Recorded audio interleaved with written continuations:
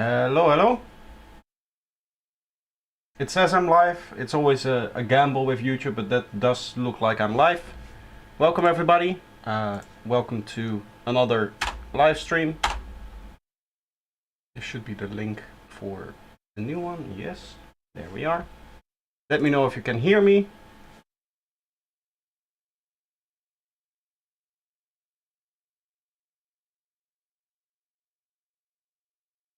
I just opened Discord here. I like that part in the track a lot. Maybe I'm not seeing every message. Tulio, I'm not seeing any message of him either. Or here. Maybe I just haven't read the messages in the Discord and this will make sense. It does look like I'm missing a few messages, but maybe not. On point in time like a clock. Am I really? Because it says 17:02 here and I've been live for a minute. So technically I'm a minute behind, but that doesn't really matter. Also, I want to know, do you guys hear a light humming sound by any chance in the background while I'm speaking?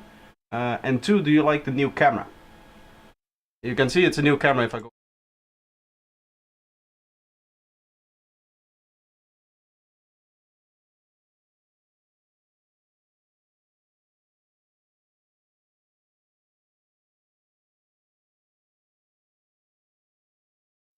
But anyway, that's going to be like the quality. The reason why I asked for humming noise. Yes, humming. Yes. Okay, so there is a little ventilator to make sure that it stays cool. I hope that it's not too big of an issue. Like it doesn't show up on my microphone when I'm not speaking. But when I'm speaking, it should be okay. If I switch camera, there's no sound. Yeah, that makes sense. Yes, that makes sense. Okay. Well, either way, hello everybody. Dippigus, welcome. Histro, I'm sorry, I'm just going to mispronounce your name. The HRI, I don't know how to say it. Either way, welcome. Alex, welcome. Alvin, welcome. Odin, how are you doing? You missed the tree of life behind me. Let me grab it for you.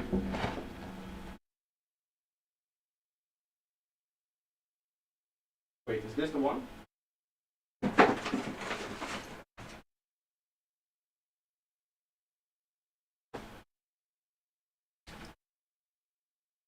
I can't find it, but next time I'll just hold it up like this behind me.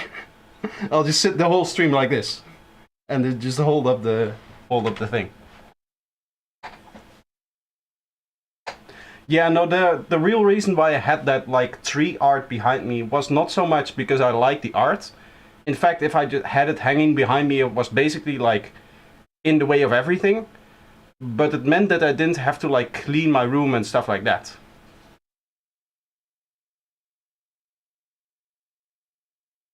For the people who just joined, Projector didn't move to Spain. I did indeed not move to Spain. In fact, this isn't even a couch. This is something called a divanoletto, which means that I can pull it out, and it basically, you can see like it's like one thing, right? If I move this out of the way, it's just one thing. I cannot make the camera bigger because then there's no microphone. Or how about now? Now it should be working. Now you can see. If I move this out of the way, you can see like this is one thing. So this, I can just like flatten this out to make it into a bed. And I could basically just lay in bed working on my tracks in the studio if I wanted to. I'm not speaking good English, but the subtitles are good. I wonder how many people actually use subtitles. I think I can find that somewhere.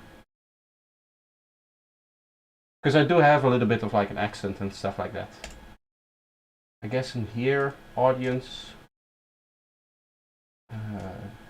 geography, subtitles. Wow. I mean, no, that's not that big. It's 4.4%. 3.4%, sorry. 3.4% of people use subtitles. Anyway, let's get into the actual thing that we're doing in this stream, which is of course feedback. We're going to be listening to some tracks that you guys send in, and I'm going to critique them, I'm going to roast them, I'm going to say everything horrible about them. Of course not. I do tend to say a lot of negative things when I'm giving feedback, but that's because I don't want to sit there and just say, I like that lead, I like that sound, I like that. Because that's not really adding too much, like you don't really learn from that. So anyway, we're going to get started with the first track. We already have a lot of submissions. Many submissions. First one is Knock Tuned with Transcend the Ordinary Reality. Transcend Ordinary Reality. I'm sorry. Let's minimize this so I can continue to see the chat. Bad person, how are you doing? Psych, welcome. How do you submit a track? Exclamation point feedback to submit a track. Oh, I need to download these. That will take a little bit of time. It's 15 seconds. In that time I'll explain. You can submit them in my Discord. Exclamation point feedback will get you to my Discord. You'll land somewhere here. You just scroll down until you find feedback on stream, and then you post the link right here. So that's how you can submit your tracks. Is the bot working, by the way? If you type exclamation point feedback, it should be working.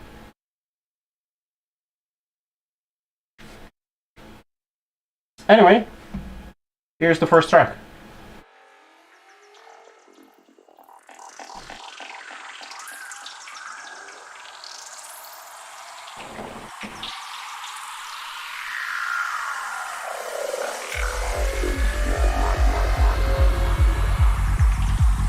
Has to be downloadable. No, it just needs, it's better if it's just playable in the browser so that I don't have to download it.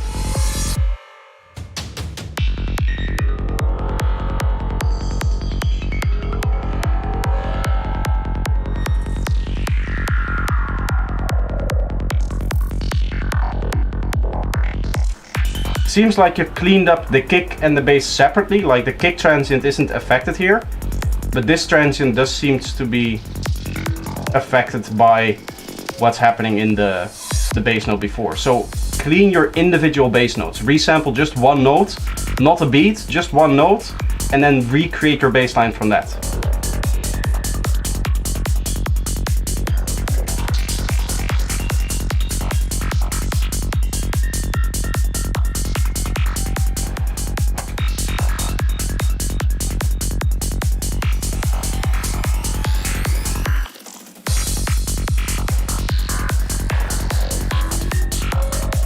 I download them only when I have to, like I had to do with this case.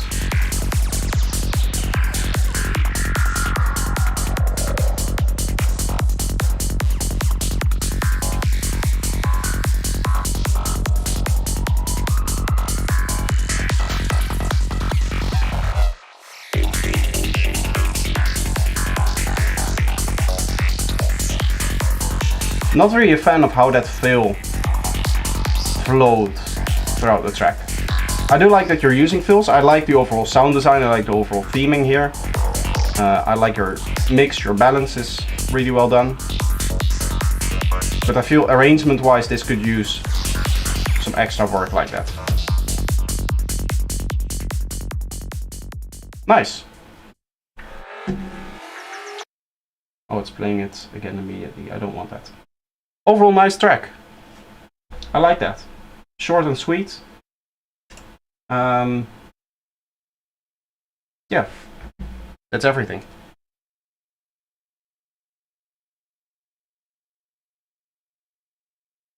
I need to add some elements. I do hope that you mean like lengthwise, right? Just looking at the message that you sent. Hello bro, I hope you're fine, which I am, which is very nice. This is a project Force Groove. Sounds not mixing very well. I need to adding some elements, but tell me about the idea of the track, what you think. When it comes to ideas like this, the thing that you sent me, I think it's pretty full already in terms of the amount of elements that you want in the piece of music that you've just presented. When you say adding elements, I hope that you're saying like adding more elements along the way, like changing it up every once in a while. Something that I talked about in today's upload, actually the video that came out a few hours ago, is switching it up at some point and just completely changing things up to make it more interesting, to keep the track from becoming just the same elements kind of increasing over time and becoming boring halfway through. What I personally think is that WeTransfer is so distracting. What I personally think is that in terms of the amount of elements that you have in the part of music that you just like sent to me, it's okay. No, don't add anything more. You're just going to get into trouble actually mixing all of that together. Because obviously when you have more elements in the track, you need to mix more, and the mixing job becomes infinitely harder because there's many more sounds that will clash with each other. I didn't have time to see the entire video of today. Oh no, that's going to be terrible for viewer retention rates. No, don't worry. I guess I still am at the point where maybe like 1 or 2 people who usually watch my stuff completely not doing so can impact me. I don't know actually. But at some point there's just going to be a point where that doesn't really matter for the views of the video.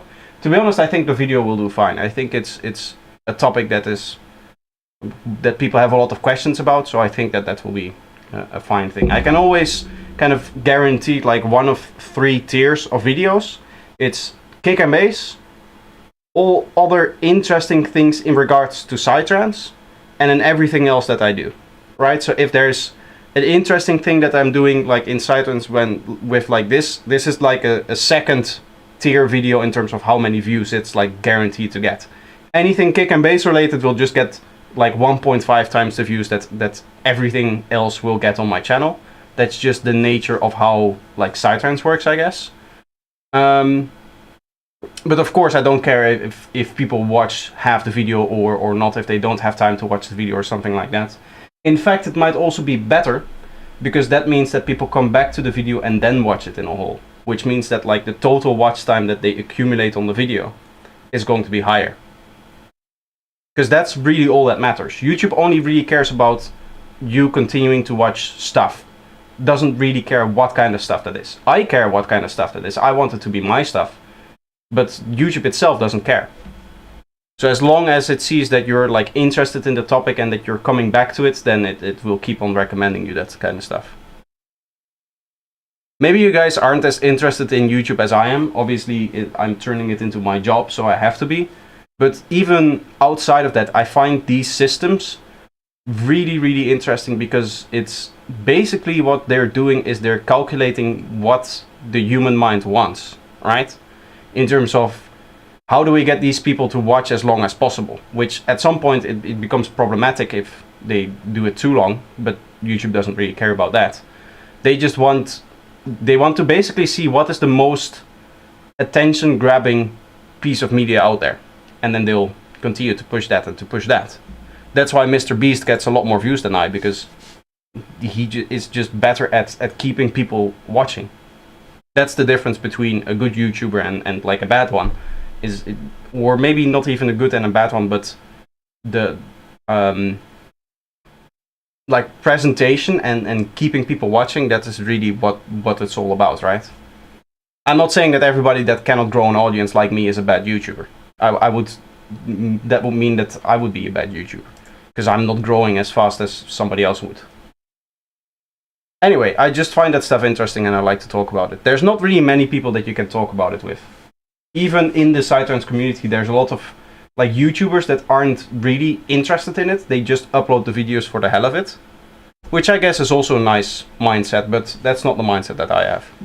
I like to make things work when I do them. Anyway, next up we have Asset25, a long viewer of the channel. I think it's done. Worked all week to improve and fix the issues you talked about, Professor. Hope you guys like it. Intertwined Galaxy. A minor 140 BPM. So we heard this, I think, last week. Well, he wasn't there, and I think I said a few things.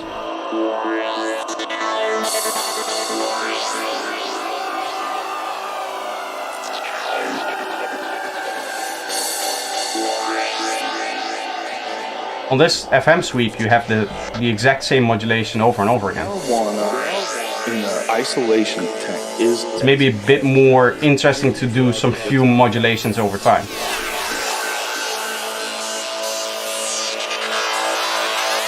Mental Sadness, how are you doing?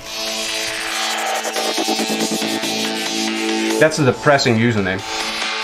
you just you see the fabric of the universe.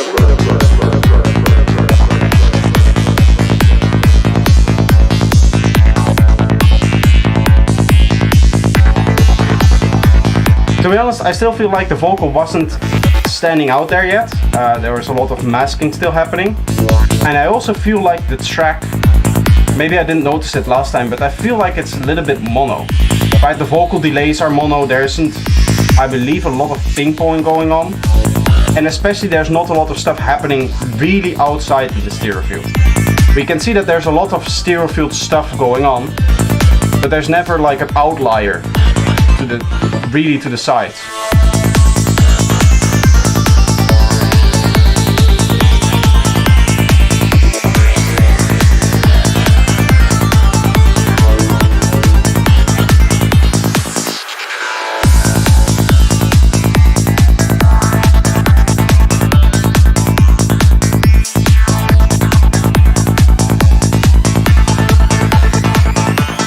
Fabric of the universe.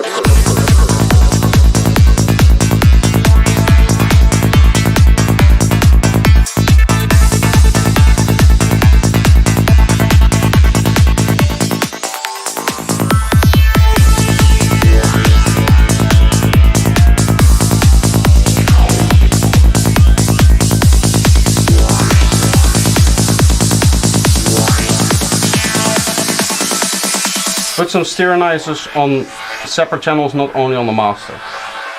If you're putting stereoizers on the master, then I think personally that's the wrong approach.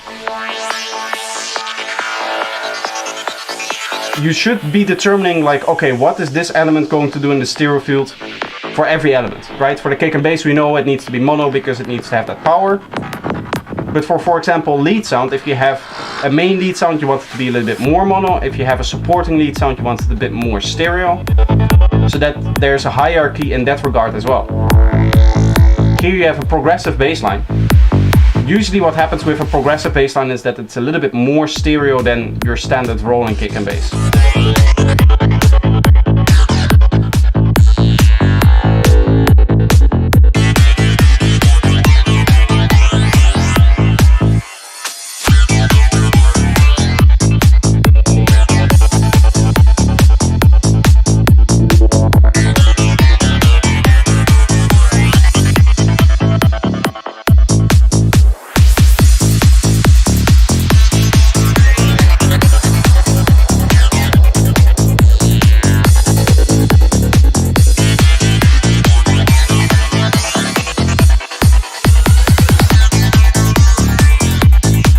What makes it progressive?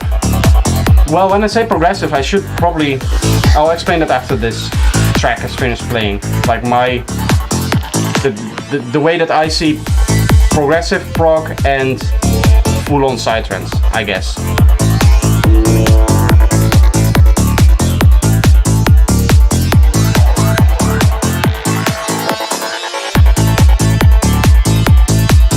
I know there's a lot of like gray areas in there, but I would say that this is more progressive than your standard rolling bass line. That seems to be more like the full-on style.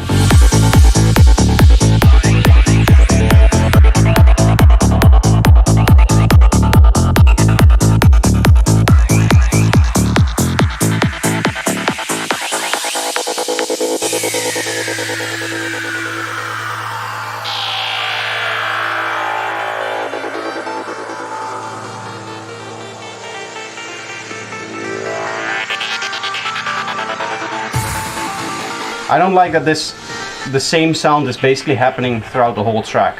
You've heard this FM sweep basically everywhere, I would say.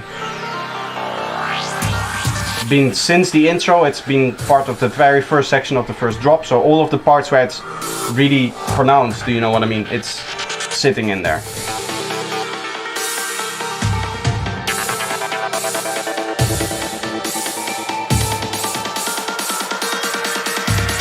And you have a cool ARP in here. That is really a new element, so that's, in my opinion, should be the element that should be present here to keep it interesting.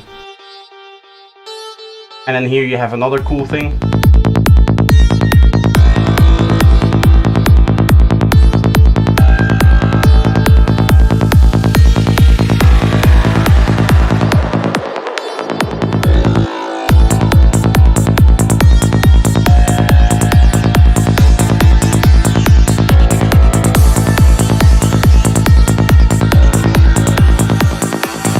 Intertwined galaxies.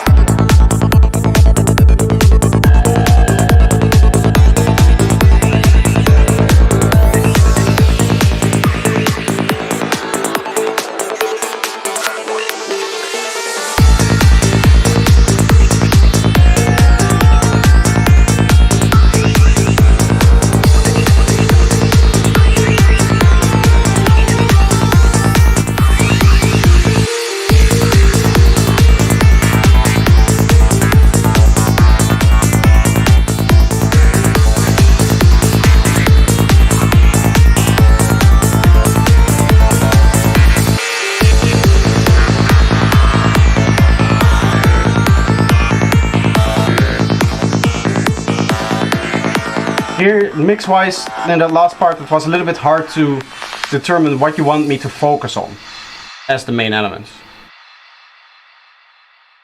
I like the vocal selection and placement a lot. Yeah, I would like some vocals in the break. That's usually where you can continue the story from the intro if you're doing like any kind of story writing. To be honest, the story writing in this one, it's not that like big part of it, because it's just like a Joe Rogan vocal. Where I wanted to get back to with this idea is talking about like prog, progressive, and then full-on. To me, full-on psytrance is the part of psytrance where it's all about sustained, continuous kick and bass with lots of like really psychedelic elements on top of it. And then you have progressive, where it seems to be more focused around, no, not so progressive, prog, I should say. I make a distinction between progressive and prog. Prog is where it's the kind of stuff that Omiki does and Jillax and all of those artists like Neelix, name a few others, Ghost Rider, Ranji, all those guys, they make, in my opinion, or I would call that prog, which is progressive psytrance, but I classify it differently as normal progressive psytrance, because to me progressive psytrance is the kind of psytrance that over time kind of slowly goes up. Oh, so German trance. No, prog. I do call it prog because I do think that there's a close connection with progressive, but I don't think it's the same. So I do want like in the name to be that the same thing.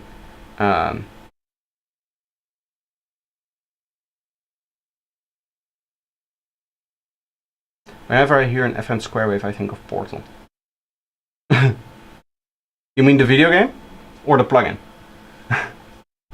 It's always hard to tell with music producers what they mean.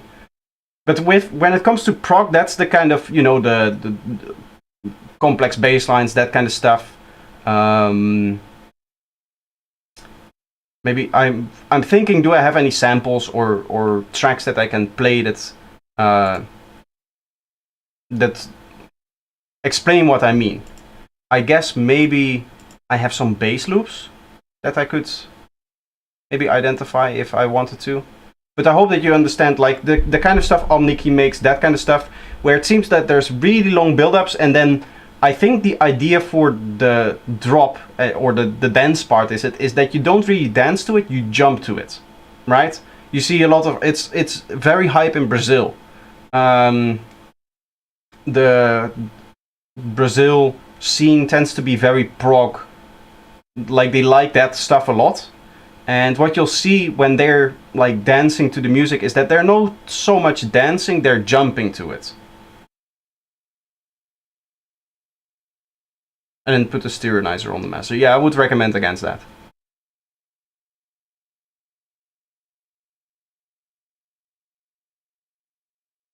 Jump up trance. I don't know if that's the right name for it. To be honest, I don't really know the names. I just have, I guess, my own naming scheme then. I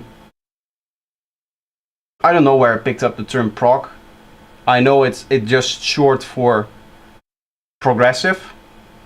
But I hope that you understand, it's the kind of psytrance where it's not really meant for the rave dancing that we usually associate with psytrance, but it does have a lot of psytrance elements to it, mainly the kick and bass, and I guess some of the sounds that you hear in terms of the sound design, and also a lot of the vocals, like the track that they used for the Burning Mountain after movie, right?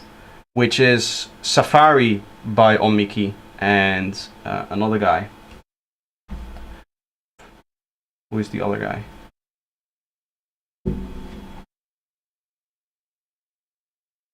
Who is the other guy? I don't want to just name one of the artists of a two-artist track. I don't think that that's fair. Let me find it.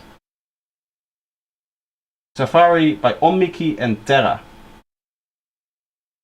This track here, this is, in my opinion, this is a good example of prog. I obviously cannot play it because of copyright stuff.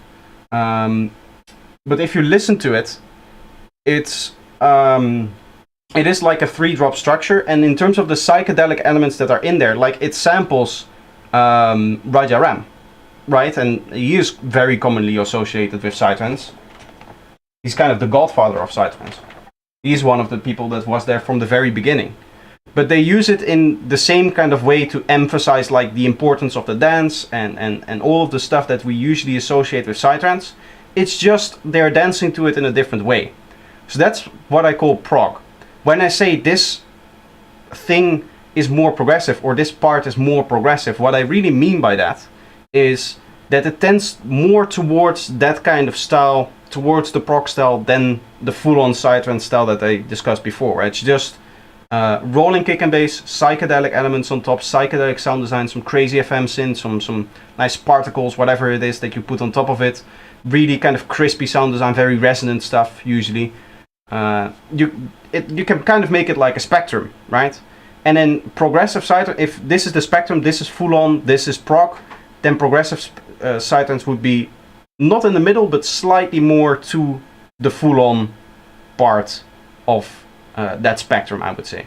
Because it still is usually like rolling kick and bass. Maybe it's a little bit slower written, maybe it's a little bit lighter overall, but it's still rolling kick and bass, and it tends to be very long drops, so that you dance in the same way to it. You're not really jumping to it, you're not really going out of your mind, you're just kind of, flowing to it when you're dancing. So that's what I mean when I say something is more progressive or less progressive. I don't even remember why it was important when I said it. I do remember that somebody asked in chat, so I hope that I, through this little rant, explained what I meant. Either way, the next track is by Cosmonome. Om Mani Padme Hum. I think you guys are doing it no longer on accident. I think this is done on purpose. You guys give your tracks names that you know I cannot pronounce, so that you make me look stupid. It has to be. It has to be. Also, hello, MindB. Welcome to the stream. Anyway, let's get the analyzers back in there and let's listen to some more music that I cannot pronounce.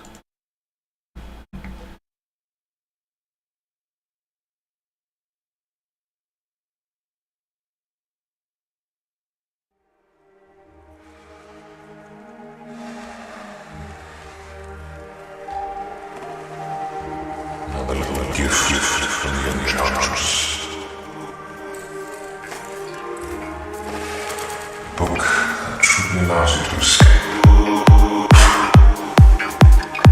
Okay, the kick just kind of begins. Amazing.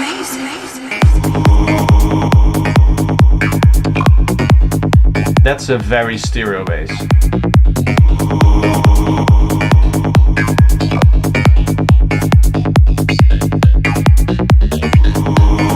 You also didn't clean up the bass line. You cleaned, again, the kick from the bass line, in the sense that you're making sure that the kick transient isn't affected, but you're not actually resampling the bass line.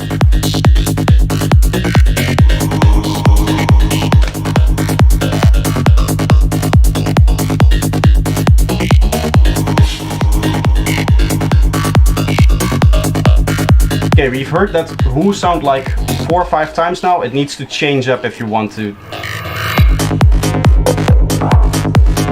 Yes.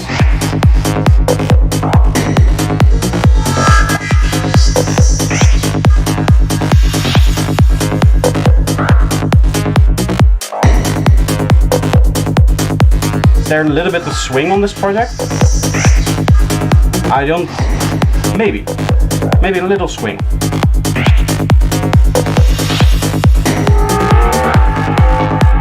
That's very loud.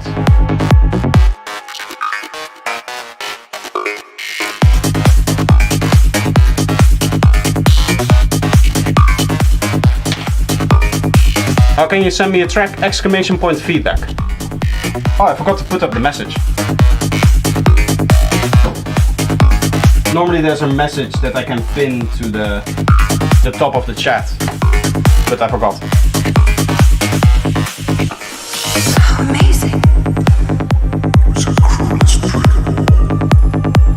It's just another curse. The outside world has no place for a creature like me. But it can for you.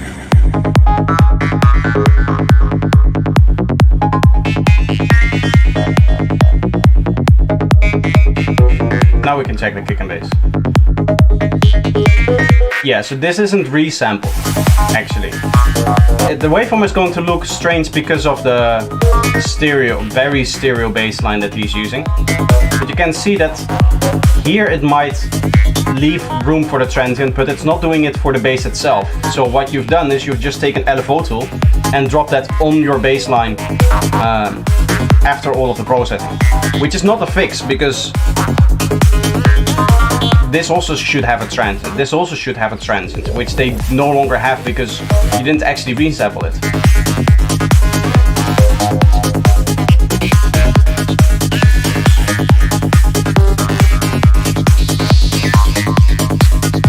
It is a swing? Nice. It's just very little, it's like a light touch of it.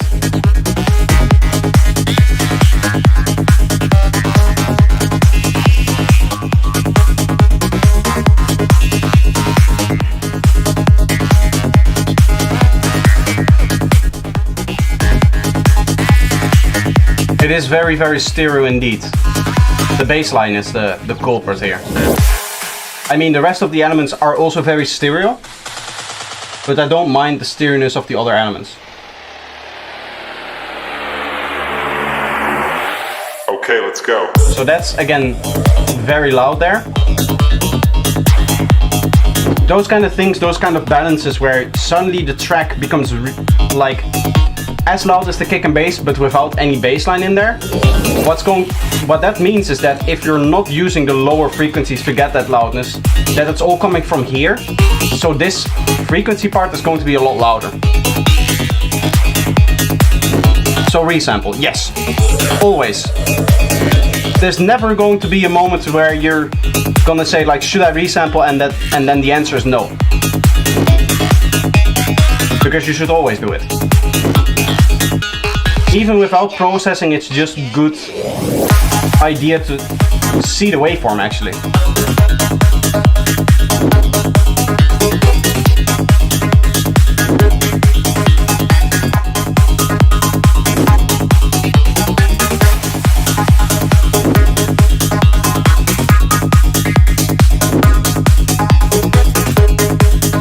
I'll shout out the usual video.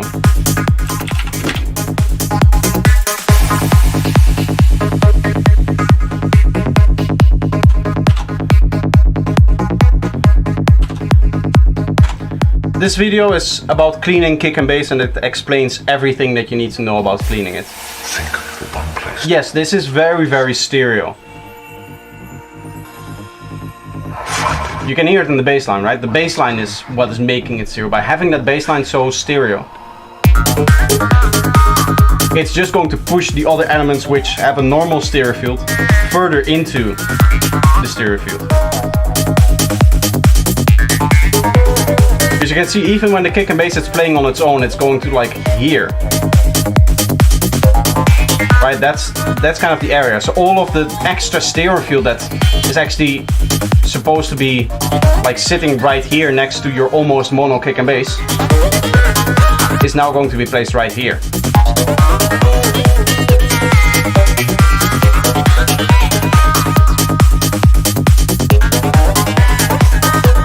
It might not be a good idea to resample if you plan to automate the cutoff of the bass.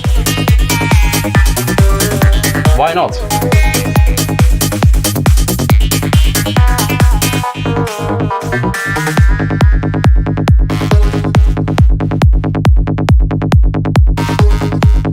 Now we can see how stereo the bass is. Look at the stereo field here. It's a very interesting stereo field. I'm sure this is mono compatible. But personally, I think it's too stereo. I think the bass line itself is too wide. The rest of the track is okay.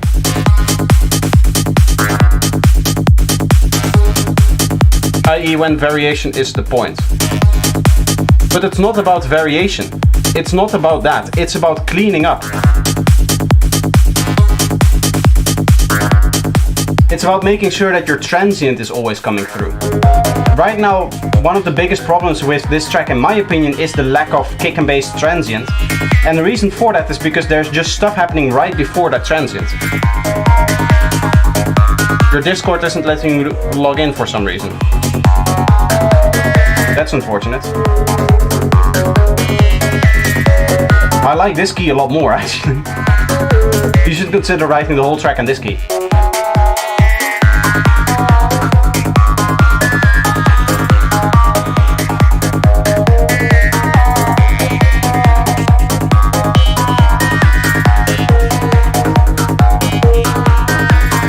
Well, if you figure out the problems with your Discord, I can help you by sending you some feedback.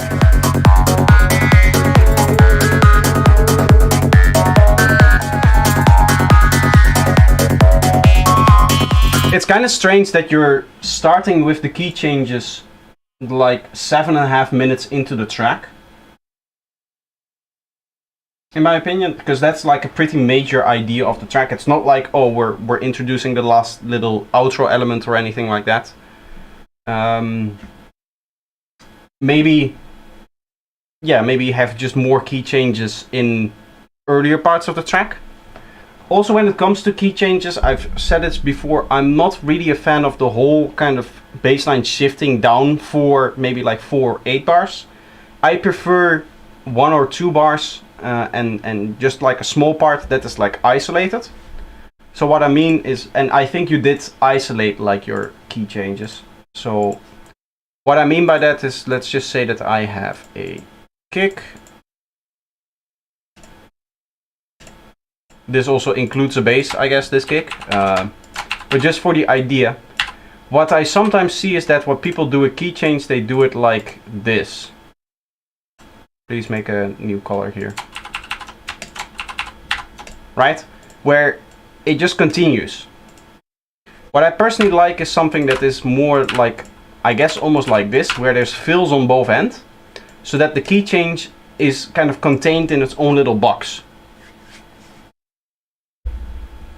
Just a lurker here, I don't even produce sidetrends, but I've watched so much of your content. Thank you, man. I'm glad you found it helpful anyway. It is indeed a new name that I've never seen in the chat before, but welcome to the stream. Anyway, personally, as I said, I like it when the key changes are like boxed in like this. The reason for that is it always sounds weird when it just kind of flows like this. It doesn't seem to really flow well for me. But that's, I guess, personal taste. What I do think is really strange is that for like 90% of the track it's all the same key, and then the last 10% you're just suddenly starting to change, because that's kind of like the outro. People aren't really going to hear that if it's mixed in a live set, which is something that you might want to take into account. Anyway, next up we have fill with one L instead of the normal 2 that you would use for the word. And it's just an intro, what do you think? The track name is untitled.wave, so this is going to be hopefully nice. Let's see. You lost sound, anyone else? It doesn't seem to be on my end. Maybe YouTube is messing up something.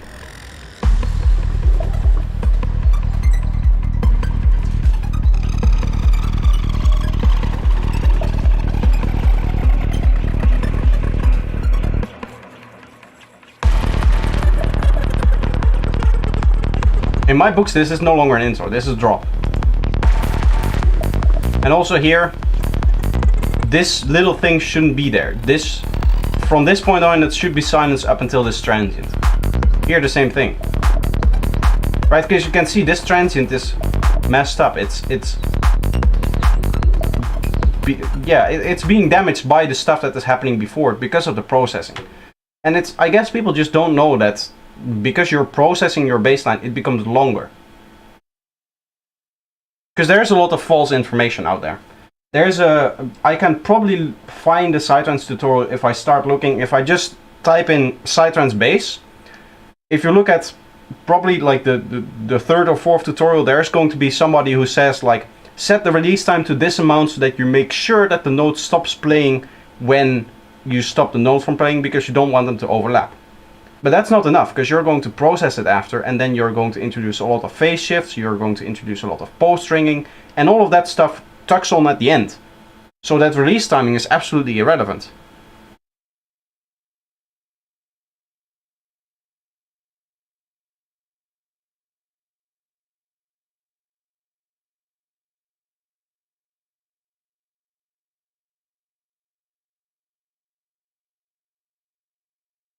I want to make it's just very different and integrate from everything else. Your videos help and give inspiration though. Thank you.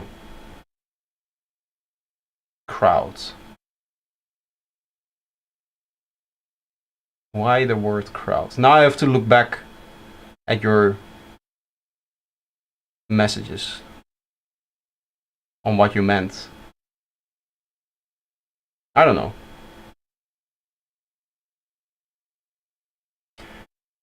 I mean, when it comes to the idea of the intro, it's really hard to tell where you want to go with it because it's so short. Part of this is just the drop, right? I'm clicking in the middle now. Yeah, this is already the drop, so it's hard to tell what you want to do with the intro. I mean, sounds-wise, yeah, it does sound like Psytrance. I don't know. Telepathic vision. Hello there, hope to find you well. Yes, I am.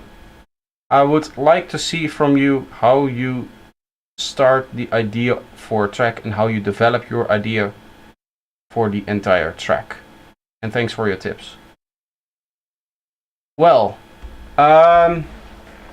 when it comes to, I guess, starting an idea, usually when I'm working on music, like I would say, from all of the time I actually spent working on music in Ableton in the DAW, I would say like 70% I'm not working on any productions. I'm either working on what's it called? Either working on sound design stuff for like videos and stuff like that, like doing research for the videos, or I am either working on a product or like doing experimentation, right? That's either for the videos I'm doing stuff, or I'm doing stuff for products and experimentation and actually learning how to make better sounds, I guess, for myself. So a lot of the ideas that I get for starting a track just come from that, where like a cool sound or a cool technique that I want to use, or some nice arrangements that I want to use. Something like that is where you kind of stumble into the ideas. You're not starting a track saying, okay, okay, I'm ready. Let's start writing music. What am I going to start with? What is coming up in my head? Let me think. Oh, there's the idea for the track. That's not how it works, right? You need to kind of stumble into the idea. And when it comes to just turning that into a full-on track, just do that a few times, right? You just stumble into like 3-4 ideas, the amount of ideas that you need to fill up the entire track.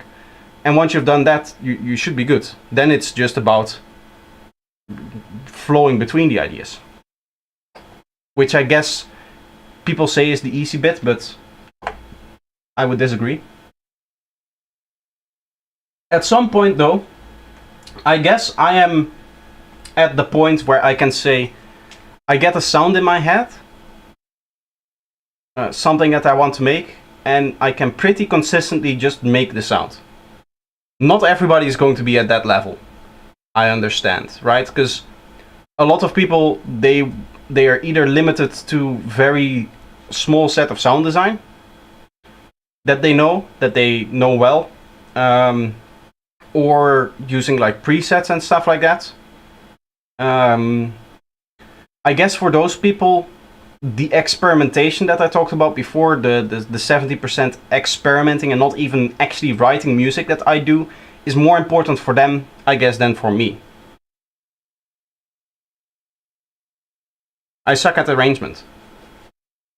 You suck at arrangement. I posted a video today actually on arrangement, and I have an arrangement guide, so I definitely have material that can help there. But I guess it's the same thing, right? I can show you the idea. Structure deep dive. I'll make this later, that's no big deal. When it comes to learning arrangement, you should just do something like this, where you just lay out a few of the tracks that you actually like. Here I have, as you can see, 5 tracks. This is something that I use for a video, but this is in essence something that I just did for myself. The video idea in this case came later, because I noticed that this structure, and this structure shared a lot of similarities, but these two structures were very different from these 3. So there's like 2 categories of structures. I guess you could say that this is progressive psytrance and this is more of the full-on kind of style, in the sense that this tends to have more drops, it tends to be closer packed together, tracks tend to be a little bit shorter as well, whereas here you can see there's a lot more spaces in between the drops, there's a lot more stuff happening in between, right, to stretch up the track, and I guess even have fewer elements of drop in and of itself in there. Here you can see the drops are very packed together, but there is just larger breakdowns between them. And here again, this being an asterisk track, I feel like there's a lot of extra stuff happening which you don't really see in a full-on track like this. This is just continuous. You can see this is like 8 bars and this is 8 bars, but that's it, right? So this is just kind of how I dissect arrangement, and this is how I go through it and look what are other people doing, what can I implement in my track. And if you're not doing this, then I mean, you're never going to learn arrangement if you're not looking at how other people do arrangement. Because if you're not looking at what other people doing, then there's no new information for you to take in. You're just recycling your old ways of doing it, I guess. But that's one of the big tips. I guess that would be my biggest tip for any music producer, really, about anything. If you want to learn it, don't worry about it in the context of a track.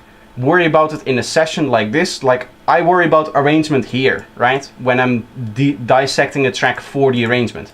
When it comes to actually implementing that in a track, I'm not sitting there with like a reference track and going, oh, they're doing this, so I should do that. I just write, I guess, from the heart, I would almost say, but like, I write instinctively because I do a lot of this kind of stuff. And because I know a lot about arrangement, because I've already like look at what arrangement works and what doesn't work, right? Yeah, you should do an arrangement study like this. Davey, how you doing? I see it in the chat already. People are welcoming in from the meme I showed last time. No, not open. Actually, can just do a new project here and then we can get into the new track.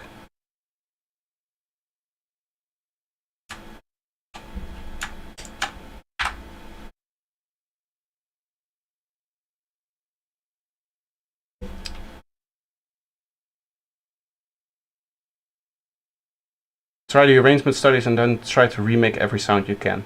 That's also a good thing. What you can also do. Fine, I'll show that project as well. Here, deconstructed. It's not even so much about the sound design in this case, but this is more like deeper dive into the arrangement of an individual track. In the sense that here I just went through and listened for every sound. The track itself is not loading for some reason. Now it should be.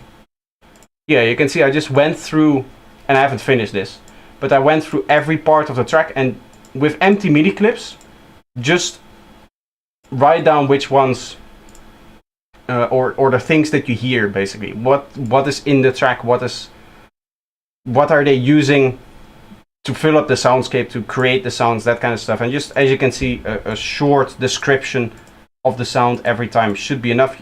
Again, I'm not remaking these sounds, I'm just laying out MIDI clips of where should these sounds be. And you can just do that for the whole track. Obviously I haven't finished this and I don't plan on finishing this, but this would be another exercise that you could do.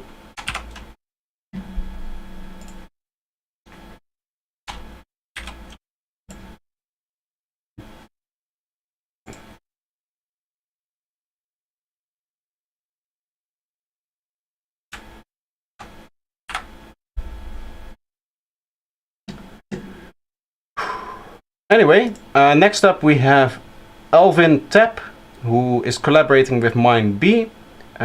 We are interested to know what you think about our track. Kiss from France, Alvin Tapp, G sharp 145 BPM not mastered.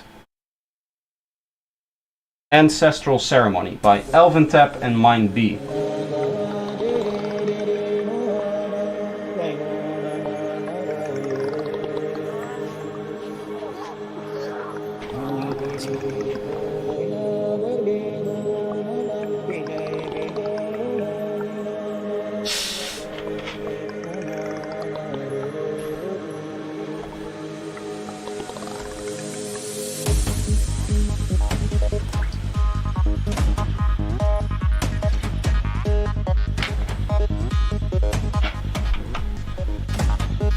Already has that kind of almost classical Mind B feeling, I would say.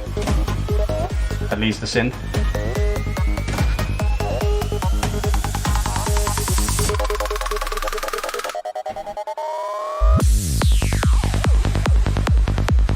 Nice. I like that.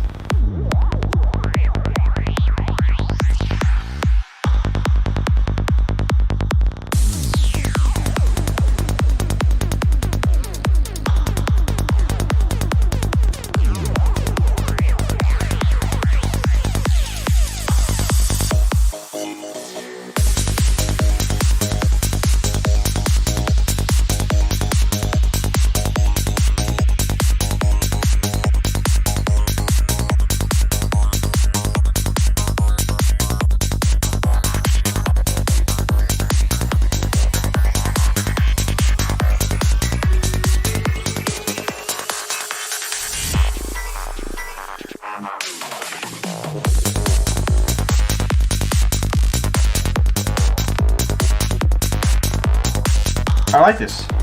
Very well done. To be honest, I'm trusting Mind B to... I mean, he has already done it, cleaning the kick and bass. But I would have trusted him to do that anyway, knowing him. He's the kind of guy that cleans his kick and bass. I hope that becomes some kind of a saying in my community. Like, if you think somebody is a good guy, you just say like, man, he seems like the kind of guy who would clean his kick and bass, unprompted.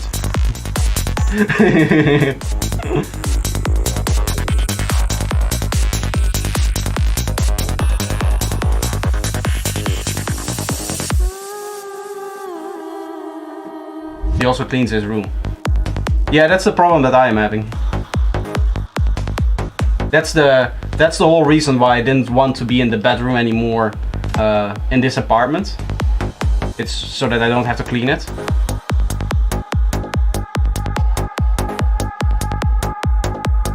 Clean baseline, motherfucker, that one. Well, this is very, very clean. And look what it does with the clarity of the kick transient here throughout this track.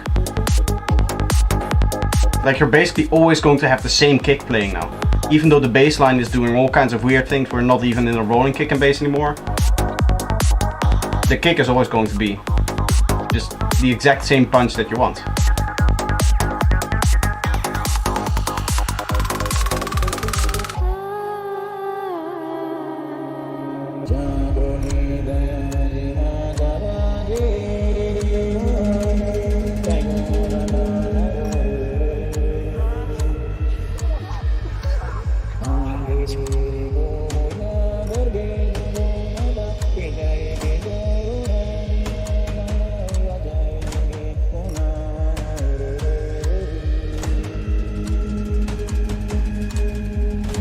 This vocal reminds me very much of Shamantic Tales by Astrax. Only that vocal is female, but has the same kind of wobble, I guess, to it.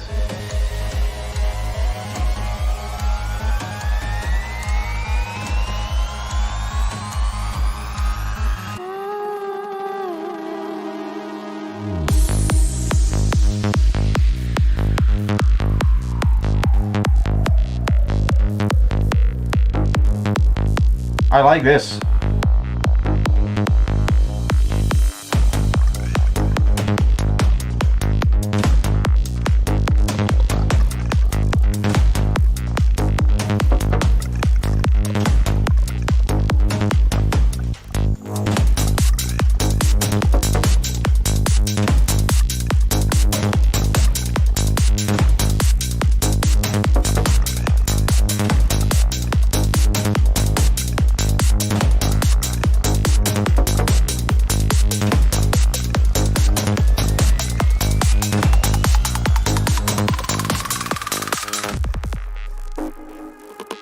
Okay, there's some mess there. Those are 4 kicks together. Did you see the little wobble that was happening in the waveform there? I guess it's very low in volume, so if you want that, you can. But it does mean that your transients is messed up there, in that case.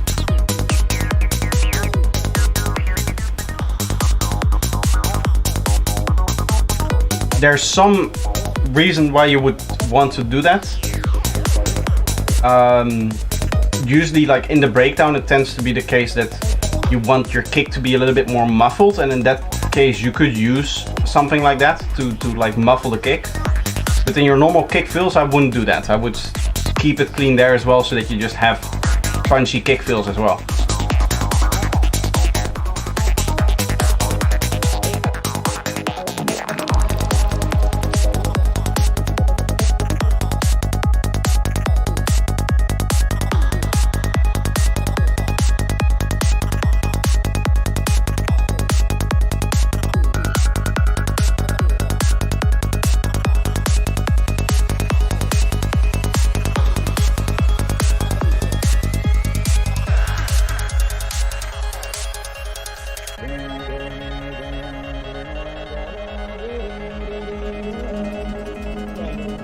A photomaniac like me noticed the couch is tilted to the right about 3 degrees.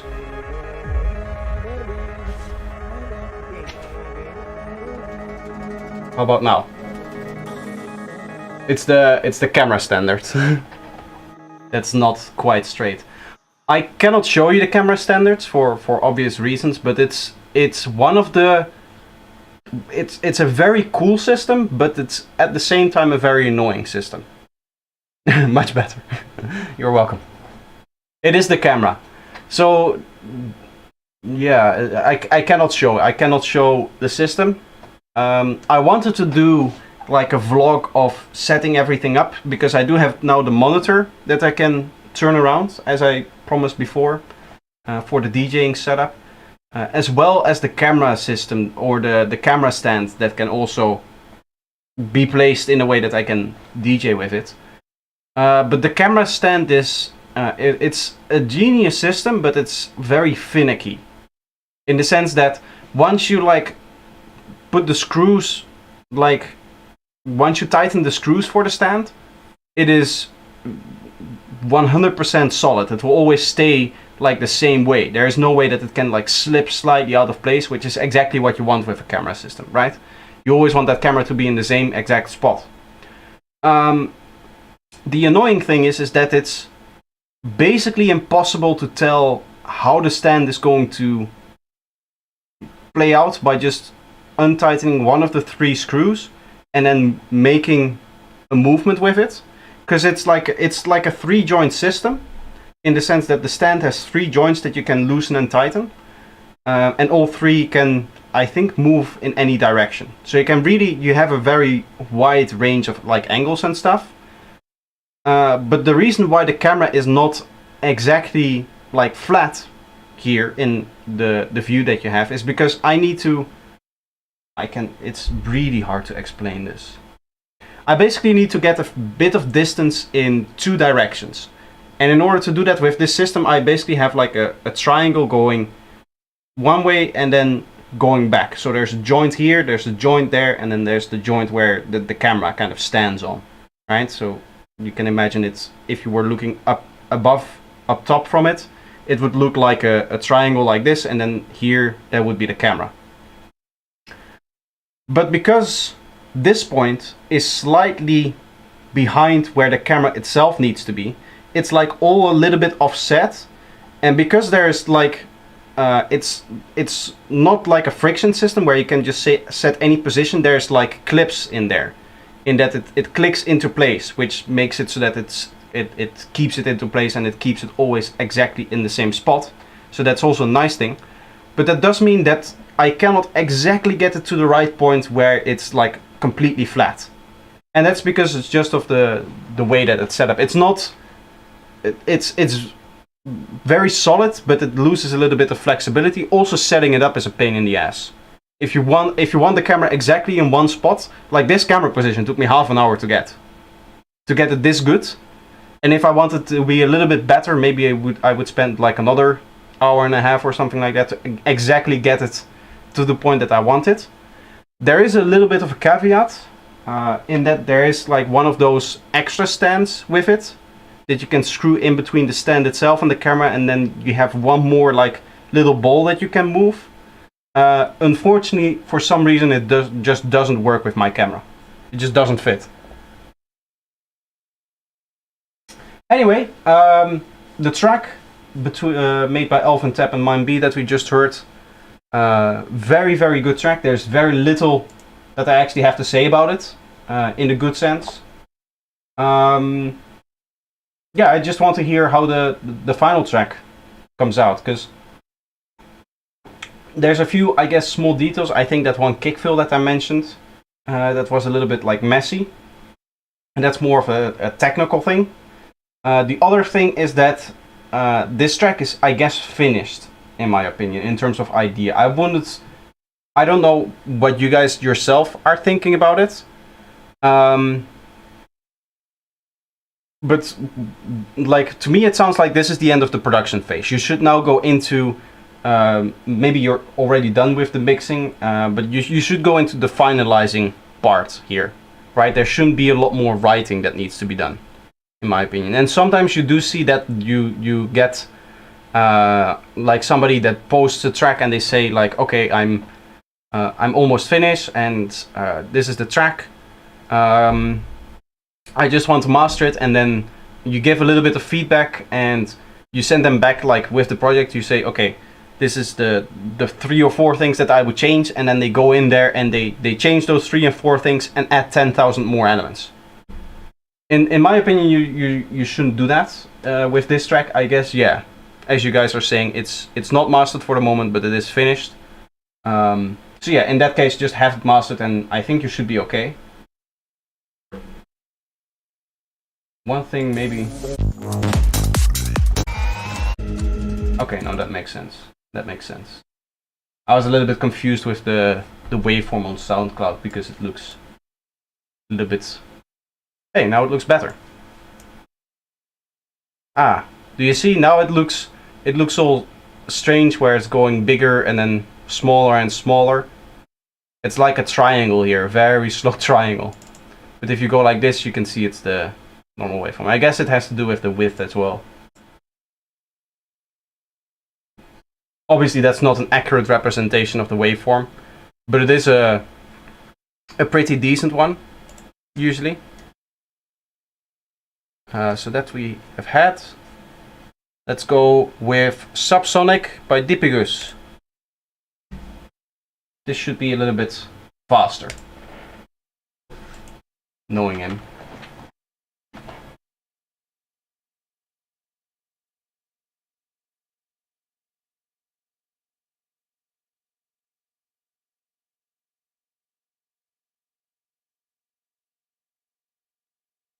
Hello?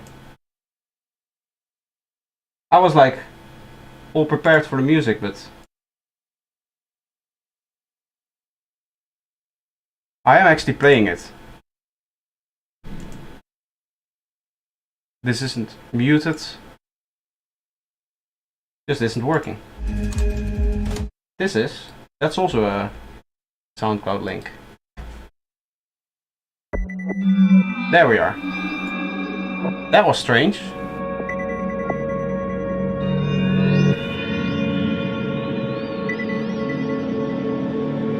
Subsonic by Dipigus. Now we're ready.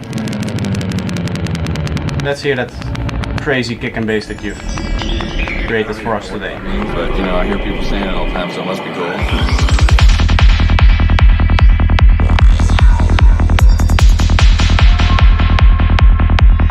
Nice and deep sound.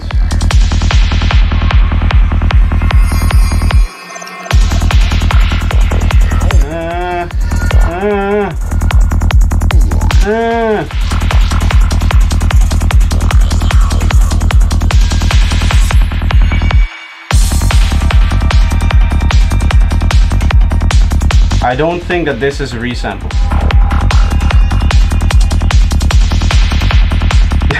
He just immediately knows what I mean. We've gotten to the point where I can just point at something like this and people will know exactly what I'm saying. I hear a kick and bass and it's not clean. I do like the sound of it, the depth of it.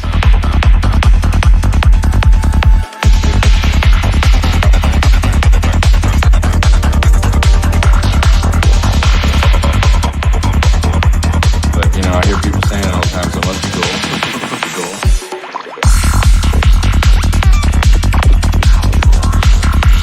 I like your vocal mix. It was nice on top of everything.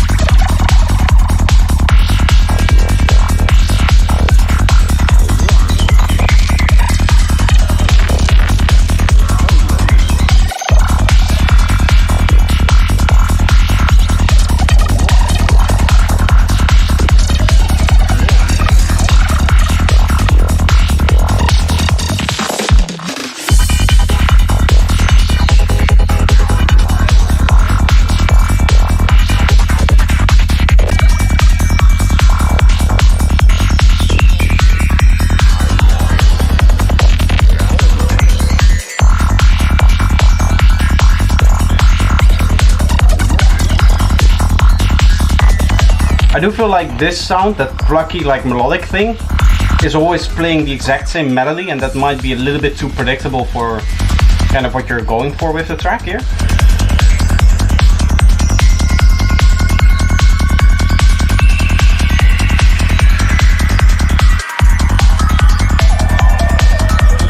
This is more like the atmospheric part, I guess.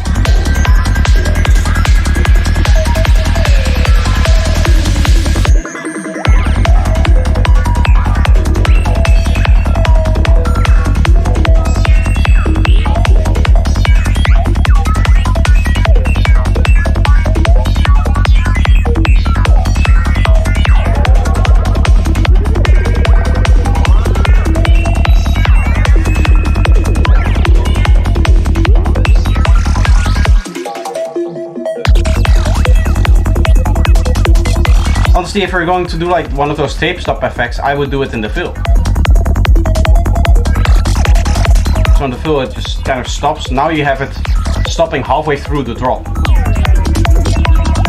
which sounds a little bit off to me. It must be cool. Cool.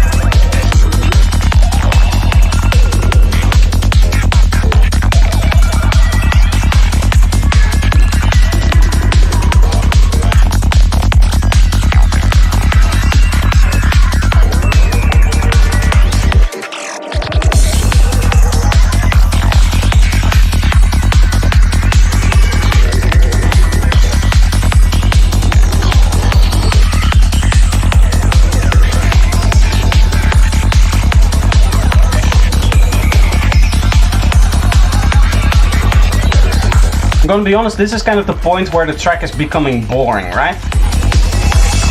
At least for me. I know Dark Side, this is kind of the... I mean, not the goal, I would say. But for one, in a set, you wouldn't hear this much of the same track. But it's also the style trying to do as much as possible with, I guess, the same set of sounds.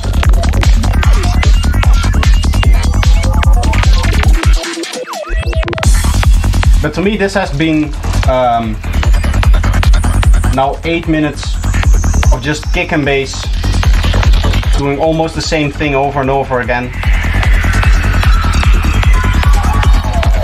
And I'm not, it might sound strange, but I'm not actually familiar enough with sound design in Dark Side that I can enjoy all of the little intricacies that are happening in the sound design. I just get bored of the general picture not moving forward. Do you know what I mean? Like, if I knew enough about Dark Side sound design and it like specifically, I would be able to tell like all of the little cool things that you're doing. And I can hear that you're doing a lot of cool sound design stuff, but it's not really telling a story. It just kind of went up and then it just stayed there. I shouldn't move my hand too far that way, because otherwise it looks like I'm doing something I definitely don't want to be doing. Anyway, when it comes to stuff like the mix and the general vibe of the track and also like your sound design skills, you're obviously there. Where you're not at, I think in this case, is storytelling. And that's what I mean by the track kind of getting boring. Like, all of the sound design is there for the whole 8 minutes, but it's not really trying to tell me anything. In my opinion, the sound design is just kind of there. Like, look at all of this cool stuff that I can do, right? I think the next step would be to see if you can use all of that cool sound design to really actually kind of create a flow through the track that isn't just, oh, we're going to go up. Okay, this is the intense part now. Let's sit 7 minutes at this part. Right? Because that is kind of how it felt. There was this one part in there. I guess this was like a little bit less intense. Not even here.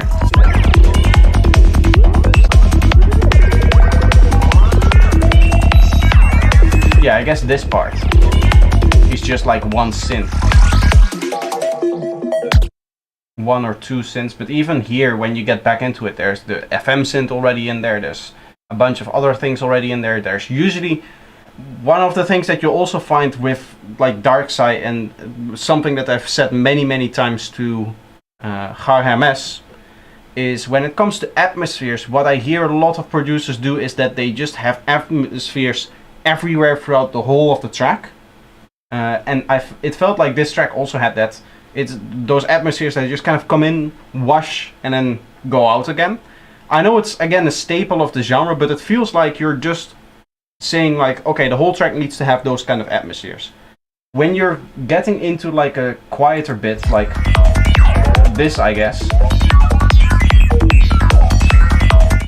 it shouldn't really be there.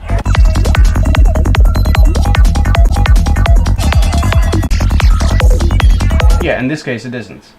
Not the ones that I meant.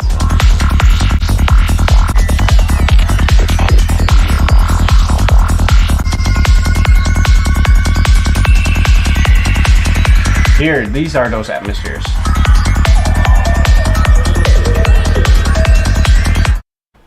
You know, those kind of sweeps. That kind of stuff. I usually, when I hear like a HMS track, he tends to have that throughout the whole track. Speaking of the devil, by the way, he's here. And he is next. Indeed he is, yes. Welcome. But other than that, like the rest of the track, this, as I said, it sounds really professional. I just think that you can do so much more with it. I hope that's understandable. We do have a lot of submissions already. Can I do 2 tracks from the same person? Yeah, why not? 00043 by Deepicus Tim. Again, it's not playing. What is this? Now it does.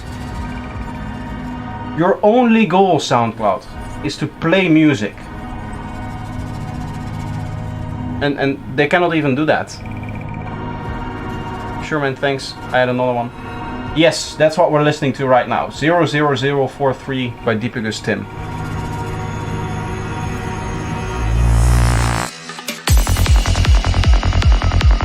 Nice, I like that.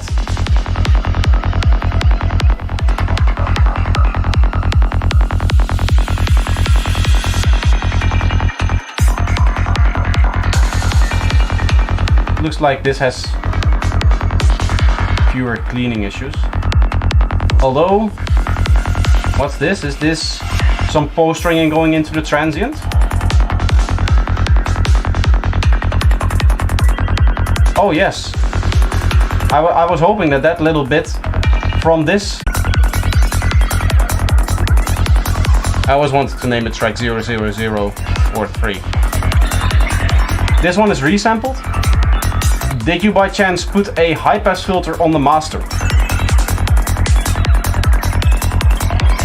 Or on your kick and bass group to just remove a little bit of that rumble that's still in there? Because that would mess everything up. If you resample and then add that filter back in there at any point in time, why did you resample? Right?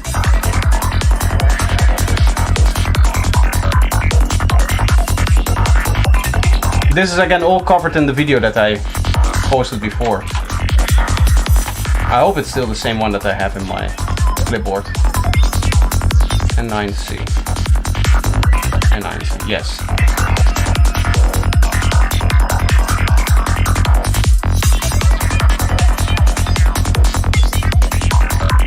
there is a lot of people that do have that problem. They think like at the resampling stage it's done, but it's not really about the resampling, right? It's about the kind of lack of filters. And what resampling really does is it takes all of the filters and kind of converts them into an audio file. Almost, you can think of it. You no longer have the effect of the filter because everything is just a signal now. And you can chop it up right where you need to, and you just delete all of the post-stringing, and then you just have your individual bass notes. But if this is resampled and there's still something like this in the waveform right before like a transient like this usually means that there's some high pass filter somewhere that somebody just forgot about. Either that or you didn't actually add any fades to the end of it, something like that.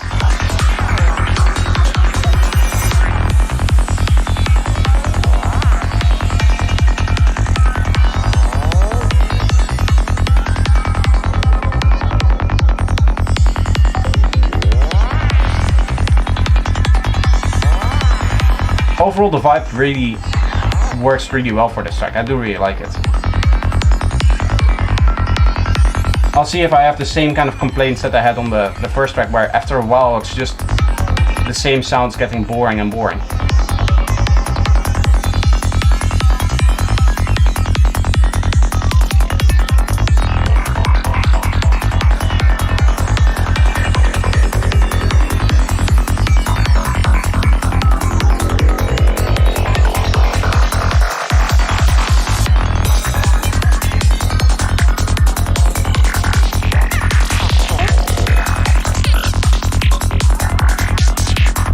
Is dubstep allowed for this? Yes. You could fart into a microphone for half an hour and send it to me and I will react to it. How do you send? Exclamation point feedback will get you in my Discord server, where there will be a channel feedback on stream, and there you can submit your track. And then we'll just go into it in order.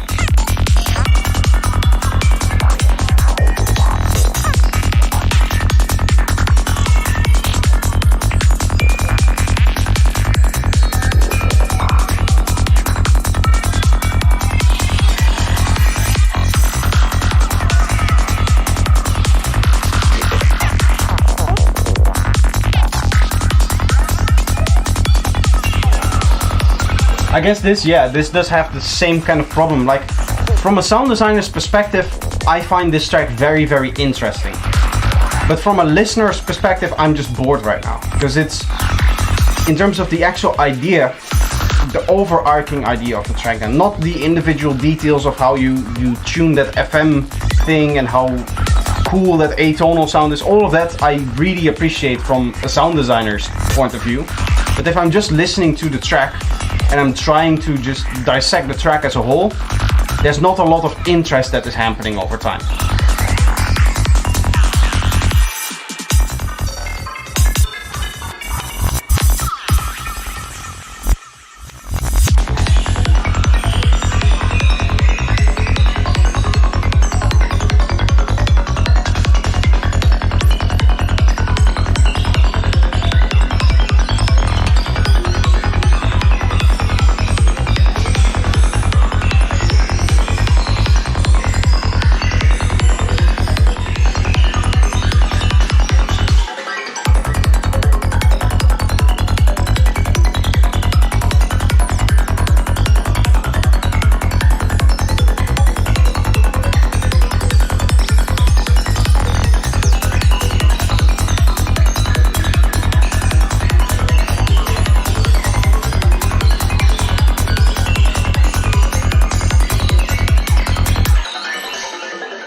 I hope that the overall kind of complaint thing, or not the complaints, but the feedback is clear for both of these tracks. I think you're a very, very talented producer, but not good enough in storytelling. That's what I should say. Production-wise, I think you're doing fine. Storytelling-wise, I think the tracks are a little bit lacking.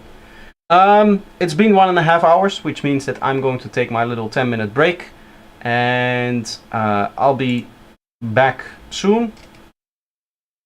Which track should I put up? Let's just go for this one again. This is a little bit of a fan favorite, I think. People really like this track. Anyway, I'll be back in about 10 minutes. I sent, so I will wait. Yeah, there's a queue, so obviously there's people in front of you, right? You also didn't send it. Oh, you sent it here. This is the wrong channel. mockbro_DUBZ said soundcloud.com. Thank you. This is the wrong channel. You want to place it in the feedback on stream channel. Right here. Feedback on stream. Feedback on stream. A lot of people, they will just drop their tracks and then watch back the stream once it's finished. Because it's usually, once the tracks pile up a little bit, it's usually quite a long wait for you to actually receive some feedback. That's just, I don't know, that's just the way it is. I am going to experiment. I've been thinking about this a lot, but I am going to say that I'm going to go to a model where you can pay to basically skip the line. So that would mean that patrons would skip the line. If a patron submits a track, they will be like placed in the queue right after the person that we're listening to, and they will always go to the Patreon first and then to all of the other people. That's essentially what I'm thinking, because there is some people that just want immediate feedback, right? And some other people, they don't really care about it.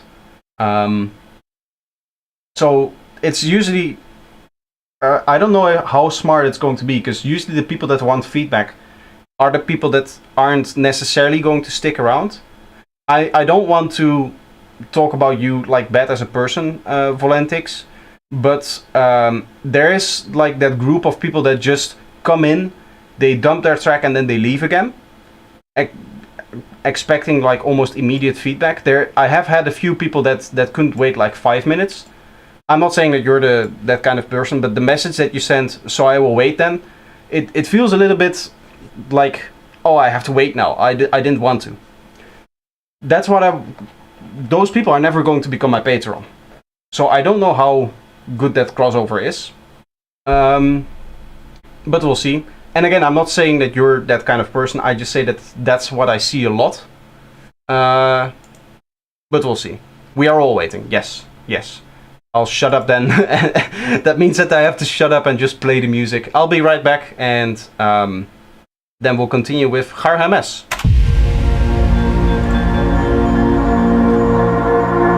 And of course, this is one of my tracks unreleased. Always fun to give you guys a preview.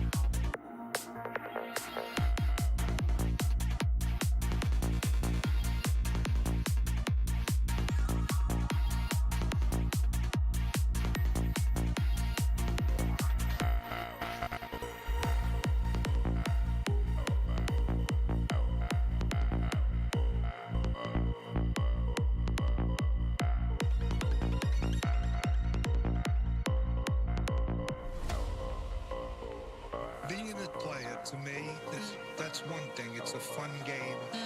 But where the real fruit is in the social aspect, where you get to meet people and play them a game and have a fun, competitive game. You do the best you can, but if you don't win, you won anyway. Because when you lose, you win too. Because if you're paying attention, you learn stuff.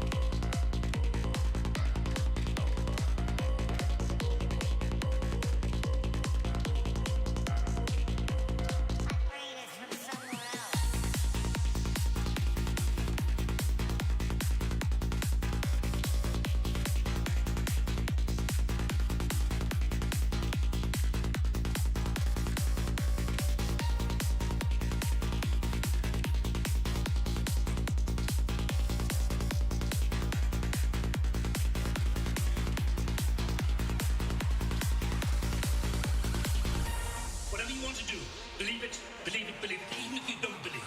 Play the game, believe it.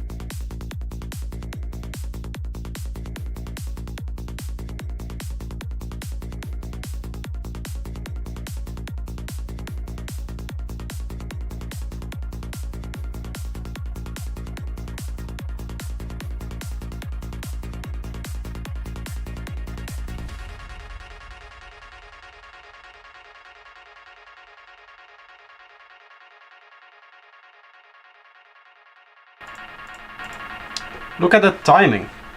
Look at that timing of mine. At least that's where I assume the track ended. Knowing my own track.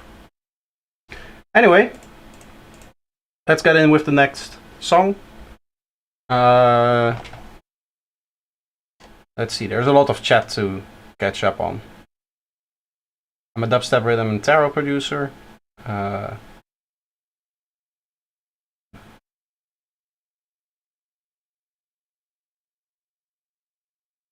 Who else makes dubstep in here? I used to.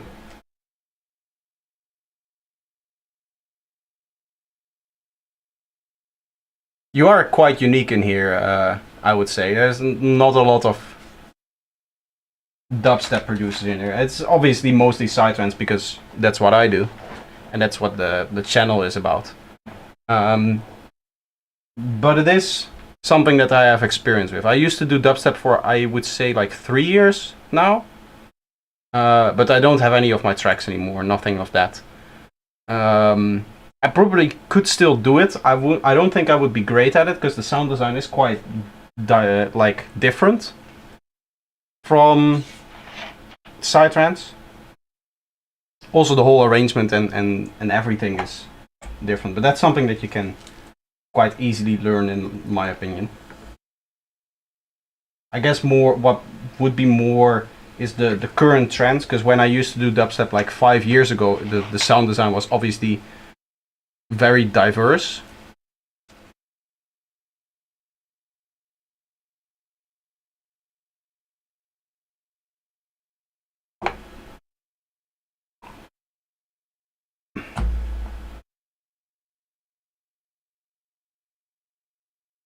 You promised us all tracks from the beginnings. I might be able to find 1 or 2 later. Maybe it's more of a video idea. Maybe that's a good video idea. Just me going through all of my old music that I can find. I'm very bad at keeping files. So for the first like 4 years of my production career, I have nothing. I don't have a single track remaining that I can play. But I think I should have like a few tracks still uploaded on like an old channel somewhere that I might be able to find. That's like 5 years ago. That should be around that era. So at that time I was already producing for like 4 or 5 years. And that's also when I used to do like dubstep, more mid-tempo than dubstep, I would say. Mid-tempo is like dubstep but at 110 BPM. You still have your first song ever. Yeah, you see, I'm very bad at keeping all of that stuff. Also other files, not just the music. Anyway, this is New G by Gar Hermes.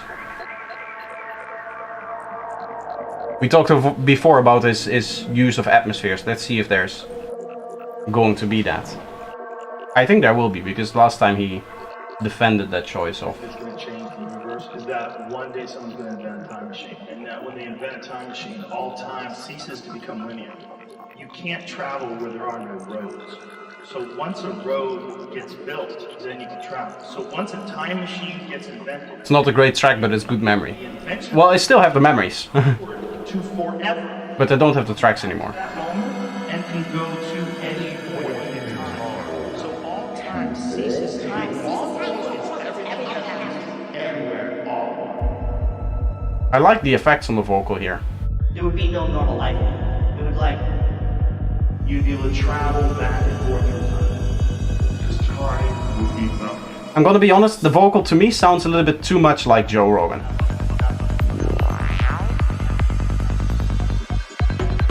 Yeah, you can still hear all of the atmospheres throughout everything here, right?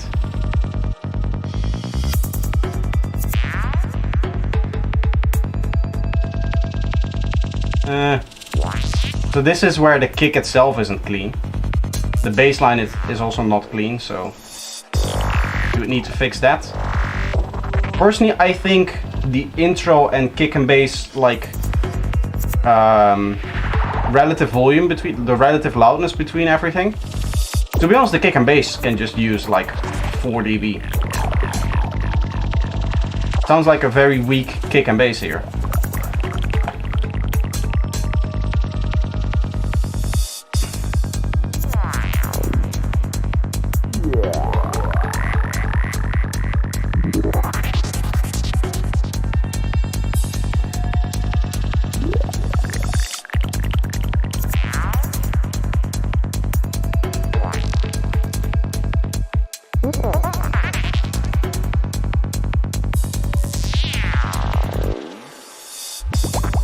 Content idea.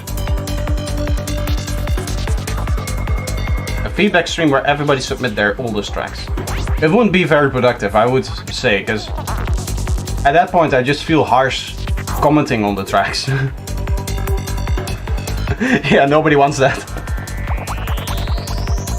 I think I would just find it very rude if I would say anything, because I remember my first tracks.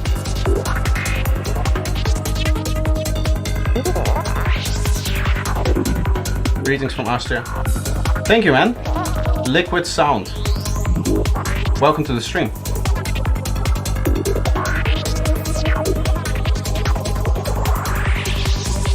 Do you hear what I mean with the atmospheres are always everywhere? Like this would be a spot where I would turn off the atmospheres and just go full synth mode. You know, get your kind of classical drum loop on top of it. something that really grabs the attention, something that really keeps the energy high, and then it's just all kinds of crazy synths at this point. I wouldn't have the atmospheres on top of this anymore. Because the atmospheres just feel slow and boring at this point. We've heard the atmospheres now for almost 4 minutes. That would be the point where you would say, like, enough atmospheres. Still open for track for feedback? Yes, I am, sir. Exclamation point feedback and you should be able to submit your track.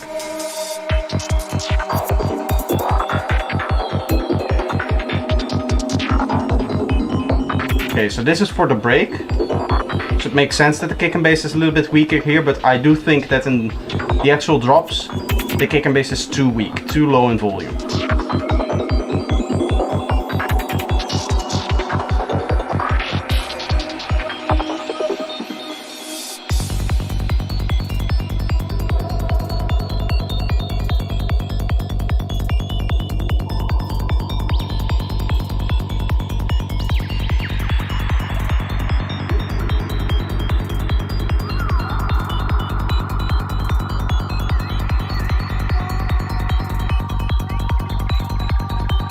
There is a reverb tail that suddenly stops. I don't know if you want that. You probably wanted a reverb tail like that to just kind of fade out. Okay, still have a lot to do for this track. Yeah, I would say so. I assume that this is just like an initial idea yet. This is not a finalized production because it's 4 minutes 54 seconds. And it just feels like it suddenly stops. So I'm assuming that you're still working on this and still working on the production. It does kind of sound like that, right? It's still a little bit rough around the edges.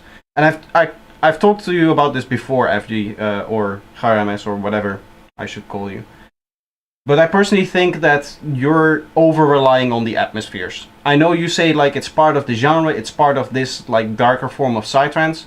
But I think once you get into the high energy parts of the track, that the atmosphere shouldn't be the loudest like synth element of the track. More likes if possible. How are we doing on that? 32, that's actually quite nice. 35, that's really good. But you want to hit 50 again, Malogify. Malogify is a better YouTuber than I am. He always has higher goals than me. But it's nice to have somebody in the track for that. Anyway, we have next Butt Person, or Butt Person. I don't know exactly how to say it. It's a special character, but I'll just call it Butt Person. This is Glare Stuff Disapproval Improvements from the feedback from last time.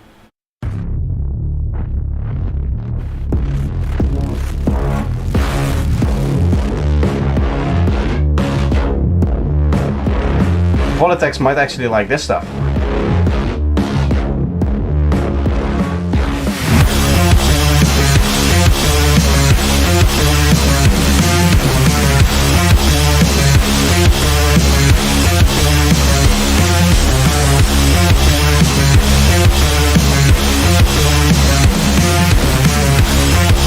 I do think, yeah, there is a little bit of improvement.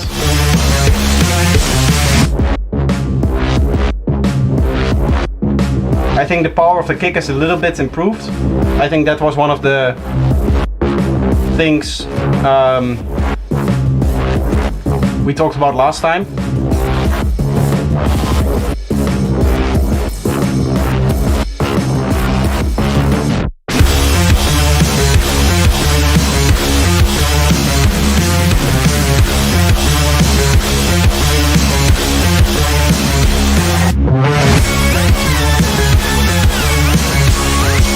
Yeah, this does sound really clean now.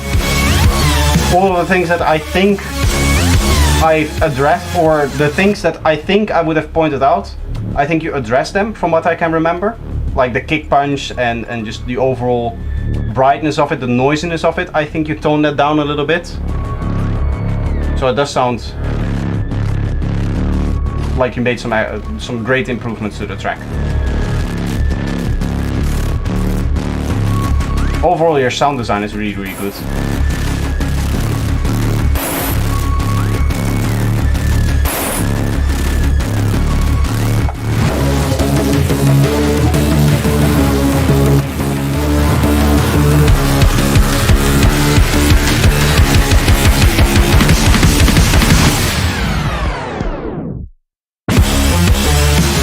That's nice. I like that.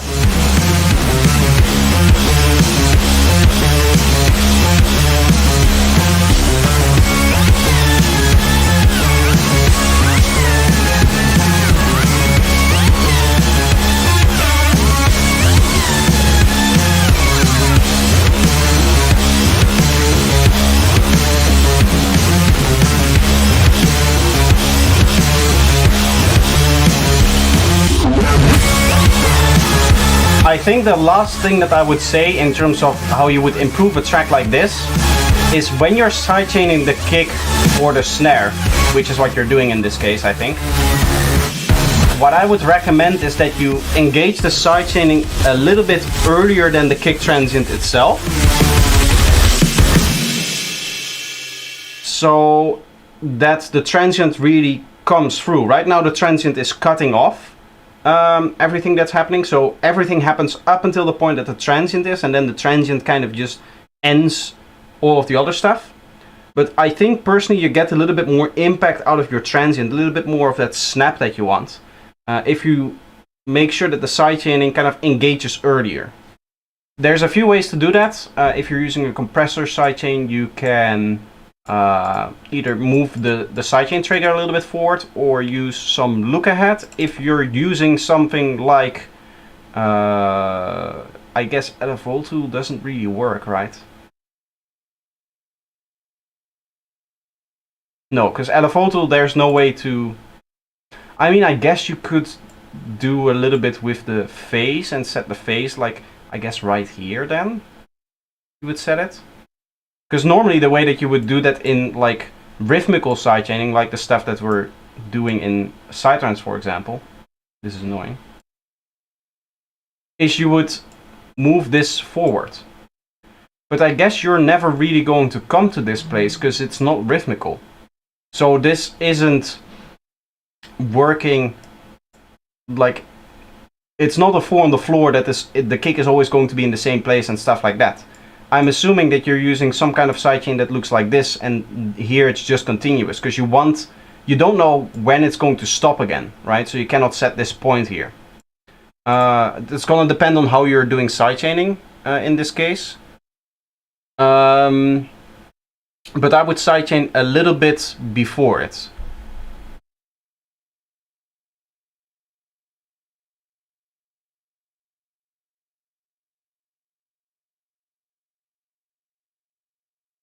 That's a little bit of an oxymoron. Try adding overdrive to your kick around 400 to 700 Hz so that it will be clean in the mix. You mean that it will be more present in the mix? Because the cleanliness, I guess, is the opposite of an overdrive, because an overdrive tends to make it dirty and like distort stuff. So I do understand what you say. You want it to be more present in that frequency area. So in that case, yeah, you would use something like an overdrive and just kind of focus in on I guess this area like this, to just boost it a little bit. That's just going to, it's not just like an EQ, this is like actually saturating and you know, generating new harmonics from this piece of content that you're selecting here, the whatever you're using with the filters. I believe these are input filters. From like testing that I've done, they don't seem to be output filters, these seems to be input filters. The tone is on the output. This determines kind of the darkness or brightness of the output, I guess. Yeah, you're not a native English speaker, so I understand that it's hard. I'm also technically not a native English speaker, but I'm as close as you can be, I guess, being Dutch. The Dutch are very known for being very good at speaking English. Like, we're on the rating, we're either first or second behind Sweden or something like that.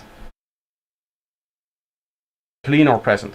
Cleanliness is, I guess, the idea of purity in the context of distortion, where a clean signal is a not distorting signal.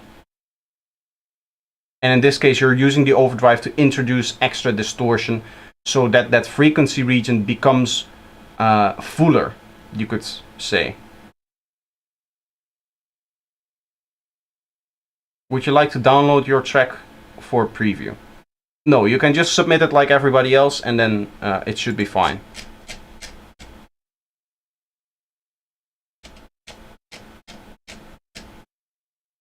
You can just submit it right here in the feedback on stream group here, and you should be able to play it, as long as you don't make it private or something like that.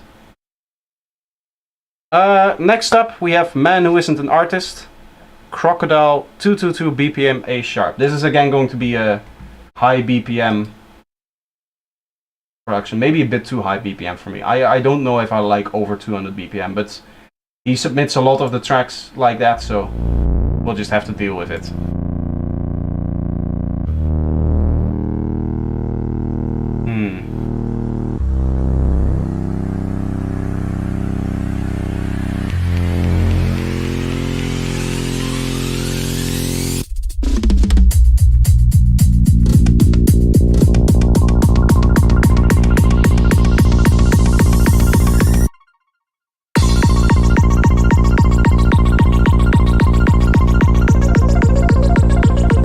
To be honest, this could have more high end. This kick. Also the bass, I guess. The bass can have a nice bass transient. You should clean up your bass line. That's hindering your transient.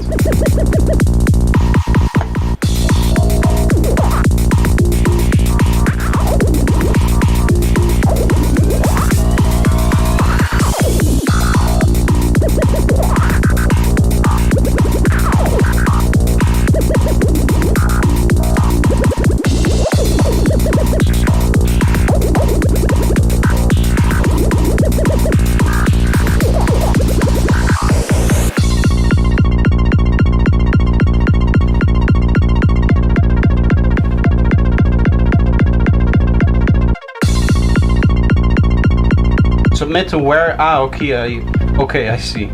That's a whole character arc in one message there.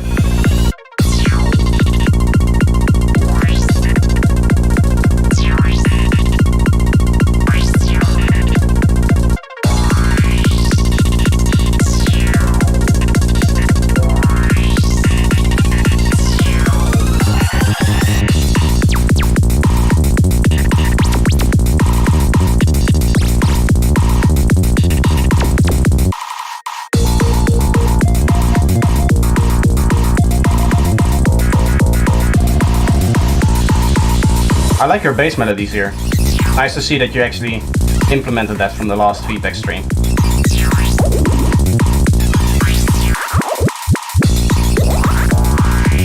Overall, the elements do feel like they're placed better in the track now.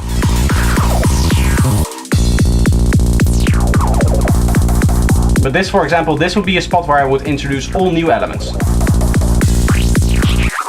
You have like the little snare in there. What you could also do is just remove the hats completely. Also, this hat feels strange because it's attacky.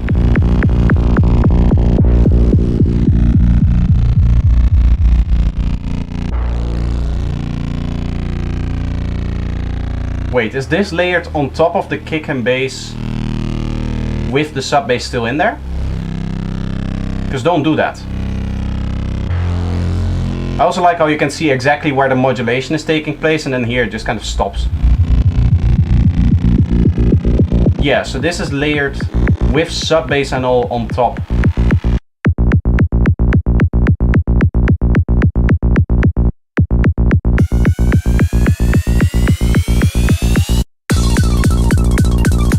While you're giving your kick a little bit of high end, also give it 2-3 dB more volume. Really make your kick stand out of this mess, because now, as you can see, it's just like a sausage of low end, essentially. You want that kick is a little bit more important than the bass. This track is too slow, I agree.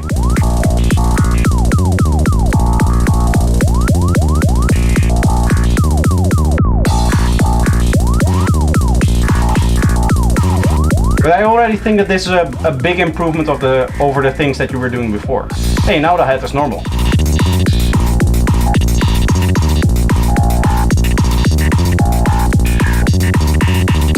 I still think that over 200 BPM, it's just too fast for my liking. It's just too fast for me to actually process what's going on.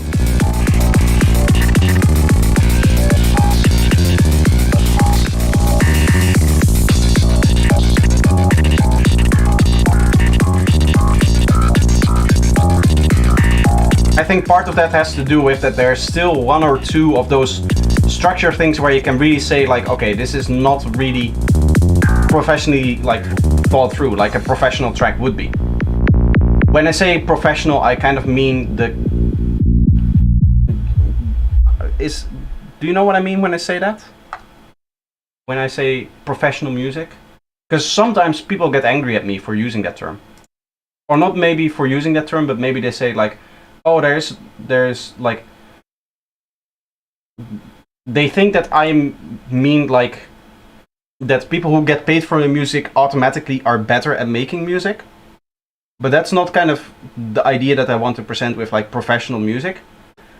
To me, professional music, the way that I would explain it, it's all the music that is really good at drawing an audience, right?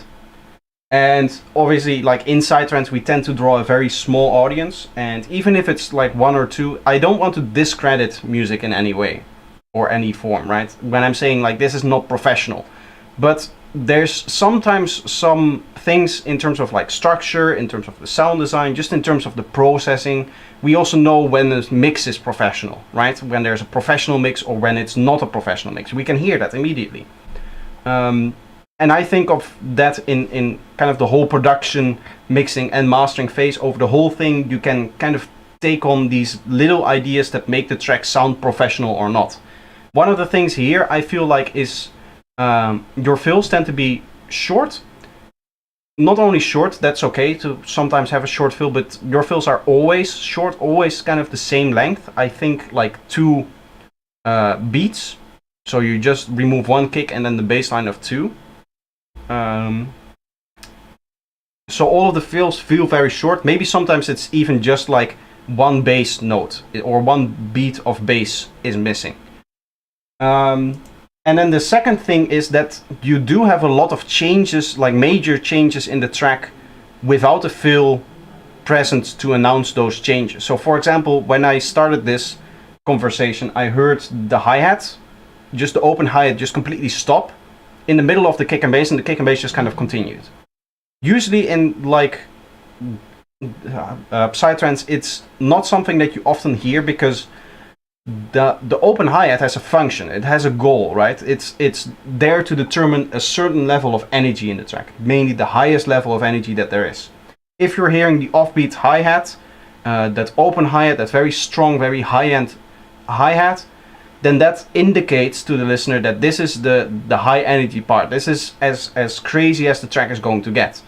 It doesn't really make sense for the energy level to change without a fill.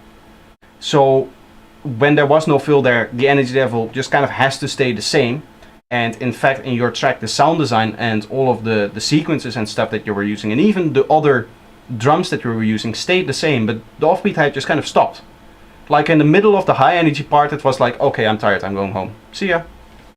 So like from my point of view, that an arrangement like that doesn't really make sense. Like if you want the energy level to change there and you want to indicate that with what the offbeat hi-hat stopping, the open hi-hat stopping, then you would make a little fill there. In that fill you change the energy level, you make it so that the energy level is at the point where you no longer need that offbeat hi-hat or the open hi-hat, and then you continue with the next section of your drop. Or you just leave the open hi-hat for the whole high energy part that you have. To me, that's the two options, and it sounds like you have found the option in between. Anyway, I hope that helps. I hope that you can do something with that. And the next track is going to be, I just want to give you guys an idea of what we still have in store, because I know that there's a few people that are waiting. Syrian Transmission, he's new here, actually. So actually he is a patron.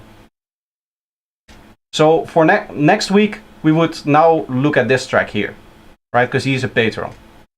So that's what's going to, that's the big change that is going to come for patrons.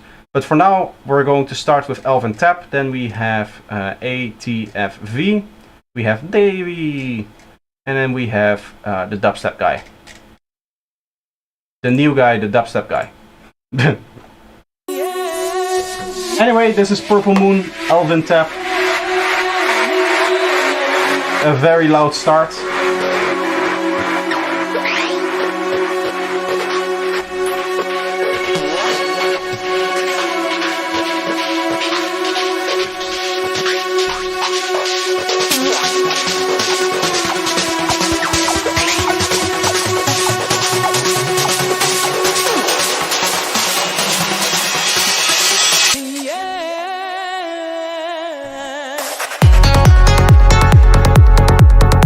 Oh wow, this is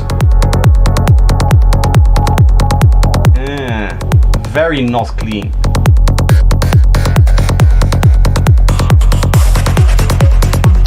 You can hear what this does to the low end in this track in particular. I think part of that is the large volume here. This is just your first bass note kind of clashing, I guess. Or maybe your kick itself is very loud here towards the end. And that's why, because the transient of the first bass note isn't that pronounced. In fact, it's almost a galloping kick and bass here. But you can see what happens with the cleanliness. This becomes one mass of sub bass. It's not kick, stop kick, bass, stop bass, another bass note, stop other bass note, and then we continue on with the next beat. It's just this one wash of like right, so now we just hear this continuous sub bass, and then you hear the clicks of the transient on top of that.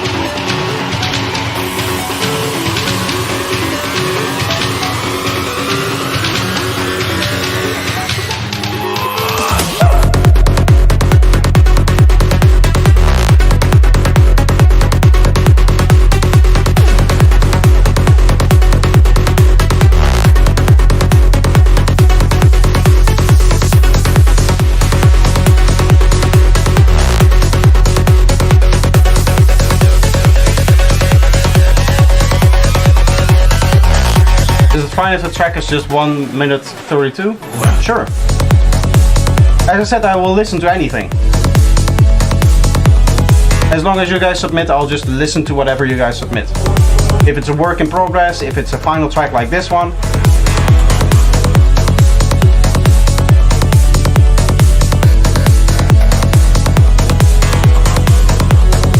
To be honest, I don't like the pad. I don't like the musical idea of slow chords in this area here. This is where the track should be at its highest energy, and some slow chords and slow melodic ideas don't really cut it for me.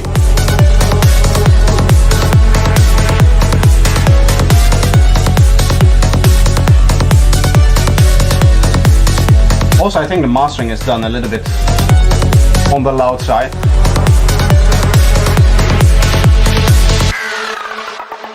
Not a lot of respect for dynamics here. I know Sidetrance is meant to be loud, but this feels like it's loud on a whole nother level.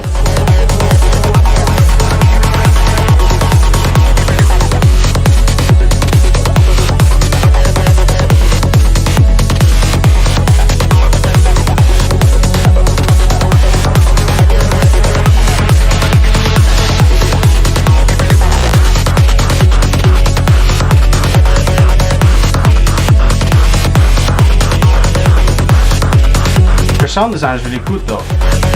Like if you just had those kind of gritty sounds in here, this would be a very, very nice drop.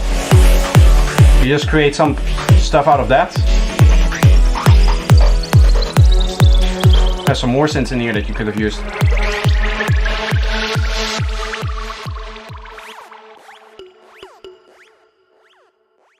It's my friends.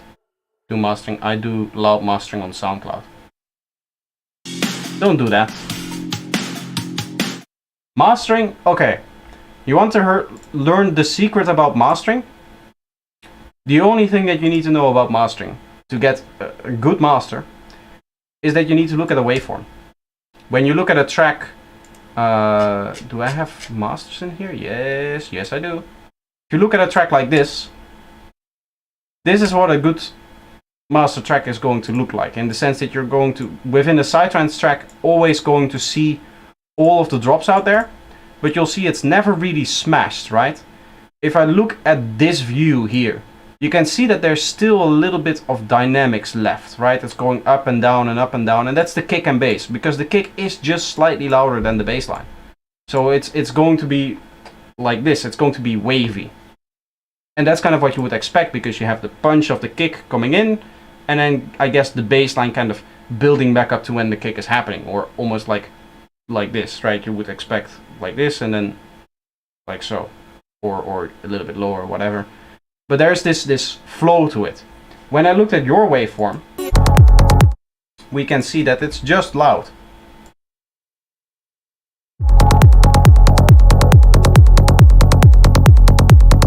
I guess technically it has it still, but it's not like it's going down here and then going up again for the transient.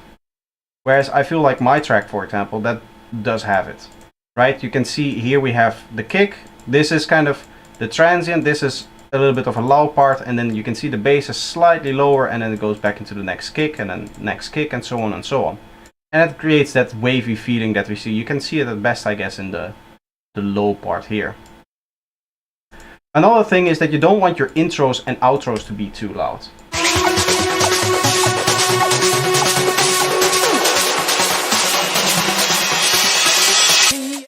Hello? Can you work? Thank you very much.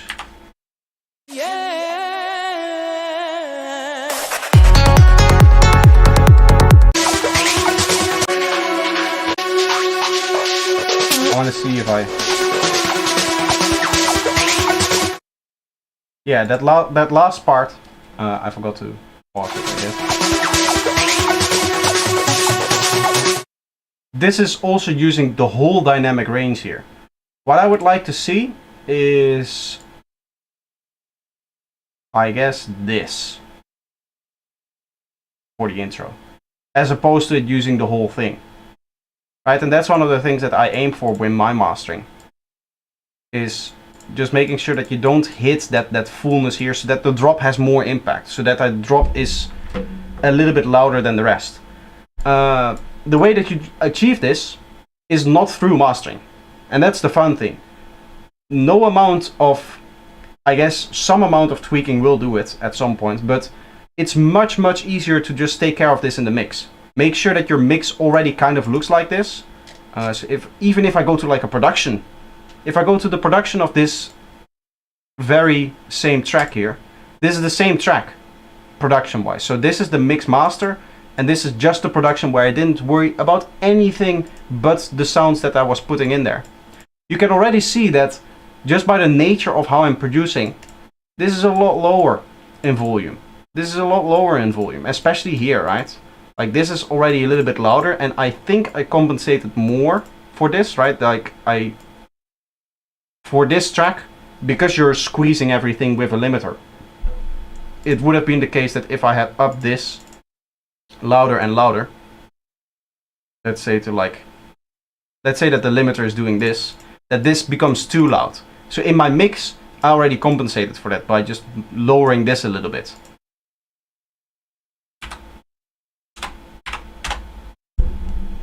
So you see how there's like a correlation between even the production and just where you put the elements, where you put the loud elements and the quiet elements, and what your master is eventually going to do. One of the things to notice is it doesn't really matter that it's exactly the same. There's differences here where there's, for example, a top loop on top and where there's no top loop on top. In fact, you can see that very, very clearly in the waveform where the offbeat hi-hat is actually and where it isn't. But other than that, I try to aim for a track that already kind of has that sausage look to it, right? So here you can see it's just flat, flat, flat, flat, flat, flat, flat all the way through, and that's just going to make it much easier mixing because that general like balance between volumes and stuff happening in, for example, the fills is already in there. You can see I definitely made some parts a lot louder here as opposed to here, but already the kind of volume balance is already present. This is my track, Virtual Reality, by the way, for those that don't know. That track came out on my last EP.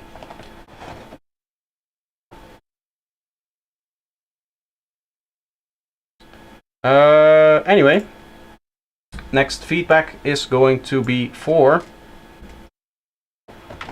ATFV. Been working on this track. I think you have heard it before, but it should hopefully be better. Also, the loop at the end did not copy, so there's like 2 minutes of ambience, which is not necessary. Perfect. Yeah, I can see seems to be a little bit of a trill at the end there.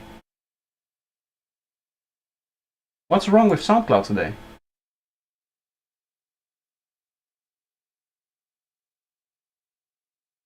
Hello?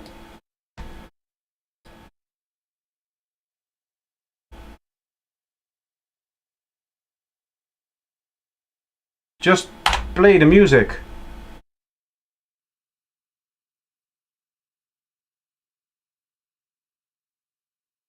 What the fuck is happening?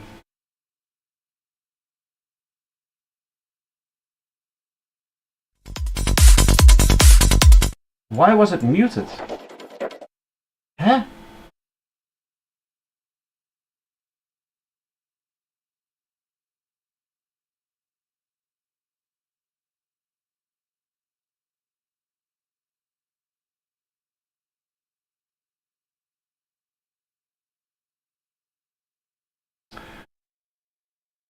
I know it's rules to this, but if it sounds okay without any analyzer where you can't see anything, but only close your eyes and listen and it sounds alright, and the crowd enjoys it, it should be okay.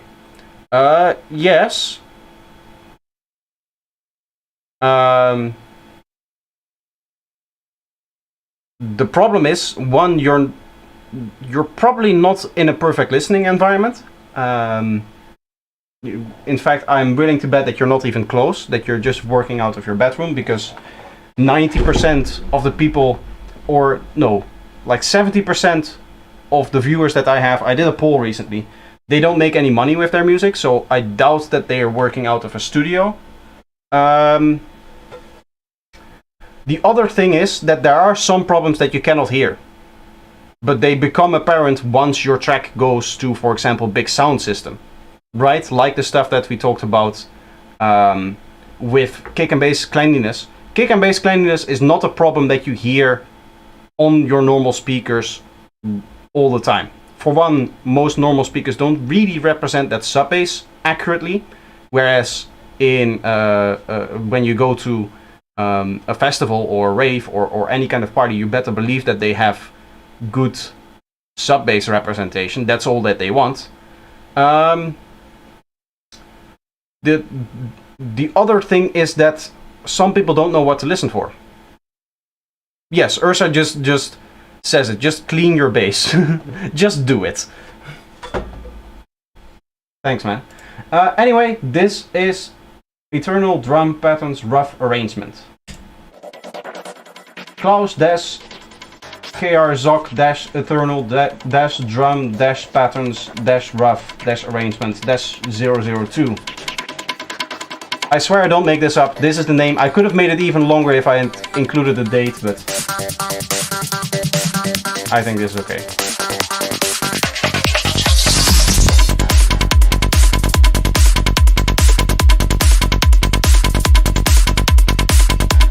You see, this is nice and clean. This is how it's supposed to be.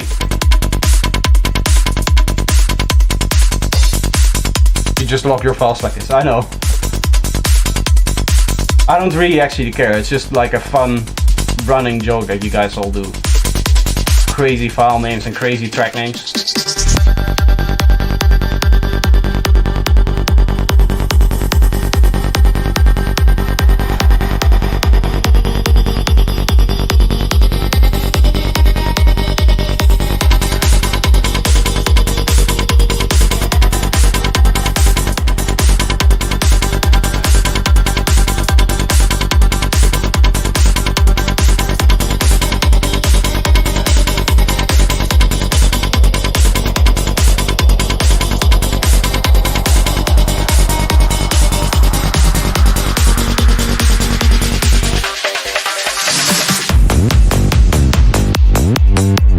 Okay, so there's a little bit of a sub-bass mess. You can probably hear where it's coming from. There's some big drums on top of this, which have some sub-bass to them. I like the bassline idea, by the way, but I don't think that this is the right spot to do it. I think this should be like a separate second drop kind of bassline.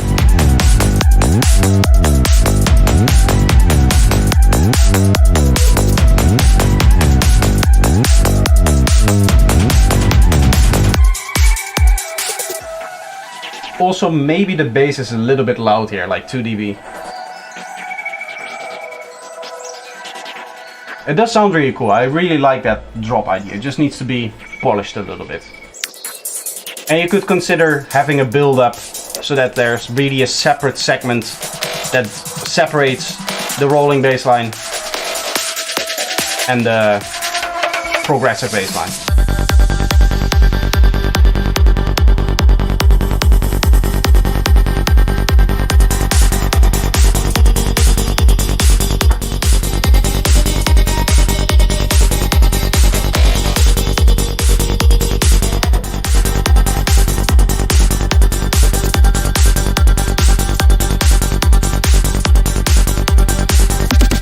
So take out the lows from the drums, yes. Yes, you don't really want anything clashing with the low end of the kick and bass, because we spent like 2 hours crafting that low end of the kick and bass, or at least the kick and bass itself. You don't want anything to mess that up. Is Dark Side / Sidecore welcome? Yes, of course. Anything is welcome. I'll listen to anything. You can challenge me on this, by the way. I said it before, if you fart into a microphone for half an hour, I'll listen to it. If you want to challenge me on that, I'll do it. It goes away from your time as well.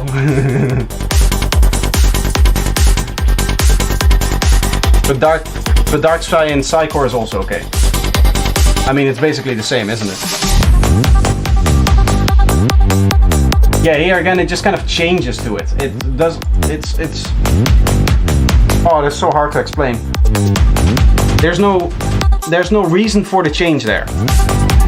Right? There's nothing in the music up until that point says like, oh, now things are going to happen, things are going to change.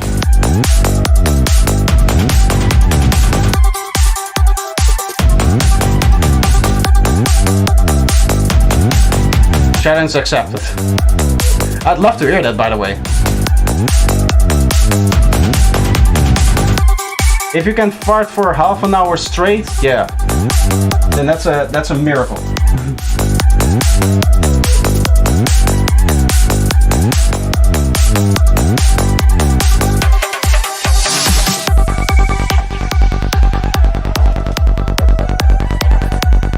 This is maybe something that we should talk about in a private session. For those that don't know, he's one of my students. All those fucking voices. Or ATFV for those who want to keep it child-friendly around here. He's one of my students, so this will be maybe something that we can discuss more in a session. But the basic gist of it for people who won't be in that session, which is everybody but him and me, is when it comes to your music, it's not enough to have everything sectioned off and clearly distinguishable, like, okay, this is where this is happening, this is where this other thing is happening. right? Like in sidetrance, what we tend to have, I know this is the loop, I could turn this off. What we would tend to have is, if we look at a track, again I'm going to use one of mine because I know them. This is the track that I put on in the last break segment. Here you're going to have that comb filter sound being the main element, right? That sound there. Then next up is that kind of Goa arp that we hear here. That's the new main element. Here we are going to have squelches. Right, nice fast big squelch sounds here, with some other sounds on top. It's not enough just to have distinct elements where you're, or distinct sections where you're playing with different elements and keeping it interesting. What's also important, and I think equally important, is that throughout this segment, especially the last part here, the more important it is closer to the end of it, is you're preparing the listener for the next segment, right? So towards the end here, you can hear this arp already kind of coming in, and then in the fill it just completely takes over. This is where it's the crucial part, right? The fill is where it really means that you're going from one element to the other. That's usually where kind of the switch happens. But here you can already hear it come in.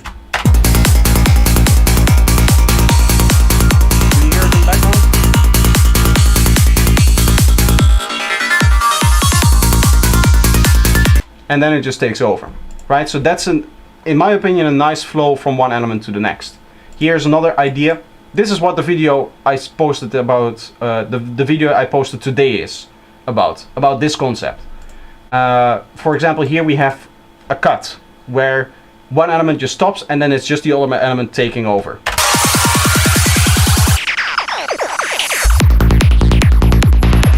Right, you hear preparing the listener for what is going to come.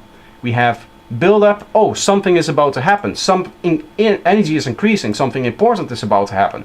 It happens, we're introduced to this new sound, ta-da-dum, dum, ta-da-dum, dum, ta-da-dum, and then it just goes into the drop, right?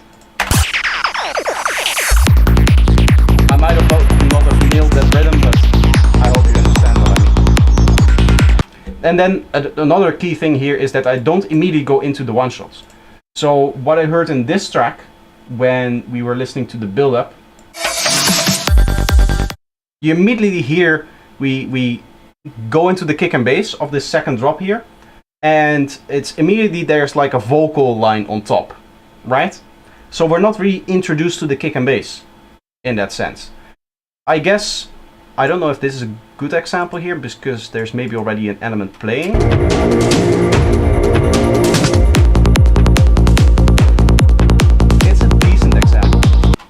Okay, so here there's a drum loop already, and this drum loop is already kind of like used in the element. So if the kick and bass starts to play here, the only new element is the kick and bass. So the kick and bass is introduced, it plays for a little bit, and then come the one-shots. There's nothing layering on top of it immediately like a sequence or anything. And that's the reason why in most sidetrance tracks, for the first section or for the first two sections, you don't actually have long sequences, you only have your one-shots, right?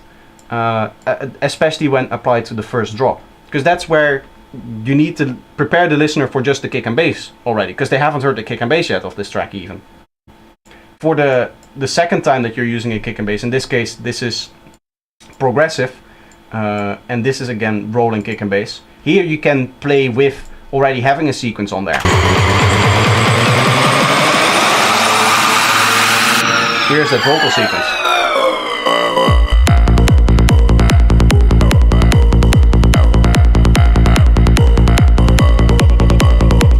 But you can even hear, in this case, there's kick and bass for 14 beats with just the sequence on top, and then we have that little vocal thing, that vocal one shot.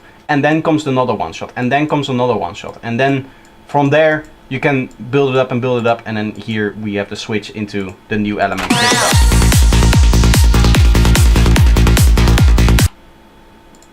Right? And then here again there's a switch, and then it just continues over and over again. Maybe this is something that I should bring up more in like a video format as well, because I hear it in a lot of different tracks. Like 90% or not 90%, but like, I guess 60% of all of the tracks that you hear. I wanted to say 90% of beginner tracks, but I don't think that that's the best way of saying it, because there's also some people that have been making psytrance for a long, long time that kind of do it with one or two elements that sit throughout the whole track, for example.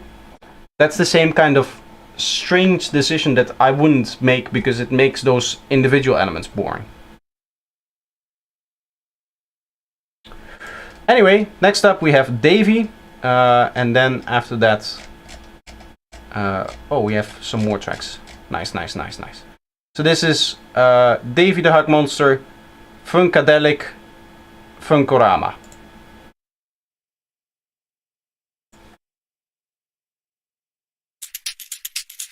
Oh, it's just working now. How amazing. SoundCloud is just working.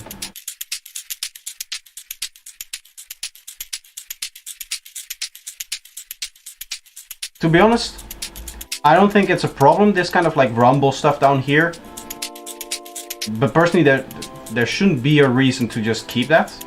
And seeing as it's only part of this drum loop, you are free to like filter in between here so that you just don't have that.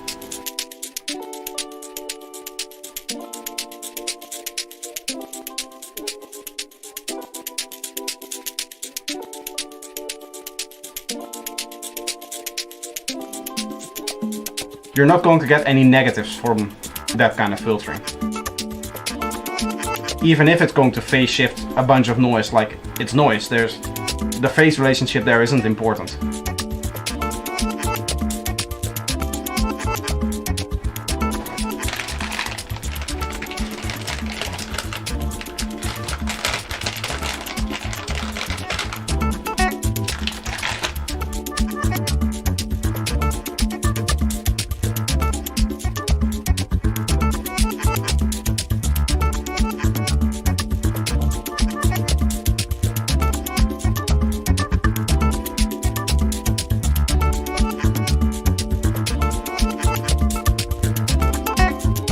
No chips, candy. Haribo Polka. This is my recommendation for candy. If I ever open a PO box for anything, I expect this to be the kind of candy that I receive. Just so you know. Why am I scared that I'm next? Don't be scared. I roast everybody equally. Can you imagine? Can you imagine that I put on the next track and just go, this shit sucks. Go home.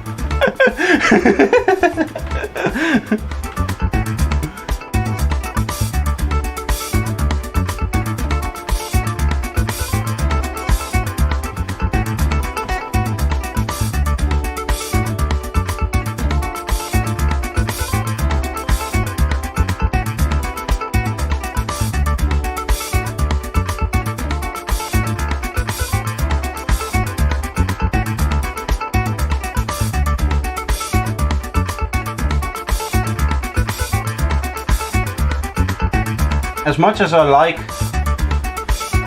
the overall vibe here,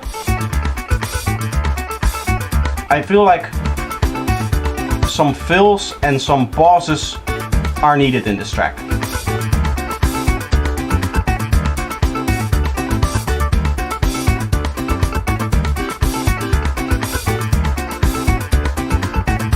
Especially with that guitar kind of loop, it just feels like it's continuously doing the same thing.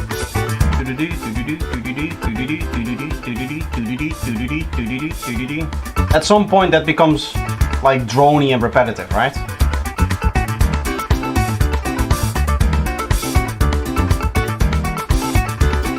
Oh, a bunch of new names.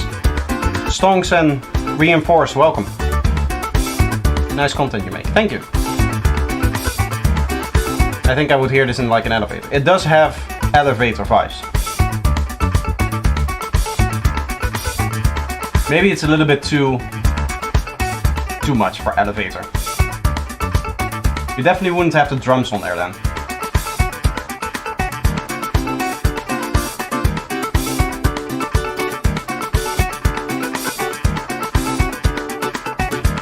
Oh yeah, Subject Ultra is also here.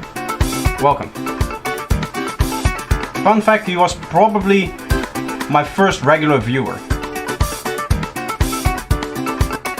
Like, he found me back when I streamed on Twitch. I don't think I had 100 YouTube subscribers. And he just kind of found me on Twitch. And now we're still very, very good friends.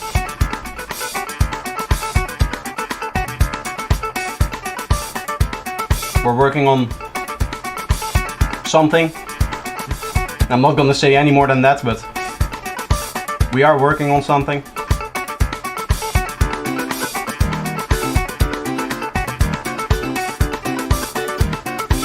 Ooh.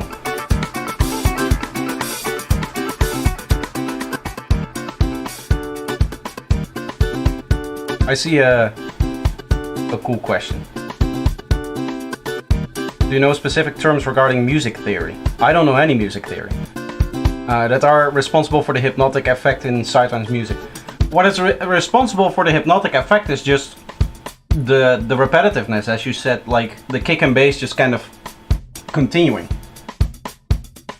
right?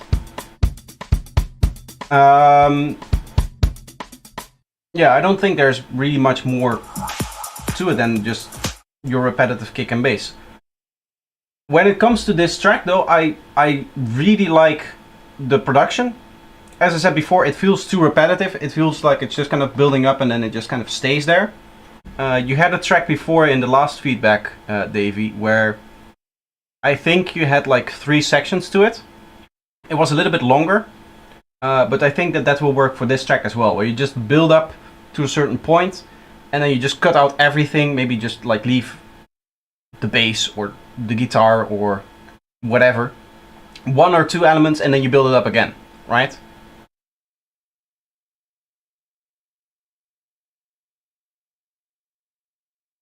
I have to try to add layers of HY slicer on different tracks. I don't know what HI slicer is.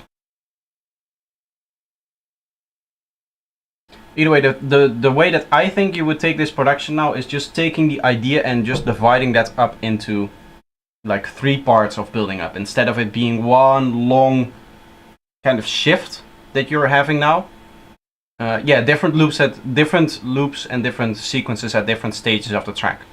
You could imagine the track, it's like a psytrance production, right? Where you go up, you have the intro slowly building up, then you go into the drop, it builds up a little bit faster, it becomes a little bit bigger, and then at some point it just kind of goes back down, right? You sometimes hear every element cut out and it just goes into empty kick and bass, right?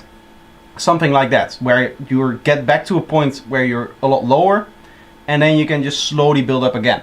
Maybe with some different elements, maybe just... And in that case, you don't even have to do much, right? Like, you just have to change maybe 1 element. You just add like a top melody on top of it. And that's already enough difference between the first segment and the second segment to actually hear the difference. I can prove that. It's also how most pop music is written, right? You get your verse, or you get your intro, then you go into the verse, it goes up and up and up, you get to the chorus, usually the singing becomes bigger and bigger, and then you just go down again. If you actually listen to instrumentals of pop music, you'll hear that the instrumental is just the same throughout. The reason why they can get away with that is because the singing is different, right? So there's no repetition in the track because they're constantly singing about something else. In the case that you're making an instrumental, you just have to generate that little bit of interest and that kind of structure with the instruments. I think there are tracks that only consist of a few instruments, kick and bass and the synth, that replay simple melodies. The synths take much space in the frequency domain. I think there's 2 elements to it. I think it's both the kick and the bass is, you know, providing that kind of low end, but I think equally important are your top end drums. Because the top end drums is really what indicates how energetic the track is, right? How much energy the track has. You can probably see that in like the project. If you look into a project, there's no psytrance track that has a full drum loop playing from here. Maybe my track The Dreamer has that, but like very few tracks immediately start with a full drum loop and then just have the full drum loop throughout the whole thing, right? You'll probably find that this has no top drums, this has little top drums. Here you maybe get the full loop, or not here, but it kind of just builds up over a long time, and then at some point it just kind of stops again.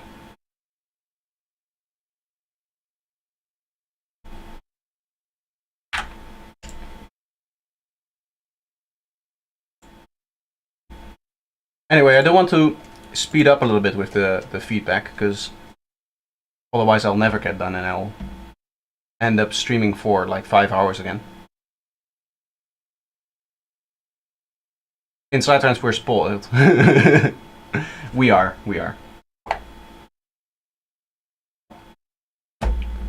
Anyway, he did say how I should pronounce this, but I forgot.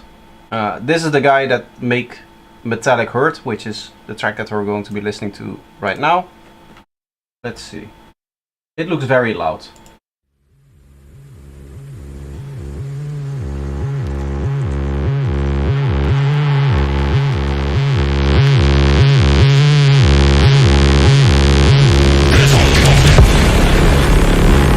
Yeah, this is going to be very, very loud.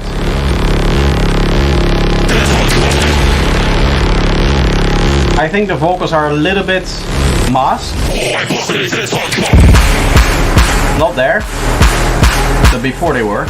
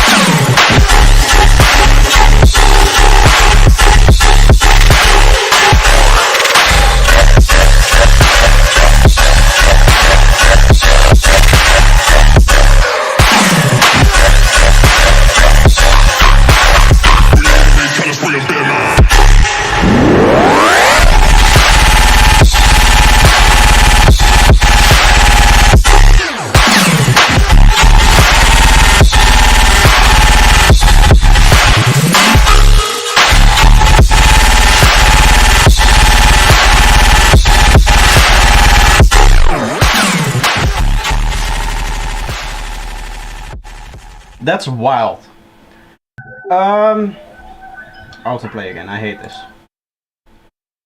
I like this a lot from a sound design perspective. I really like what you did here. This is very, very strong stuff. Overcompressed, I disagree. That's part of the genre. In fact, I think that you are too quiet. You're way too quiet here. If I see dynamics like this, I want it to use everything. Right? This track should look... Ah, wait. That explains it. Okay. Yeah, no, then it's okay. Perfect.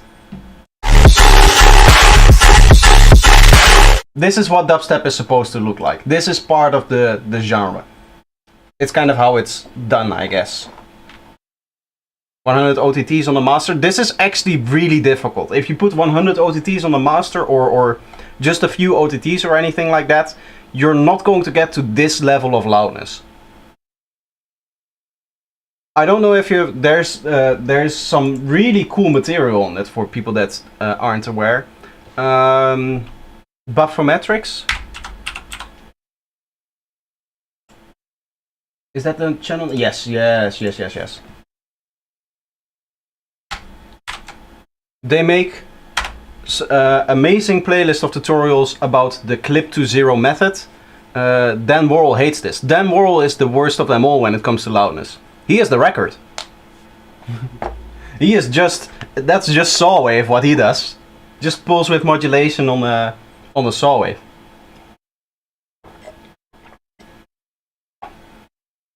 He went to like plus 2.3 LUFS. Something like that. Plus, right? Not negative LUFS. So we don't do negative LUFS. Buffer goes all the way into the red. I do appreciate that. There is an art form to it. I do understand that we've had an era where It's just like, oh, slap a limiter on it and just make it loud. But that approach only works up to, I would say, not even -6 LUFS, because even what I do with my mixes, there is some preparation needed to get the loudness that I aim for, which is -6 in the highest energy parts, right? So -6 LUFS momentary, short term momentary, one of the two, whatever the shortest one is for the LUFS meter. Getting above that, the people that aim for -5, -4, that's pure art form. That's pure wizardry. I have no idea how to do that. How to get that clean loudness. Because when it comes to the mix, this mix is phenomenally clean for it being so loud. That's the issue. It's not getting this loud, to be honest, is not really that big of an issue. I say like it's an art form. What's the art form is keeping your mix balance, keeping your clarity of the track, and that is what is happening here. This is really well mixed. I really like this. You said that you were scared, but this is great. Eclipse says -14 is fine. It depends on what you are aiming for. If you're aiming to release purely on Spotify, then yeah, just master at -14. But it's not going to sound good in the context of a set. It's going to sound different in the context of a set. Or you need to prepare your whole live set in -14. And then the PA system will just turn it up if you're playing at a festival or something. Everybody's going to have their own way of which LUFS factor they want to get to. Just know that if you want to get it really loud and you want to do it this cleanly, that's hard. That's not easy to do. Anyway, I have a lot more stuff to react to. It's been almost 3 hours. I'm sweating a lot, actually. That's my main issue. I'm sweating a lot. I'll do another one. I'll do another one before I take a break. This is Enigma by Syrian Transmission. Syrian Transmission. This track has not been found. Okay, so what happened here, Syrian Transmission, is that you shared a private track using the URL here. We don't do that here because that doesn't work, as you can see. What you need to do is where it says, if I go to one of my private tracks, if I still have them. Yes. If I go to one of my private tracks, you can see that this is one URL, but if I go copy link and I paste that, I get a much longer URL. That's what I need. So I need you to give me this long URL for the private track, because otherwise I cannot find it. Because if I take this track and I go incognito mode, doesn't work. See, you cannot be found. But if I take copy link and I go to incognito mode, now I can find it. So that's how you share private tracks. So please provide me with the correct link for Enigma 23. And in the meantime, I'll listen to Mindbreak off Beats 2. And then we'll get back to your track. You can just update the same message and then I'll see it if you've updated it.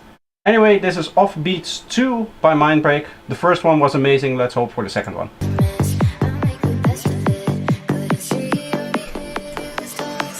Is this vocal copyrighted? Mindbreak, are you still in here?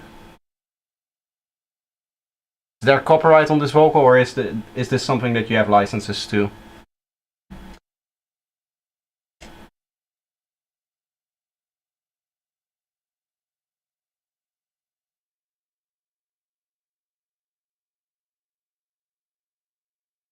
It's so tough, because I want to listen to your track, but I don't know if I can.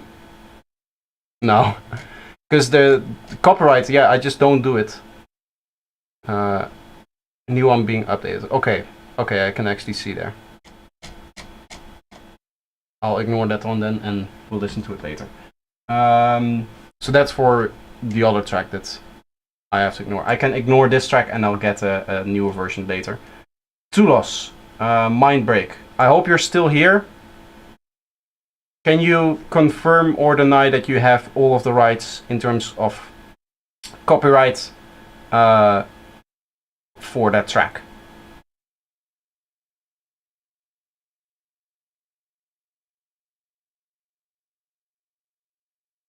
You're doing it the right way.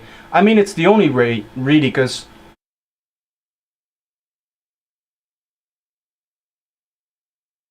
you took it down. Okay.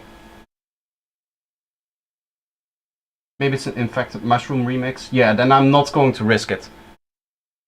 If you can recognize that vocal from that short of a period that I just played, then you bet your ass that the Content ID system can hear it too. Milo is indeed my promotion manager.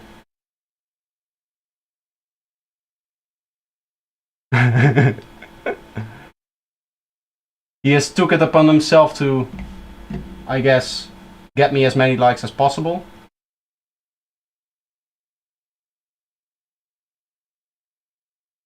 I mean, I don't mind it, but I didn't ask him to do this. This just kind of happened. Tulos, I'm going to come back to you. If you can confirm that your track is that you have all of the licenses and that you have all of the copyright. For now, I'm going to skip that, and we're going to look at Liquid Sound. Have you made a video that does the characteristic vocal gate effect? I think vocals like Aja is a very old tutorial on my channel. Maybe if you search that with if you search projector vocals like Aja, you'll get. I think that's gated. That's the kind of gated vocal that you're maybe after.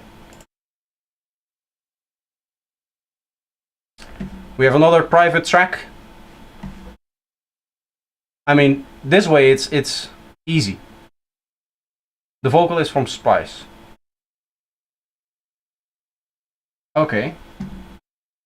The vocal is from Splice, then yes, okay, then it's okay, I can play it.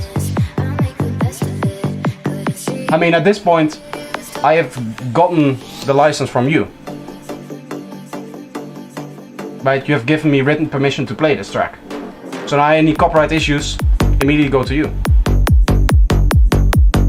I like this. Bass a little loud, but for the rest it's really nice.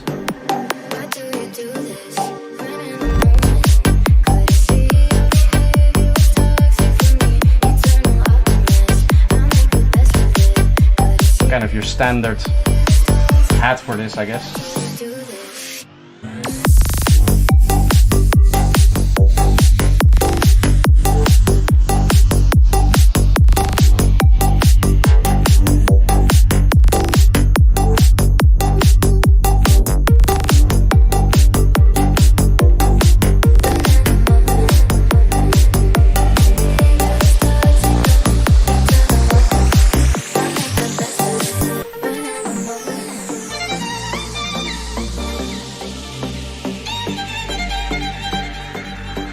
I know that melody from somewhere.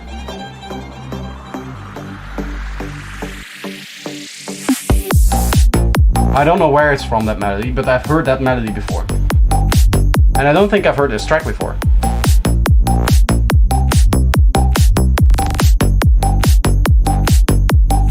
I got to go now. I'll work more on the track since you motivate me.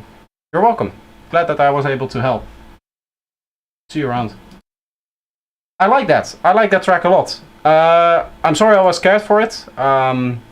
Once you said that the vocal was from Splice, I think it's good. I heard that melody in there, which I know from somewhere else. I don't know where I've heard that melody before, but that might also just be a Splice sample or something like that. I know if there's a lot of Splice samples and stuff like that, it's going to be claimed at some point, and then it's just a false claim because the sample sounds like another track that also sampled something from Splice. Like, that's not copyrightable in my book. So I'm going to appeal that if that's the case, but To be honest, I don't really have anything to say. Like, it was clean, the mix was well done, the vocals stood out nicely, the kick and bass was cleaned up, the balance was okay, it sounded nice and fat, it had a nice stereo field, everything sounded good. Kick and bass sounds like typical Spin Twist. Yeah, this would be something for Spin Twist Records. I could 100% see that. I think royalty-free stuff can't be claimed, and you think that labels actually care about stuff being royalty-free or being a splice sample? Like, a label doesn't care that their artist took something from Splice and now they hear that same Splice melody in another track. They just want the money from the other track. That's all they care about. They're not actually going to investigate, like, if we make a claim, is it a valid claim? They're just going to claim and hope that the person being claimed doesn't do anything about it.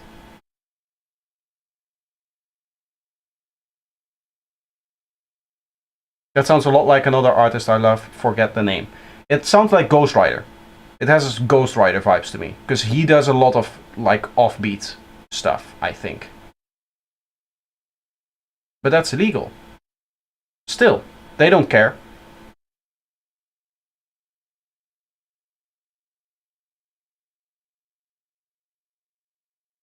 Like, a label doesn't know how music is made, right? You need to understand that a label nowadays is just a bunch of guys in suits who have no idea how music actually works. That's what we see with the Ed Sheeran copyright, like, lawsuit and stuff. They hear something that sounds slightly similar, and then they just hire some dude that should be good in music or something, or should know music theory, and they just have him be the expert, which is just basically shilling for the guys that were making the claim. Right? It happens. The guy that said about there was 2 different chords used in, this was the Dark Horse lawsuit for Katy Perry. Katy Perry was sued by somebody who used the same musical motif almost, but the notes were completely different. And Adam Neely made a video on this.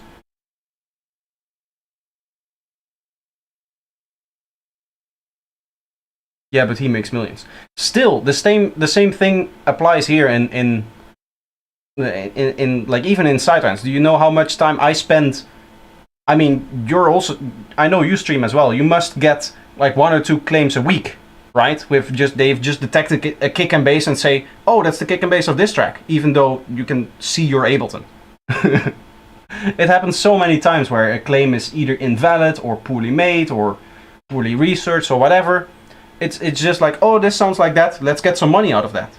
Because there's no incentive for them to actually spend a lot of time on those claims, right? It's not like they're going to make more money if they spend 20 minutes a claim trying to make sure, yeah, is this claim really going to succeed? Are we really claiming the right thing? Or we can just push out as many claims as we want and we'll just deal with the ones that get disputed, right? Any ones that are disputed, okay, that's our loss, but we're still going to claim anything that sounds remotely like Psytrance so that we can just scrape in all of the ad revenue for ourselves. That's the business model now. It's no longer to throw out as much good music as possible. It's just to get a lot of music that sounds like a lot of other music so that you can just go, give me your ad revenue. That's how it happens. Anyway, Liquid Sound. I see that you're still here. I clicked on your link and it was also... Oh, wait. You fixed that. Perfect. Serious problem 0128012022 alles in audio. Okay.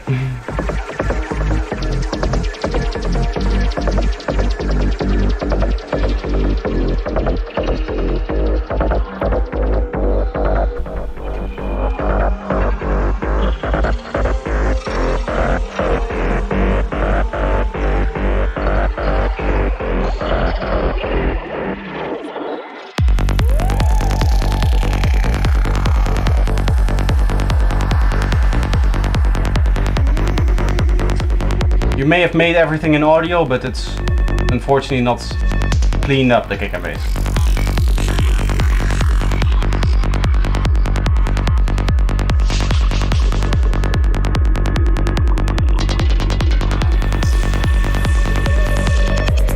Mess, yes.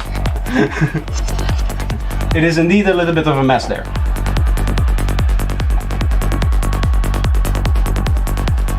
Which is a shame, because the rest of the track is actually really nice.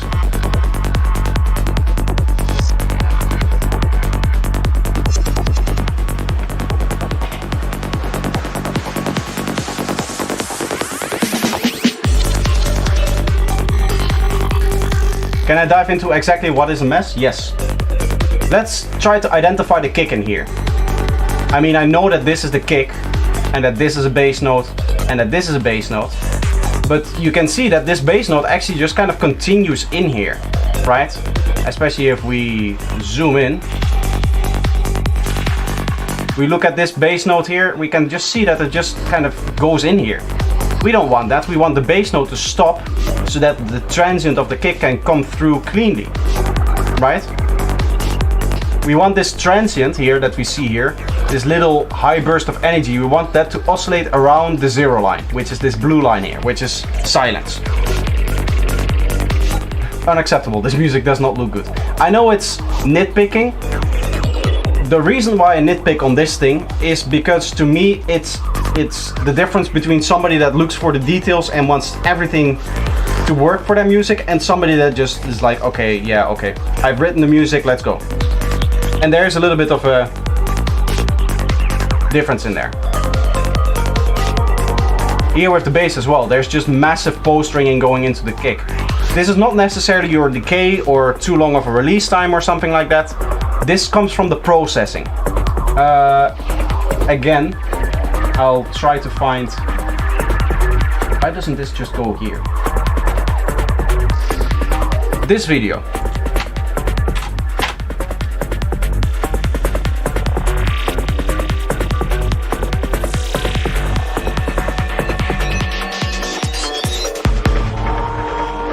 I guess he put Saturn on the kick and bass channel. What can also happen is that he chose to work with a mixing engineer that never mixed psytrance.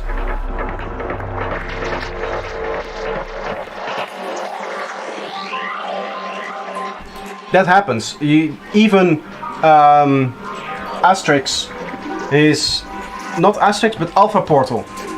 The GMS remix of Alpha Portal Full Throttle has the same kind of kick and bass cleanliness issues. What I suspect happened there is that up until the mixing stage everything went fine, and then they hired a mastering engineer, and the mastering engineer was just like, okay, I'm going to slap a high pass filter on this, right? If you're not necessarily in psytrance, then this is not something that you deal with. Because even when mixing drums, phase is very important, but once you have that phase relationship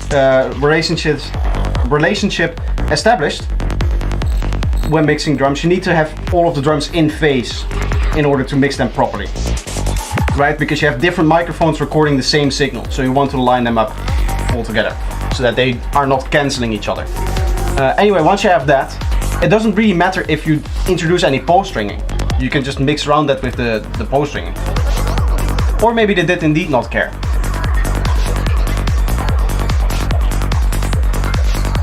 I just think that this doesn't translate well to be honest, this is a very, very bad case.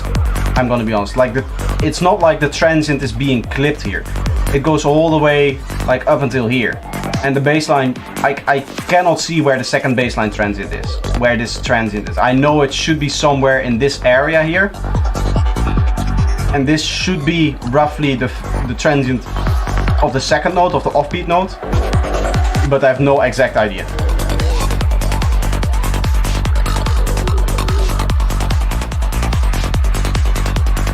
And the reason why I care is because I think it just translates very, very poorly to a better sound system, or not to a better, but like a festival sound system.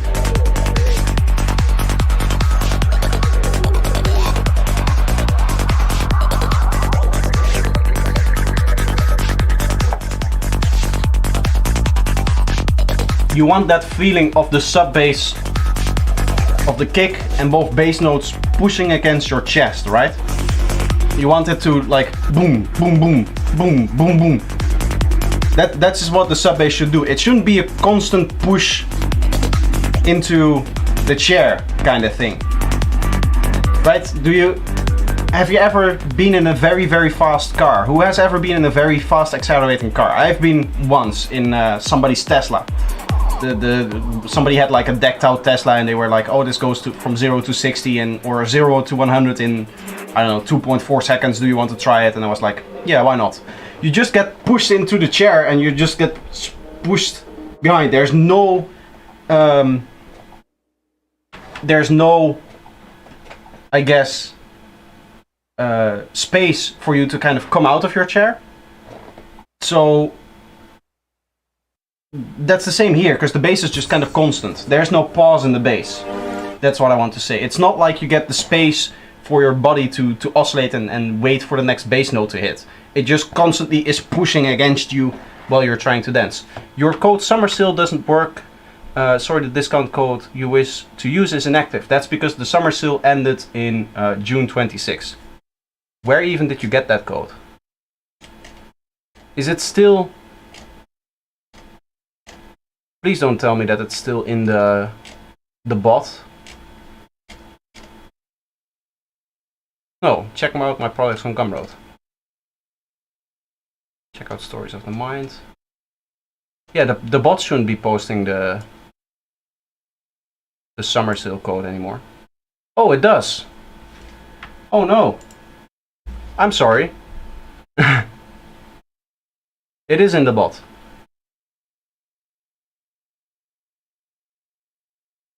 I'm sorry for the false hope, but the Summersill ended June 26, so a long time ago. Let me fix that, because I'm going to forget that. I've forgotten it already, apparently, to remove it. So I'll remove it now. Yeah, I do want to say Liquid Sound. The track, apart from the issue, I know I spent a lot of time talking about the kick and bass, because I got some questions on why the cleanliness actually matters. So maybe I didn't spend all my time actively listening to the track. What I do want to say is that other than the kick and bass issues, there wasn't like a major thing that stood out to me as being strange or off. So overall the production I think is really, really well done. It's just that one thing that stood out to me immediately from it. Chatbots. Timers. Yes. That means that maybe the command is also still active.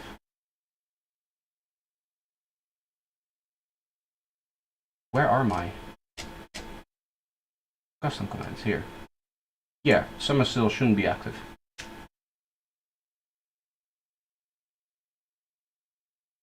Okay. I'm a very good streamer, as you can tell. Speaking about good streaming, it has been 3 hours since I've been sitting here.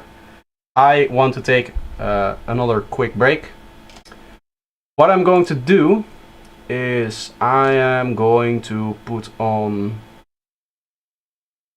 I don't have enough music for this.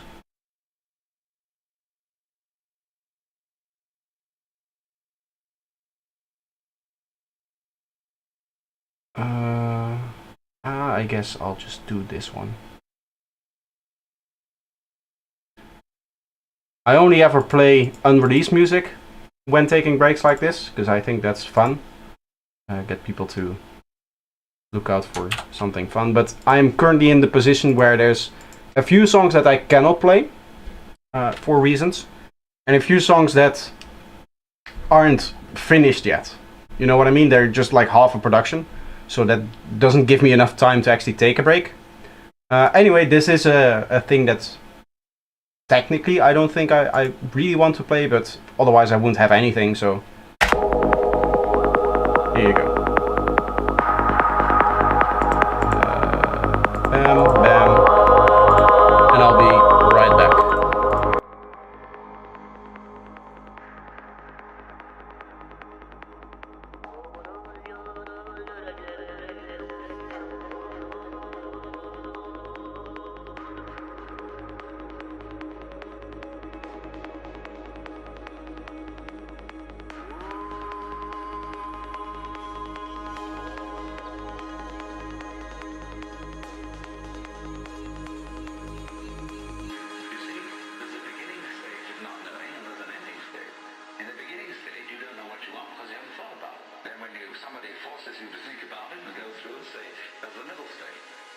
then you get beyond that.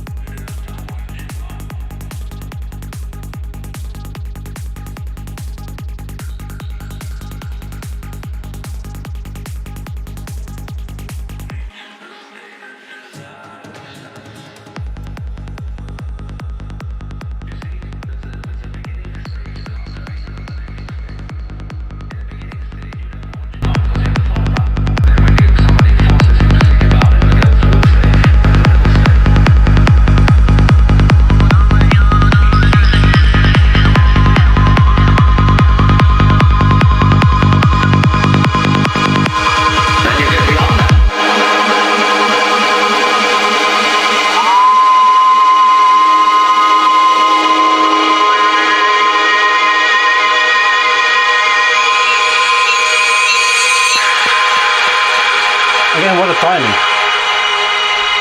Tommy. Just getting here when the track is finished. I guess I'm getting some kind of feeling for that, right? I've been doing this for so long now with the streaming. Every time I take a break, I roughly know when the track is going to finish. You want to hear a little secret about that? It's actually not true. I actually just open the stream on my phone when I'm taking a break so that I can listen in and hear where roughly the track is, so I know how long of a break I have. It's not actually magical. Anyway, the next two tracks are from Acid Monkey. The first one is going to be Spacecraft. In the end, I was not satisfied, but I thought it would be cool to share. It's always cool to share. So here is spacecraft.mp3.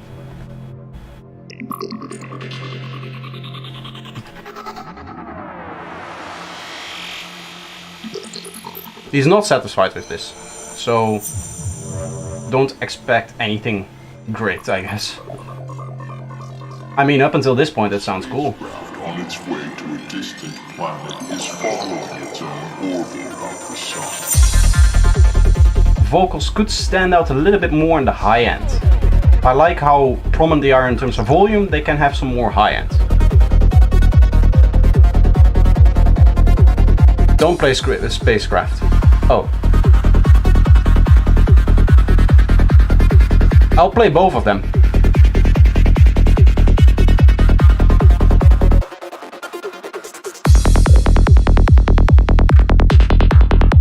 I like what you're doing here, actually.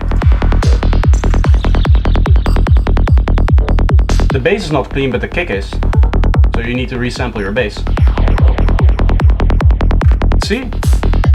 We can have some productive discussions with this track as well. I would say that your kick can also use some extra high end to make it stand out from your bass transient. Because your bass transients are pretty nice in terms of the high end. They have quite a lot, actually. So you want your kick to be a bit more present than that.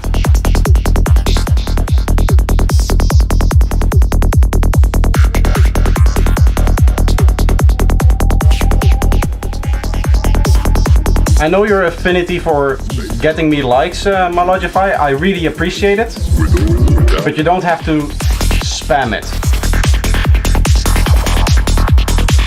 You don't have to add everyone and tell them immediately to like the stream. That seems a little bit excessive to me. I do really appreciate that you do that though. That you help me up my like goal.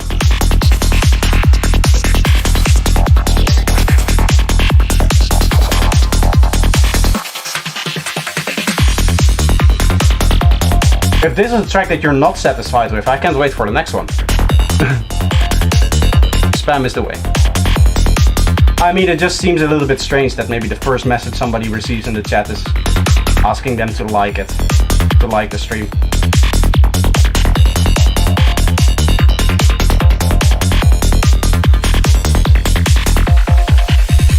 A spacecraft is always orbiting something.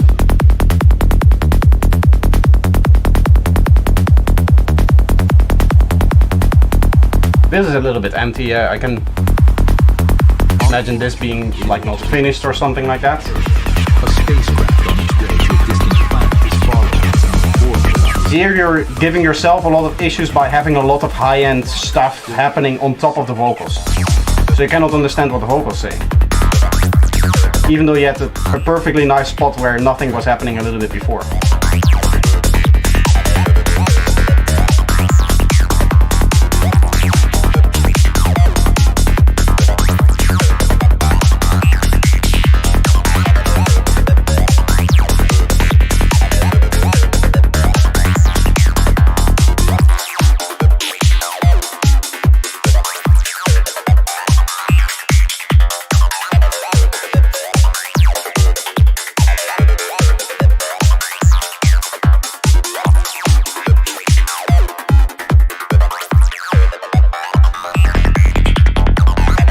Okay, that's really strange. Personally, I'm not a fan of loose kick or loose bass here.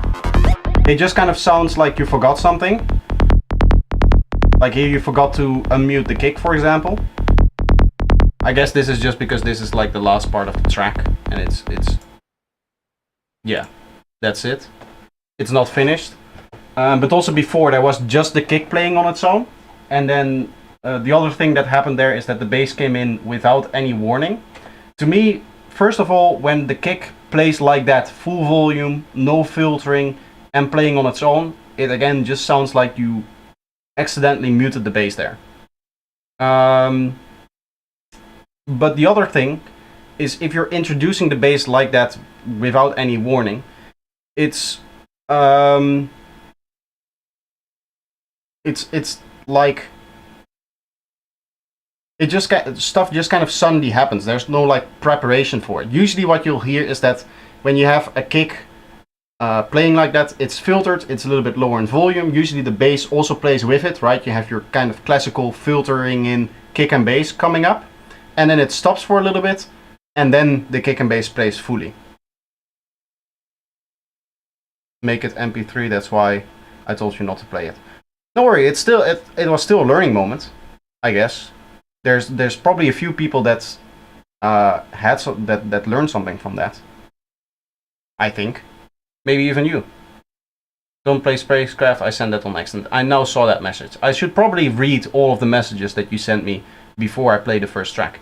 Anyway, this is f_146_.mp3. Let's hear it. Also by Acid Monkey or MK in the chat.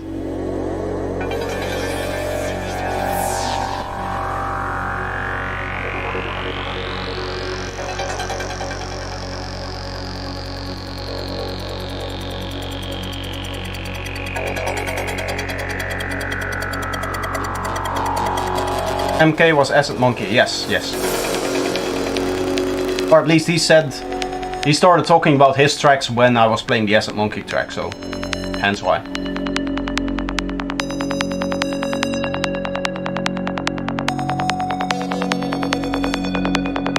Yeah, this is how you would, if you want to do like a breakdown, this is how the kick and bass would play in there. Also, the kick has more high end than the bass, which is something I also told you in the old one. Let's see if you resampled your bass line in this track. Nope. This transient looks different from that transient. That's a dead giveaway. And stuff is sliding into the transient. That is the second giveaway. Your kick is very clean. You did not resample your bass. You just LFO tooled the bass out of the way of the kick here. LFO tool or like any form of sidechain tool.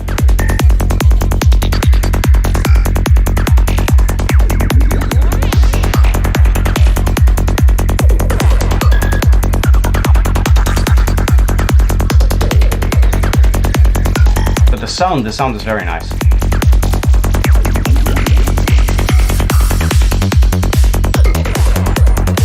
Okay, so here that would be a space where I would have a bar of fill there.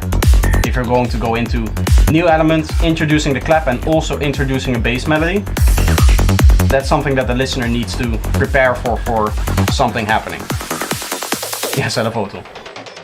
I know, right? I can hear those things.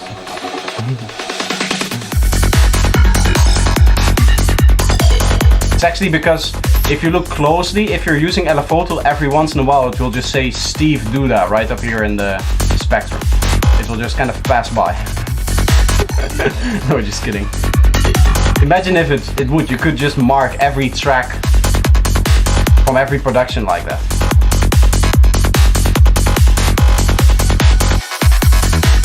And you just do it in the frequencies that are inaudible, so you just go to like 20k or something. And you just put a little branding in there.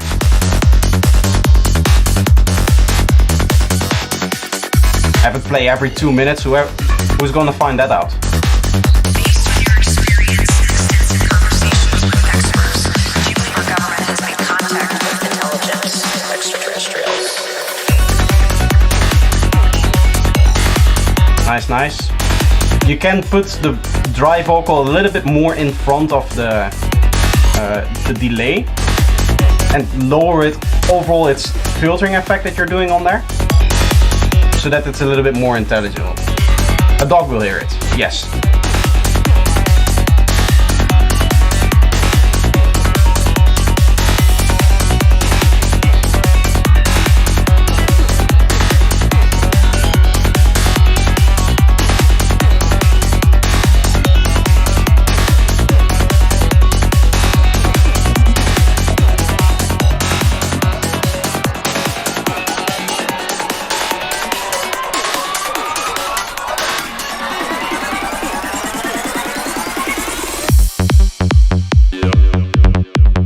Yep.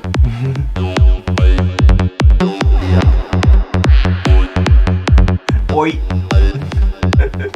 I love these format things.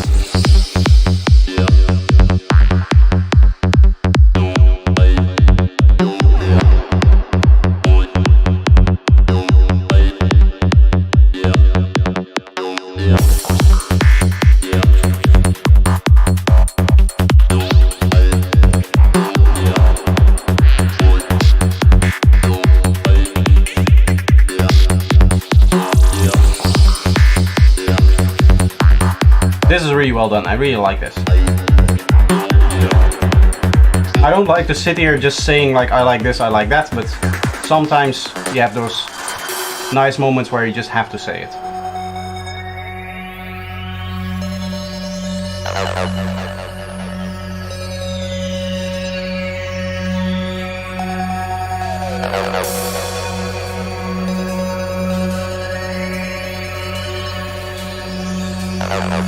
How can I send the tracks? Can it be SoundCloud link or can it be WeTransfer? Anything will do. WeTransfer I don't really like because then I have to download it. SoundCloud I can just play in the browser and that's easier. Exclamation point feedback to be placed in the Discord server where... Oh?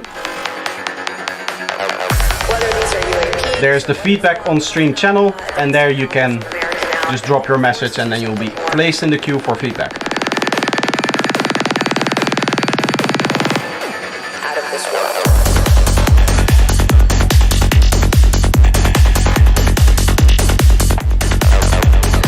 Honestly, right there, between the vocal and the kick and bass starting, I would use another bar to make a drum fill. That's one of the spaces. You remember how I was really confused about people adding extra bars of stuff and just shifting their whole structure away from the kind of standard 16 bar grid that we usually use. This would be a place where I could see that fit. So you have the vocal and and then it goes into the kick and bass.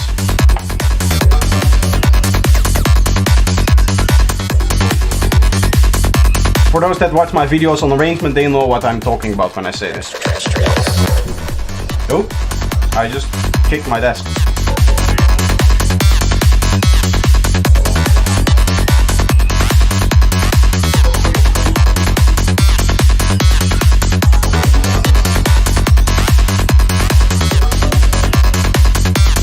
I don't use Discord, I will leave it here. No you won't, because you can't paste links in YouTube chat. And even if you could, I'm not going to sift through a YouTube track to listen, or to the YouTube chat to listen to your track when it's finally your turn. Because it is turn-based. The reason why I do it in Discord is then I can go to the next person and then the next person and the next person.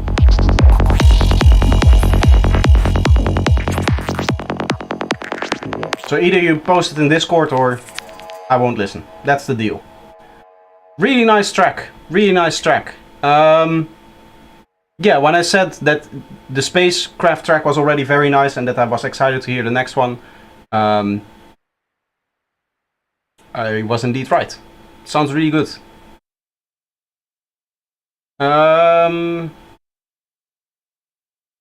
Next track. I do have to look here because maybe...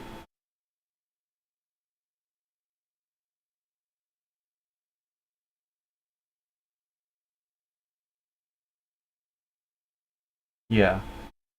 This is the same track that you already sent to the feedback stream, but I guess it's not for the feedback stream here. How many more tracks? Oh, that's quite okay. The next track is Matthäus Z28011 or Better Message with Forest Raw. Finally, second track, more like experimenting, I think. Let's see. Better Message. Oh, he was the guy that had the banger of a first track. Like 3 weeks ago. What did I study in university? I studied computer science for 4 years. Applied computer science. And then I started my master in music engineering, but it turned out that it was a lot of engineering and not a lot of music. So I quit. And now I'm doing music. Full time.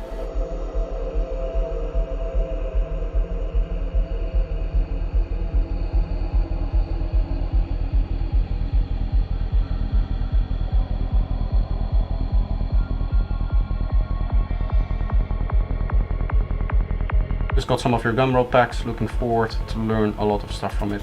The channel is so underrated and I hope I will. And I hope you will get way more followers. Thank you, man. Computer size a half topic. Congrats. Thanks. Doing a PhD in AI. Oh, nice. I know a few people who went into AI. They were all studying Bologna. This is not mastered, so it is quite quiet. I'm actually going to turn it up for myself a bit. I cannot turn it up for you guys as independently, I think, because that turns up all my desktop audio, which is also my microphone.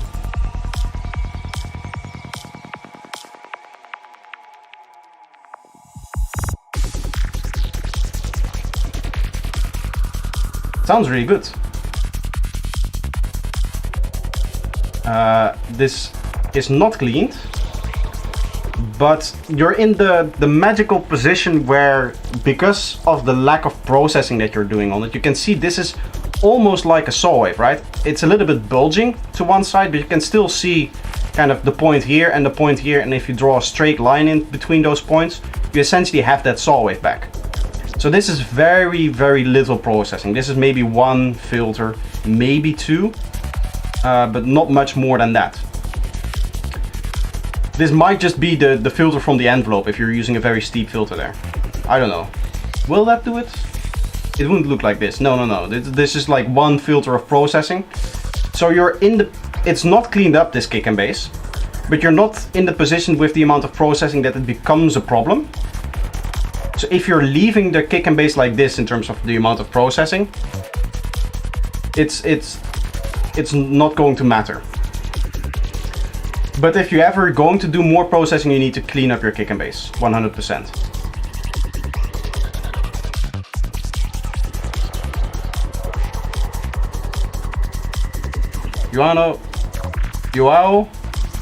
Joao, I'm sorry I'm mispronouncing that. Welcome to the stream, by the way.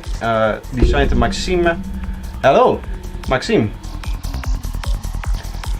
Music engineer as an audio engineer, or are those different things? Well, the music engineering that we did was the engineering behind the tools used for music production and music recording and music playback and that stuff. We had to learn, for example, the electronics like scheme of, for example, a whole mixer console. That is one of the things that I had to learn as for the final test of one of the subjects that I was already like studying and already tried one of the exams for. I failed that exam because I just couldn't be bothered to learn a whole like electronic scheme, the whole like electronic, what's the right word for that? I want to say schedule, but that isn't right. But yeah, the electronic like diagram, the whole diagram of all of the transistors, the whole circuit, yeah. We had to learn the whole diagram, but we didn't learn how to use a mixing console. The schematic. We had to learn the whole schematic, but we didn't learn how to use the mixing console. So we would learn every resistor, every capacitor, every transistor, every switch, every potentiometer, everything, and then never learn how to actually use the damn thing. And that's just not for me. Yeah, so it was that kind of stuff. But also, for example, we worked with the Juice framework to code plugins, which I find very, very interesting. Like that's kind of interesting stuff, right? Writing your own plugins. But it's not the thing that I wanted to study, right? I wanted to study something that had to do with the technicalities of music itself, not so much the tools behind the music.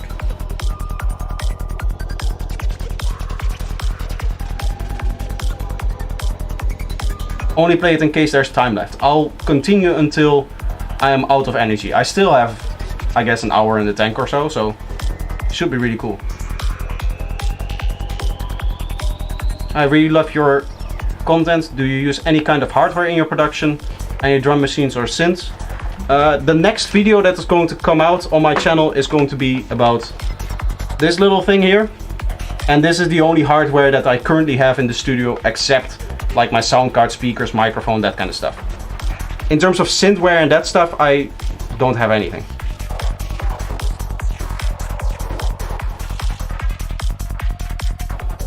Did you have to pay something for it? For what? I'm sorry, the university course, yes. Yes, I had to pay for that. University what studio monitors do I use? Studio monitors.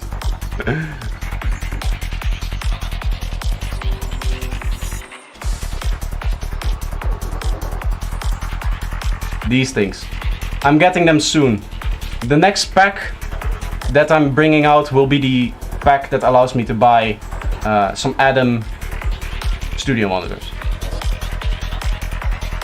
So then I'll answer your question, okay?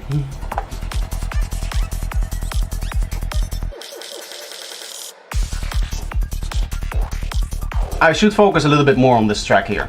There's just not a lot to talk about other than the thing I said about the processing. Because when it comes to the rest of the track, everything sounds like it should. I know this is like experimentation, but even structure-wise, I like that you're just sometimes taking a little break, adding a little fill, that kind of stuff. Like that is really like a short fill, but there should be some longer fills in here as well. At least I've heard some already. You're awesome, just working with what I've got. Yes, the T5Vs or the TV5 or something like that is what I want to get. What audio interface do you think for the future? Right now I have the Behringer $20 one that I just got with the microphone. I want to upgrade to the one that Ollie is using, because I got this whole thing from Ollie. I talked about the audio interface with him. He did a video on his channel about the audio interface that he uses, and he also has Adam monitors. I think he has the 7, which might be a little bit too big for the space, as I've been told. Like the 5s are fine, the 5-inch driver or the 7-inch driver.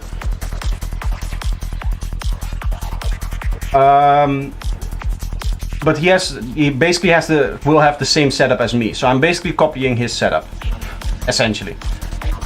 I think a little bit of the mini fuse, something like that is the name of it, right?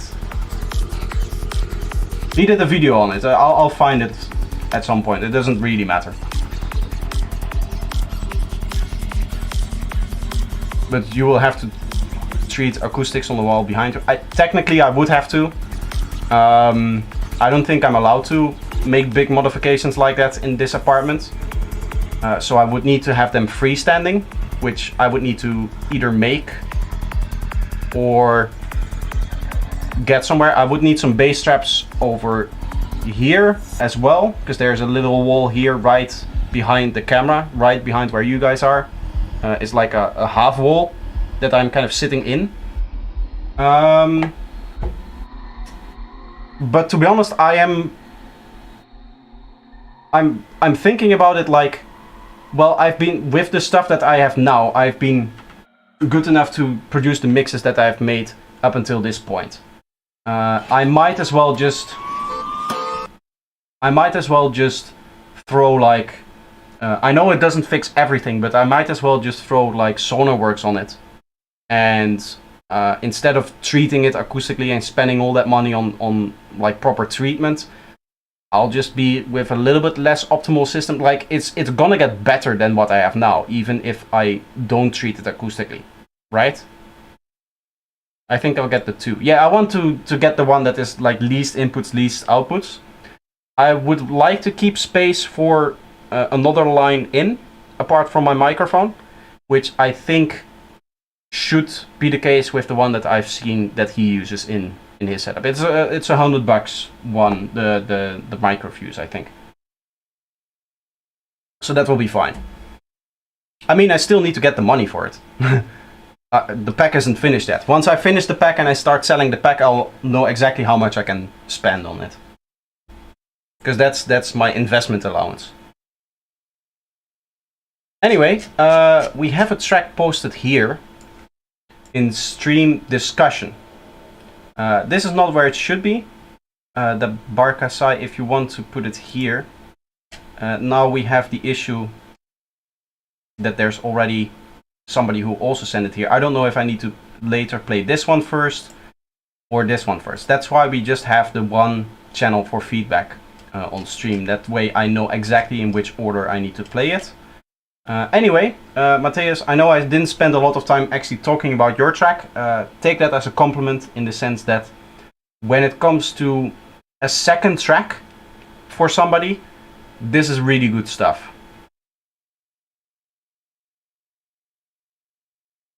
What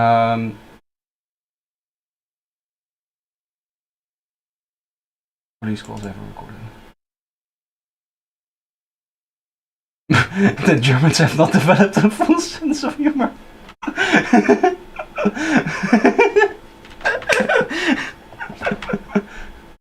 It's okay to be later. Okay, perfect.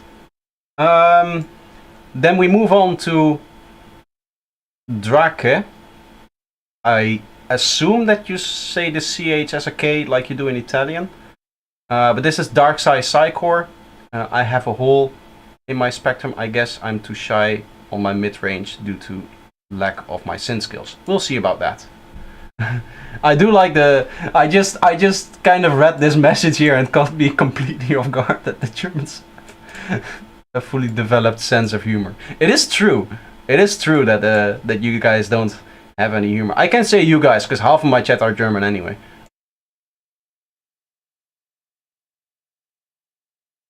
So this is Orb by Drake. I don't know.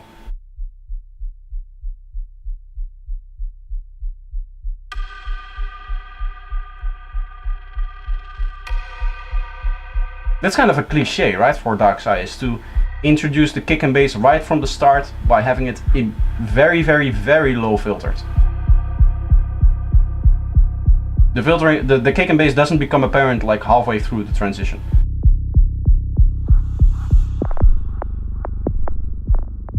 This is a mess. What's happening here? At least this is clean. This is well done.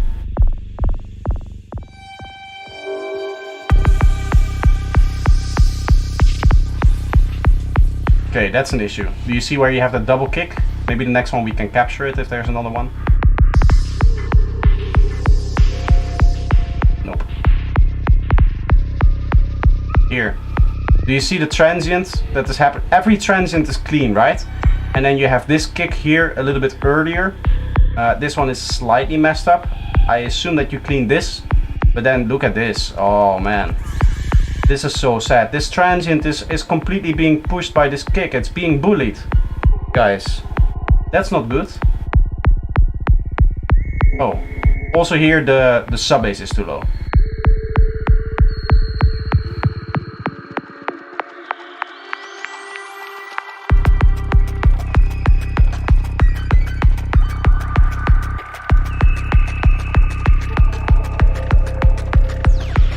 I like this frequency, but what we heard before, the bass was too low. It's not going to be reproduced on any sound system.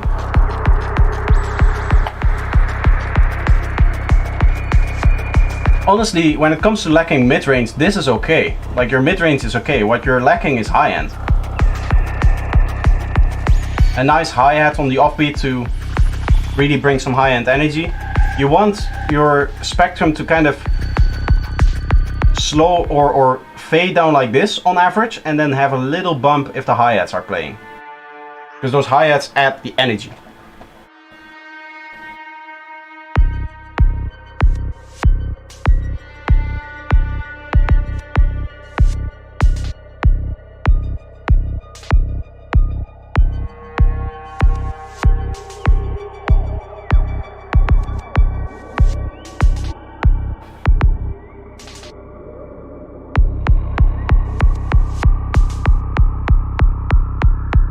I like this. This is well done. It is indeed just a high end, because there is something that is supposed to be a hat, I guess, but it doesn't have any of that crispiness to it. Nothing like that.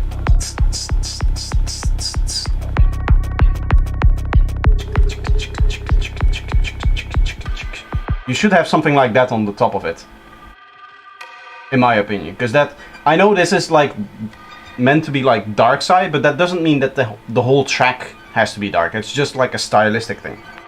It's dark in the way that you write, not in the way that you mix.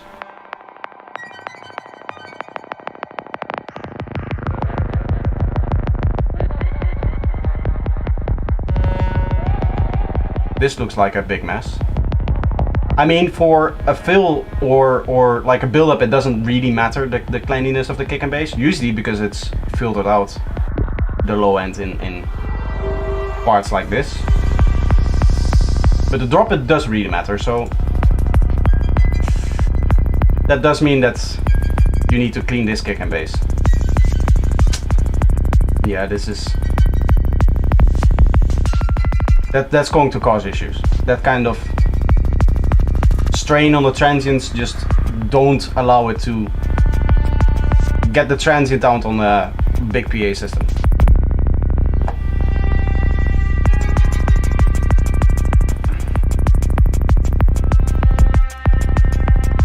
Make me cry that I could not see transient issues. Well, it can be very deceptive. What could have happened in this case is that you completely resampled everything. You recreated the whole bass from the little audio files, added the fades that you should do, made sure that the kick transient had all of its space, and then you went into mastering and put in a high pass filter on everything in the master. Well, that messes everything up, because that's where the problem comes from. It's from the filters that you get these kind of weird issues, right? You get your post-string, you get your phase shift. That's all filters that are doing that. So if you do everything right up until the end of the mixing stage and then put a high pass filter on it, everything that you did right here is going to be just nullified by this one high pass. That's the big problem with even resampling. There's a lot of people that say, okay, I've resampled my kick and bass, it must be okay, and then they just throw filters on there willy-nilly, right?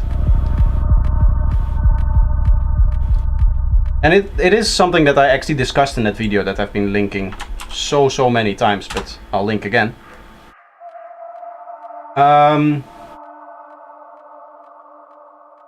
It's like people that you can even teach somebody to resample, but if they don't understand the theory about what is causing it, what the filter issue that is behind why we resample and why we need a clean kick and bass, then it's not going to help. I'm into live performance with hardware gear and I'm struggling to achieve a really good final result in terms of mixing and mastering live. Could you recommend me any piece of gear to achieve a better sound at the end of the master chain? I think a Mark II from Electron. Honestly, I have no idea about hardware. I'm really not the guy to ask about hardware. I know you don't really use hardware stuff, but since you really know a lot, I thought you could help me. To be honest, hardware, it's not... I just don't use it, so I don't know. I don't know. You have much better chance asking somebody like Ollie or Dash who do actual live performances with their synths. They're going to have a much easier time answering that question for you than I have. To be honest, the only thing that I can tell you is, I guess for the mix and master of your live material, that you just don't have the setup and even necessarily the time, because when it comes to a good mix, what you need to think about is that there's a lot of listening time involved, right? And when you're doing a live performance, you just don't have the time because you're making the stuff live. You've never heard it before. That's the magic of the live performance. It's going to play, and as soon as it plays, it's going to be out there and it's going to be history again, right? So you cannot really make adjustments to what the mix should do, and you cannot really spend that time getting comfortable with the sounds that are going to be in the project, and you don't really have the time determining, okay, what is going to be the balance of the elements, what is all of the volume levels that I need to set to get that right balance, kind of, you know, the stuff that I do for when I'm mixing my stuff, or if I'm mixing somebody else's stuff, is I just sit down for a while and I listen. right? You don't have that luxury when you're doing live performances. So at the end of the day, you shouldn't expect that kind of quality of mix. Because a lot of the quality of a mix doesn't come from the plugins that are used, doesn't come from the hardware that is used, doesn't come from the tricks that are used, whatever. It's about the listening and already determining, okay, this element needs to do that, this element needs to do that, this is the function of this element, right? Functional thinking, you could say. Kick, this is what we dance to. Its function is to dance to it, so it needs to be really upfront in the mix. Bassline, it is to add rhythm and stability to the low end. Those are the two functions of the bassline. For that, it doesn't need as much power as the kick, because the kick, that's what we dance to. That's what drives the whole track. So that needs to be the most important thing. And then the bassline is going to sit right under that. Now, after that, we're going to look into something like the sequences or the leads, because that's probably going to be like on the third rank. Why? Because the sequences, they tend to be kind of the ear candy that we listen to while we're dancing to the kick and bass. Right? That's the kind of idea that you can get into your brain when you're mixing, and that's how you can analyze all of the elements of a track before you even go and adjust knobs on the DAW when you're mixing. You cannot do that in a live performance, because you don't know what's going to come. You don't know if that element that you're playing with the synth, if that's going to peak at I don't know, 2 dB below 0 or 2 dB above 0. You don't really know that, because you're playing it live. You don't exactly know what's going to happen. It's hardware stuff. It's not 100% predeterministic like a WAV file is, where you exactly know where things are going to happen. Hell, you can see the waveform. How often do I do feedback stream? Every Sunday. Every Sunday on this time.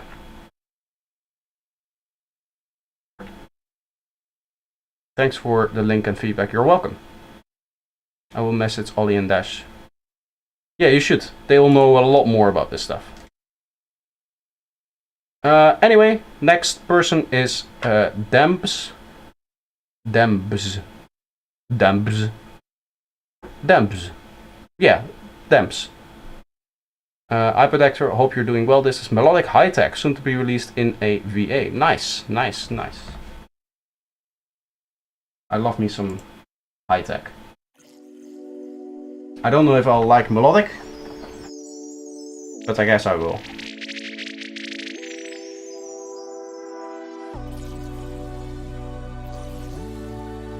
If the bass is going to pitch shift like that, then maybe it's not for me, but the sound design already sounds really, really good.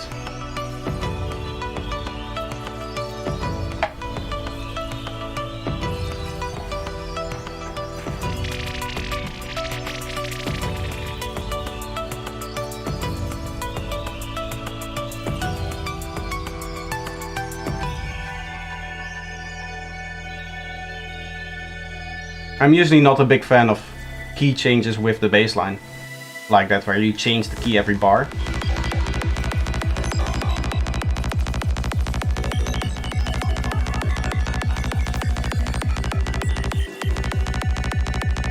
It's nice and clean. Pass the vibe check.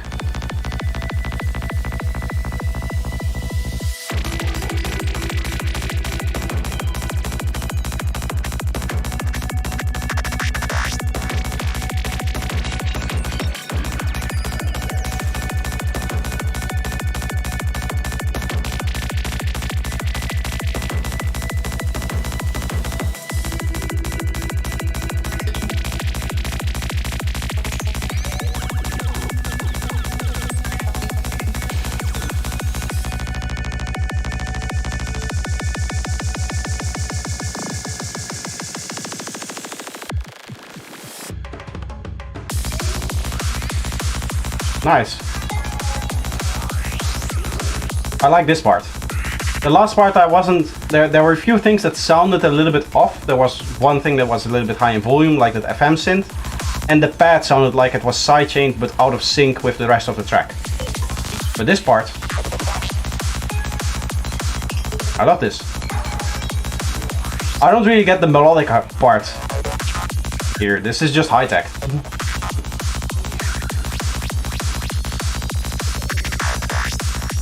Yeah, that's one of the sounds that I mentioned before. That's a little bit loud.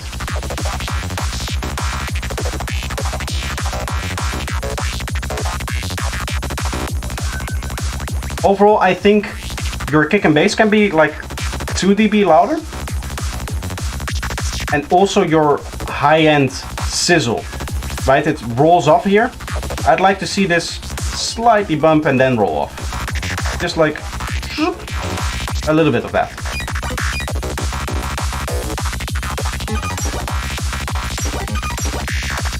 We're stuck at 49 likes.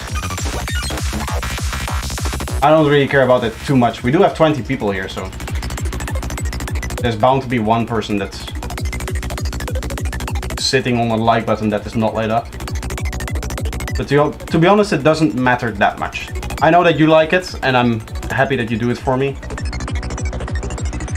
I don't really know even if it does a lot for me, getting that many likes on a live stream. I know it's important on videos, but...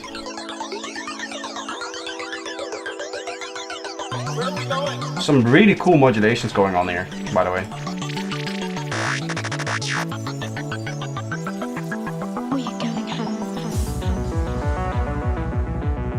Ads will run shortly for some viewers.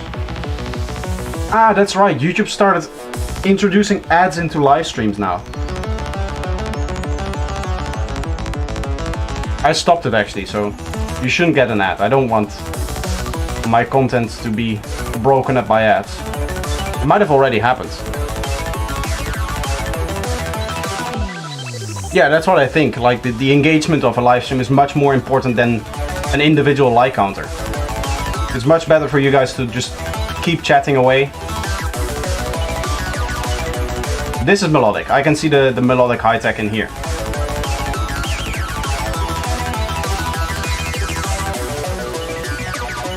This is really well done. I like it.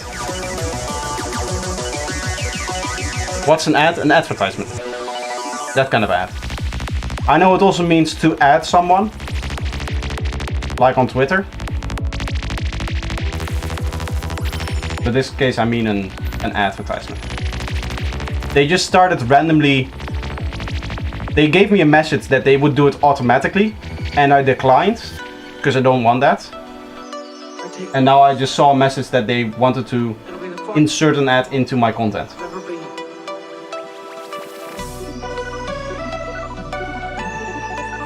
I thought everybody uses an ad block in 2023. I mean, as long as YouTube and other websites are going to make them that intrusive, yeah, of course.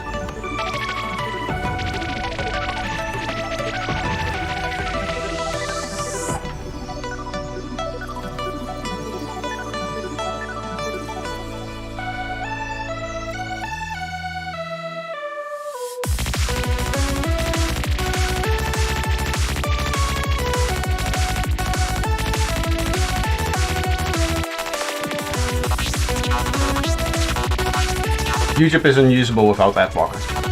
Nice to see that my most fanatic fans don't support me by watching advertisements. No, just kidding, just kidding. I absolutely don't care about the ad revenue I get from YouTube. It's so little, I barely make anything.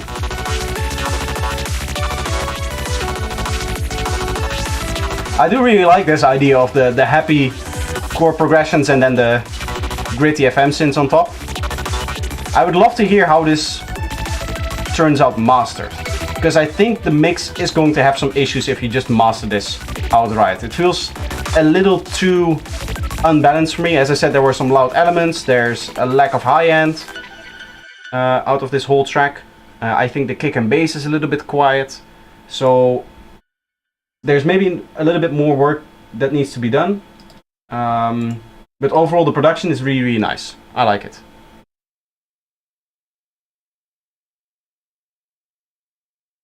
Yeah, on phone you have no choice, except premium, but that's even more of a ripoff.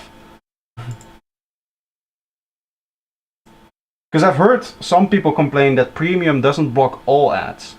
It only blocks like a vast majority of them. Like the short ads, for example, they get a lot of... They still play, I think.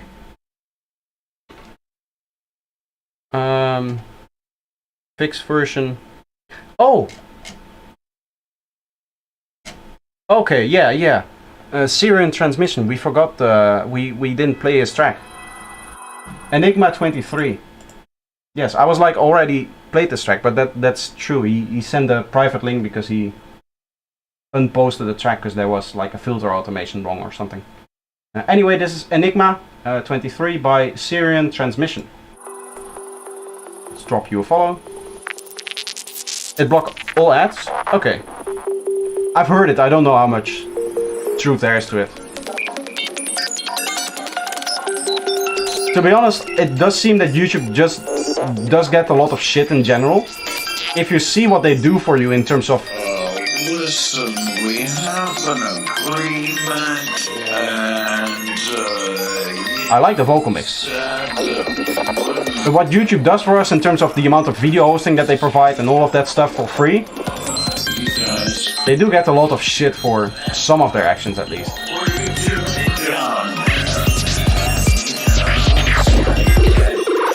Here the vocals take too much of a background.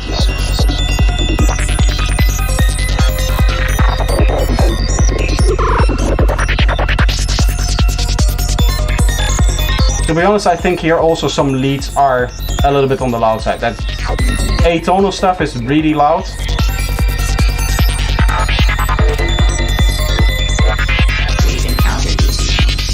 I think this is cleaned up. I'm not 100% certain. It's really hard to look into a waveform like this when there's so much stuff playing.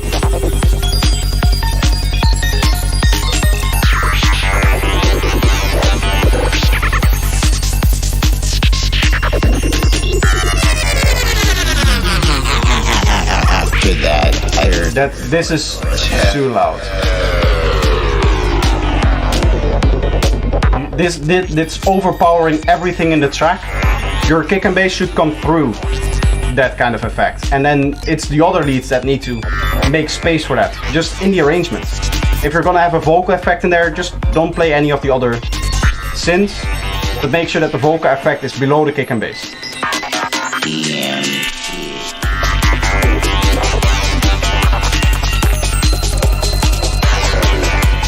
I was hoping to at some point check your cleanliness actually, but looks like you're just synths all the way through.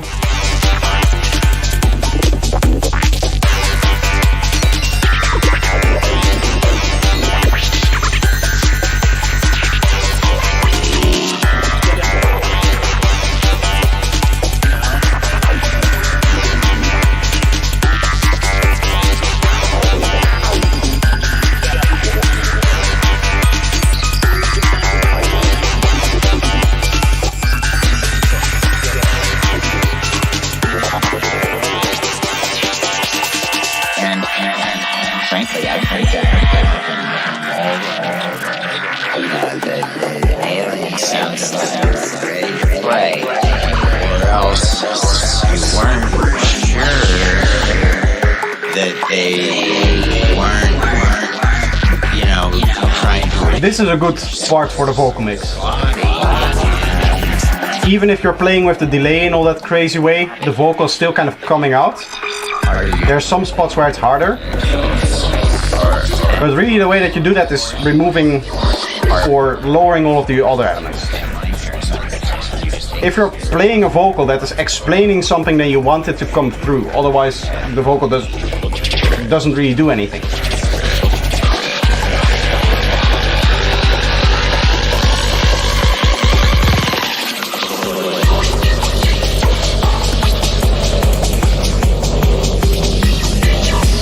Thank you, Sosna.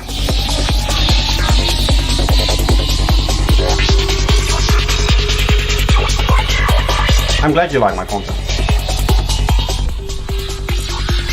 Let's see, can we do a kick and bass check here?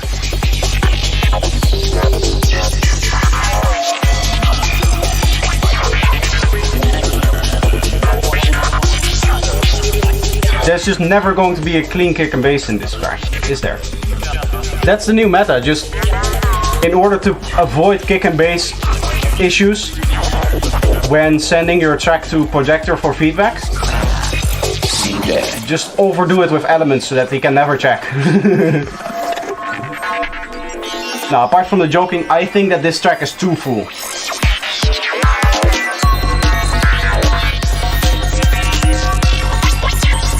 There's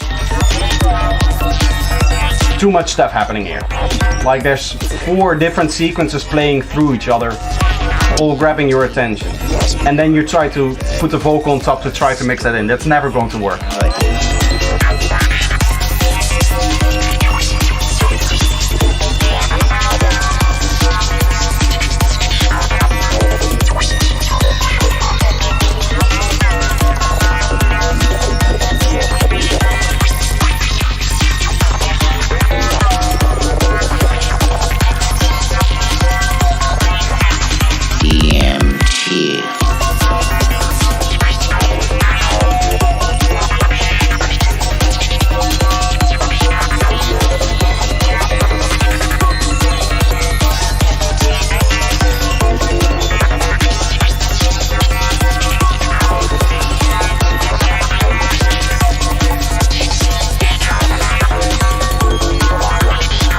Also, I'm bored with these leads, because these leads have been playing throughout the whole track.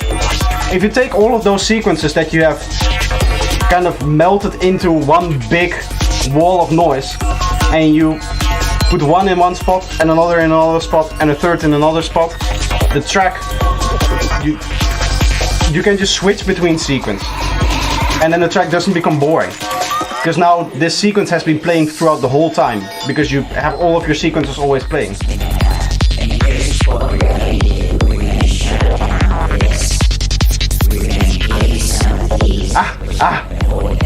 It is clean. I'll give you that. This is nice and clean. Well done. But I don't like the way that you're arranging sequences.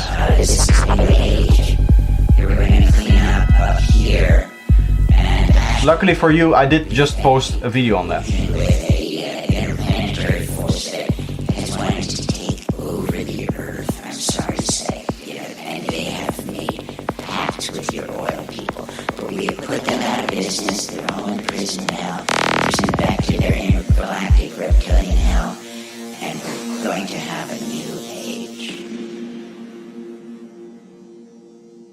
Okay. To be honest, I think this track is too full, as I said. I think you should take all of those sequences, the 5-6 different sequences that were playing the whole time and all the way through, and assign each of them a unique section that they can play in, 1 or 2 sections of your drop, so that you can have those play in there, throw a few support sequences below that, and then you should be good. Instead, you just try to do everything all the time, always, which does not work. You want flexibility in the energy level. You want your energy level to rise for a little while, so that things increase and people get more into it, and then you have your high energy level where really it's full power, and then you want to snap, maybe just kick and bass, maybe kick and bass one element, so that it drops down, and that one element that is suddenly playing on its own just has this huge amount of importance to it, and it feels so grand suddenly, because when a lot of things are playing, you cannot really focus on everything. When one thing is playing on top of the kick and bass, that becomes really in focus, right? That's why when I, in, for example, this track, do the little thing that I talked about before, where we go into a cut and then into a whole different synth, I take out the hi-hats, the drums, some of the other elements that are in here, all of the backing elements that are in here, and just go into squelches. Listen to how big these squelches are.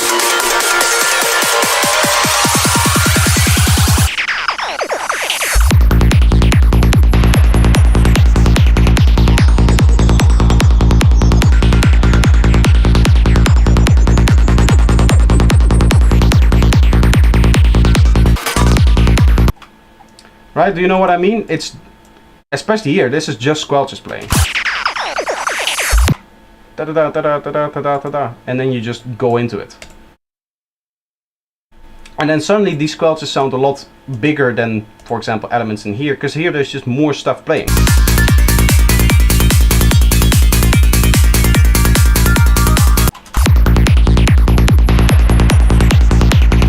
Do you hear how big those squelches become when you're not playing hi-hats, drums, 5 support sequences, all of that stuff below it. That's actually something that you can use in your writing skills, or in your writing of music, in your writing of music, is if you want this element to sound really, really big, don't place 50 other elements around it. Anyway, we have a few more tracks that I want to go through. We have 3 more. So the way that I'm going to do this is I'll, seeing as it's been over 4 hours that I've been live, I'll stop the submissions for now. And then, yeah, I'll stop the submissions for now. We'll listen to these last 3. Michael, welcome, by the way. KZZZV. I don't know if I said hello to you as well, but welcome. Actually, we're going to listen to one of your tracks. You've been here, yeah, for a long time, so I may have said hello already. I don't remember. Anyway, this is Kaisa Videos with Baltic Blue. So this is KZZV in Discord. 4 hours and 15 minutes. That's a record. It's not, I think, like my record is, I guess, 5 hours. But that was one of my earliest live streams. Back when I still enjoyed it. Back when it wasn't a chore. Nah, just kidding. Strange shape to the bass line. I like to see this. It's nice and clean. That's well done. Clean kick, clean bass, but this is very, very dynamic. I don't know if you want that.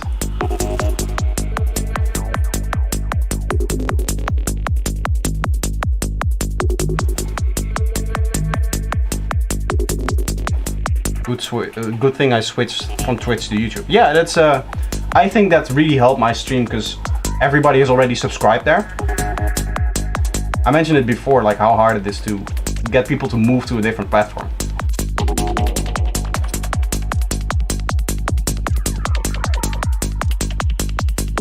So just having live streams and the content here in the same platform is actually a good thing. Some cool sound design going on here, like a nice deep layer there.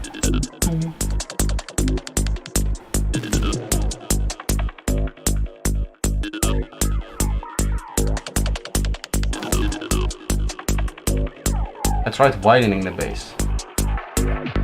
It's not the stereo width, it's the dynamics.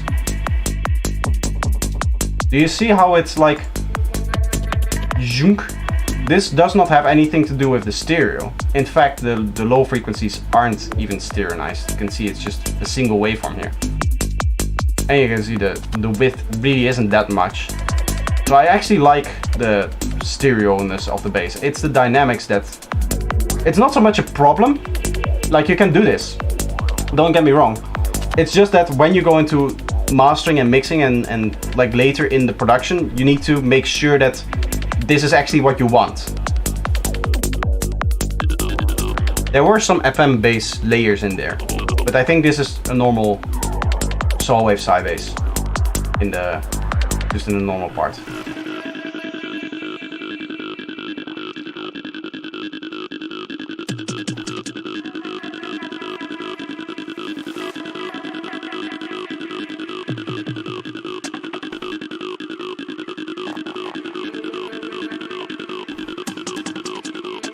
Here what you can do is just play a little bit more with the cutoff on that main sequence. So it changes a bit.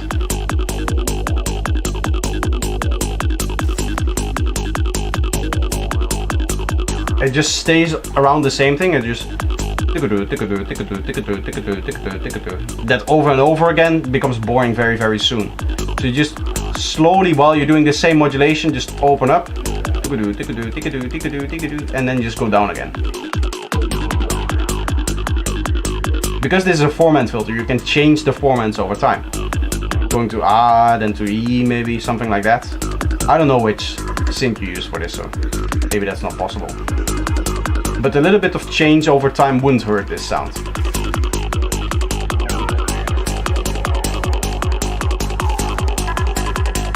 what might be the case here is that your hat is layering with the... that might be the cause of the dynamics that you see there. The hat.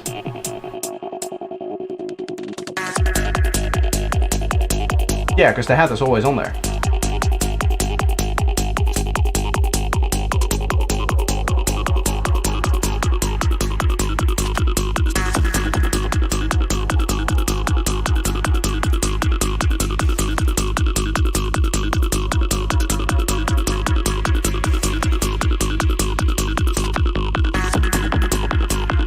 Oh yeah, there was a space where the hat wasn't playing and the dynamics were completely different. So what's happening here is not that your baseline is strange, it's the hat is summing with the bass, and that's causing extra dynamics at the beginning. Just be aware of that. That's just gonna happen. So when you're going into mixing and mastering, especially in mastering, once you know that you get that peak there, right, this extra peak from the hat summing here, just be aware of that. Like, this is going to hit the limiter maybe harder than you expect. When you looked at the bass and solo, it didn't look like this. Yeah, no, then this hat being here explains it. That's why waveform checks are important on the master. Want to see a big brain play here?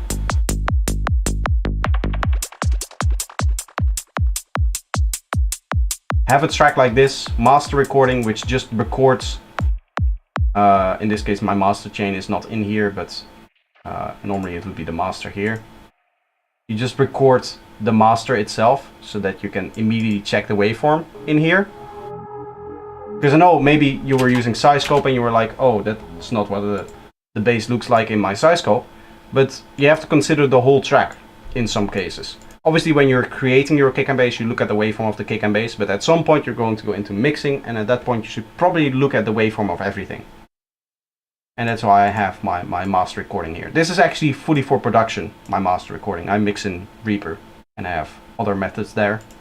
But something like this, where you can just hit this knob, hit record, and check out the waveform of what you're producing, is really, really helpful. I use it all the time in production even. And obviously also in mixing, as I said, I have a different setup that basically allows me to do the same thing. Just look at the waveform so that you can actually see what's going on with the track. Added some transient to the bass, did a tiny bit more processing in form of EQ and saturation, got a bit of pre-ringing now, so I'll need to resample the bass to get rid of it. And that I also adjusted the length of the kick and realigned the phase, did some overall adjustments to my lead and continue working on the track and Dremel. Far from done, and some transitions might be a bit harsh. This is this needs to get finished _v1.wave. I feel you, bro. This is Theo. So this also has already been on the feedback before. Pre-ringing. I wonder where he gets his pre-ringing from. Well, it would mean linear phase, but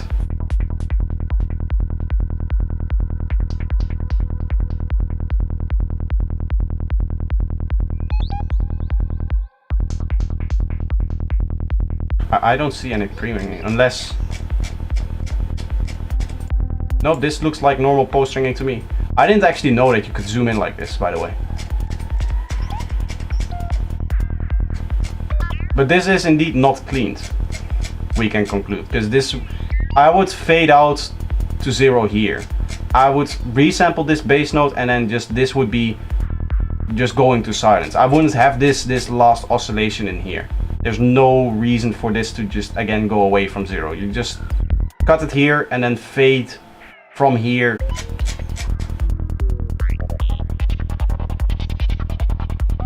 Oh geez, I mean post-ring. Yeah, you're not, unless you're using linear phase, you're not going to get pre-ringing.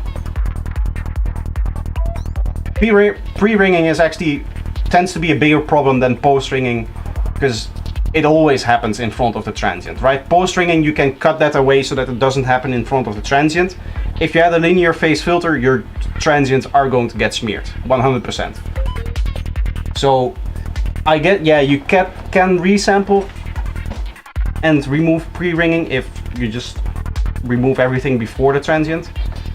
But post-ringing tends to be better in like when you're EQing kick and bass, because you can shape it afterwards really easily. Here, that's a big issue, where you have the multiple kicks. Do you see what that does to your kick drum? Again, this is why we resample and we look at the waveform, because here there's supposed to be transients in here somewhere. There's supposed to be high frequency energy in here, like the nice transient that we have here. And I can hunt for it. It's this little thing here, but do you see how smooshed this gets? And this isn't even going into any kind of compressor or filter or not any kind of compressor or limiter or maximizer on the master. If you have a master limiter on here, you can imagine that if the limiter is normally hitting here, what a mess it's going to make of, for example, this part here, because it's not summing properly. Can I zoom in? Ooh. So when you're doing kick fills like this, you resample your kick fill into audio and then you make the fill out of audio so that you can put little fades in there. Try putting an ARP on the kick. Yeah, I wouldn't do that. I would do my kick fills in audio. There's a lot of people that do ARPs, the ARP method, because it's quick and easy. But I would recommend highly against that, because it leaves you with issues like this. There is a way that you can do it, and let me think. In Ableton, there is a way that you can set the sampler that you're using to one-shot mode, I guess. I believe. One of these modes, either the classic mode or the one-shot mode, makes it so that when you stop playing a note, it also stops playing the sample. And in that case, you can make the note length like 80% always, and then add a little bit of a fade out.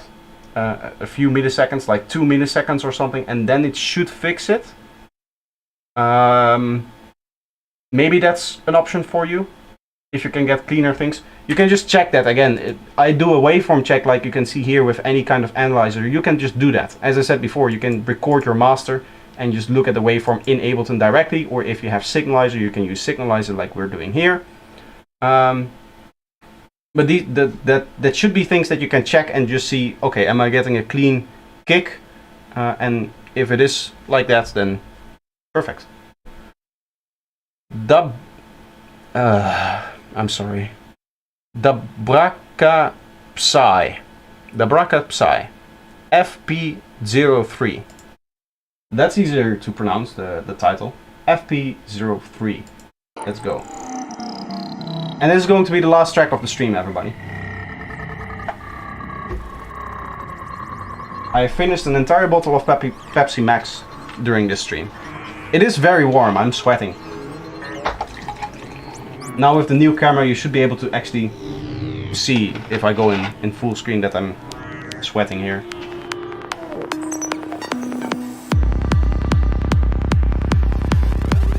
Nice envelope on the kick and bass. I like the power. I like the little hop there. This, however, I don't like. Resample, resample, resample. You fade that out just to get maximum power, maximum punch out of your kick and bass.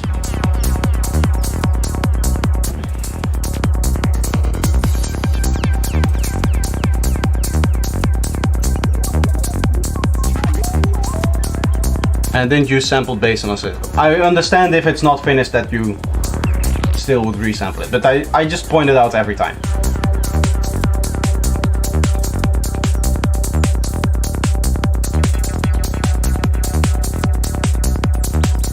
I like your snare.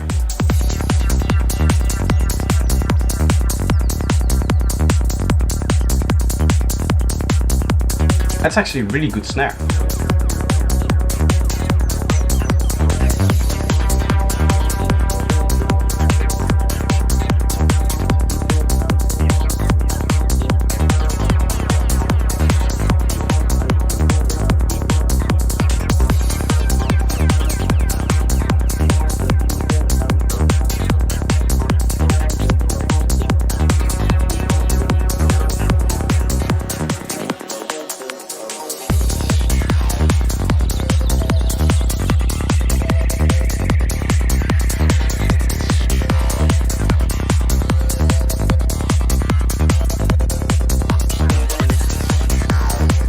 I am really scared that those plugs are going to come back, because the plugs that we have had for the whole first drop were starting to get boring.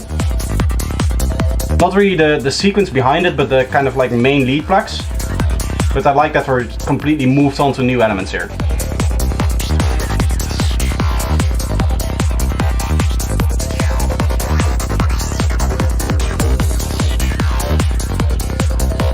You could use a few more fills, in my opinion.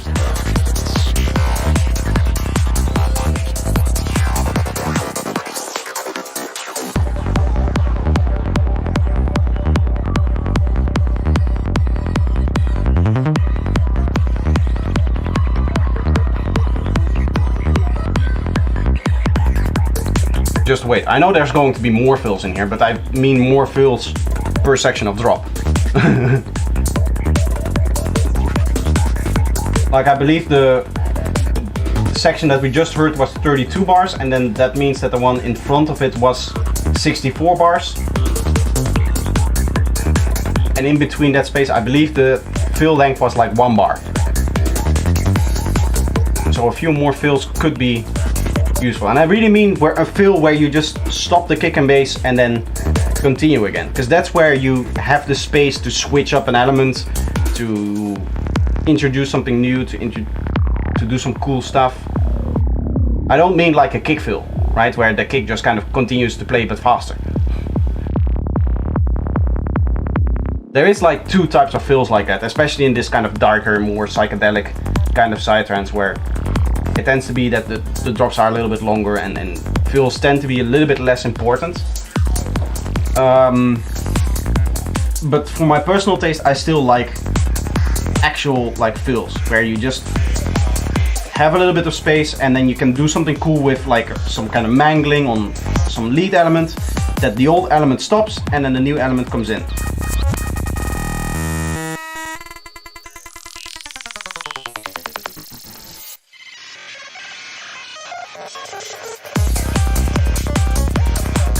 But this is really well done. I like that. That's kind of both. It started as a kick fill, then the kick became the lead, and then the lead did the fill thing. That was really cool.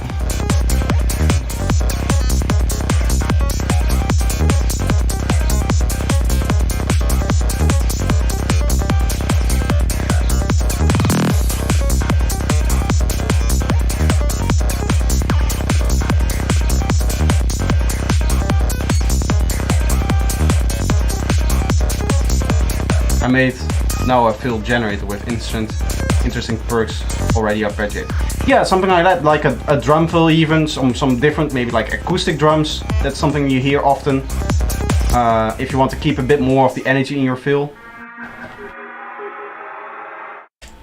But overall, I really like that track. There's some really cool audio mangling going on in that one part there. In my next track you will hear it. Perfect. I loved it. I think we had some great music today. Listening back now, I don't remember any track that stood out as particularly negative. There were a few tracks where we talked a lot about the kick and bass not being clean, which I think actually is a good sign, because if I only talked about the kick and bass not being clean, that means that that's the only issue that you have, right? In my view. So I actually think that we had some very high quality stuff today overall. To be honest, when it comes to my channel, I am really thankful that I should do this in full screen now that I can. I am really thankful that my community tends to be of the kind of caliber where you can like see that they've come through the basics and they already know what they're doing. Like, listening to the tracks, people that say, oh, this is my, like, I haven't spent a lot of time on this isn't my best yet, and then the quality that they tend to produce in terms of music is really high. If I compare that to the communities that I, for example, used to be a part of, there were people that just didn't even know like how to touch a synthesizer already submitting music, right? So maybe it's you reap what you sow, in the sense that I'm personally very like technical and stuff like that. So maybe that's only the kind of people that really like my content and therefore follow me, and that tends to be the people that just kind of have a little bit of a higher bar in terms of their musical skill, maybe, I don't know. But overall, it's just a phenomena that I've seen that, and that got reaffirmed today, that the tracks that I get for my feedback stream tend to be even the tracks where people say like, this isn't my best work, or I'm just starting out, I'm just new here. They tend to be like really high quality just from the get-go. So I really like that, and I want to thank you guys for that, because I think it's an achievement that we all did together. Maybe more you than I, because I mean, you guys submit the tracks. But yeah, thank you all for the stream. I hope you all enjoyed your feedback, and I hope that it was helpful. I'm gonna go now. I have a video to edit as always, as it's Sunday evening, so that's what I do. But yeah, see you guys hopefully soon. Now that I have the camera working, I should be a little bit more enthusiastic about streaming during the week, because that's something that didn't happen this week either. One day I'll get back to 3 streams during the week and then 1 in the weekend. Anyway, see you guys.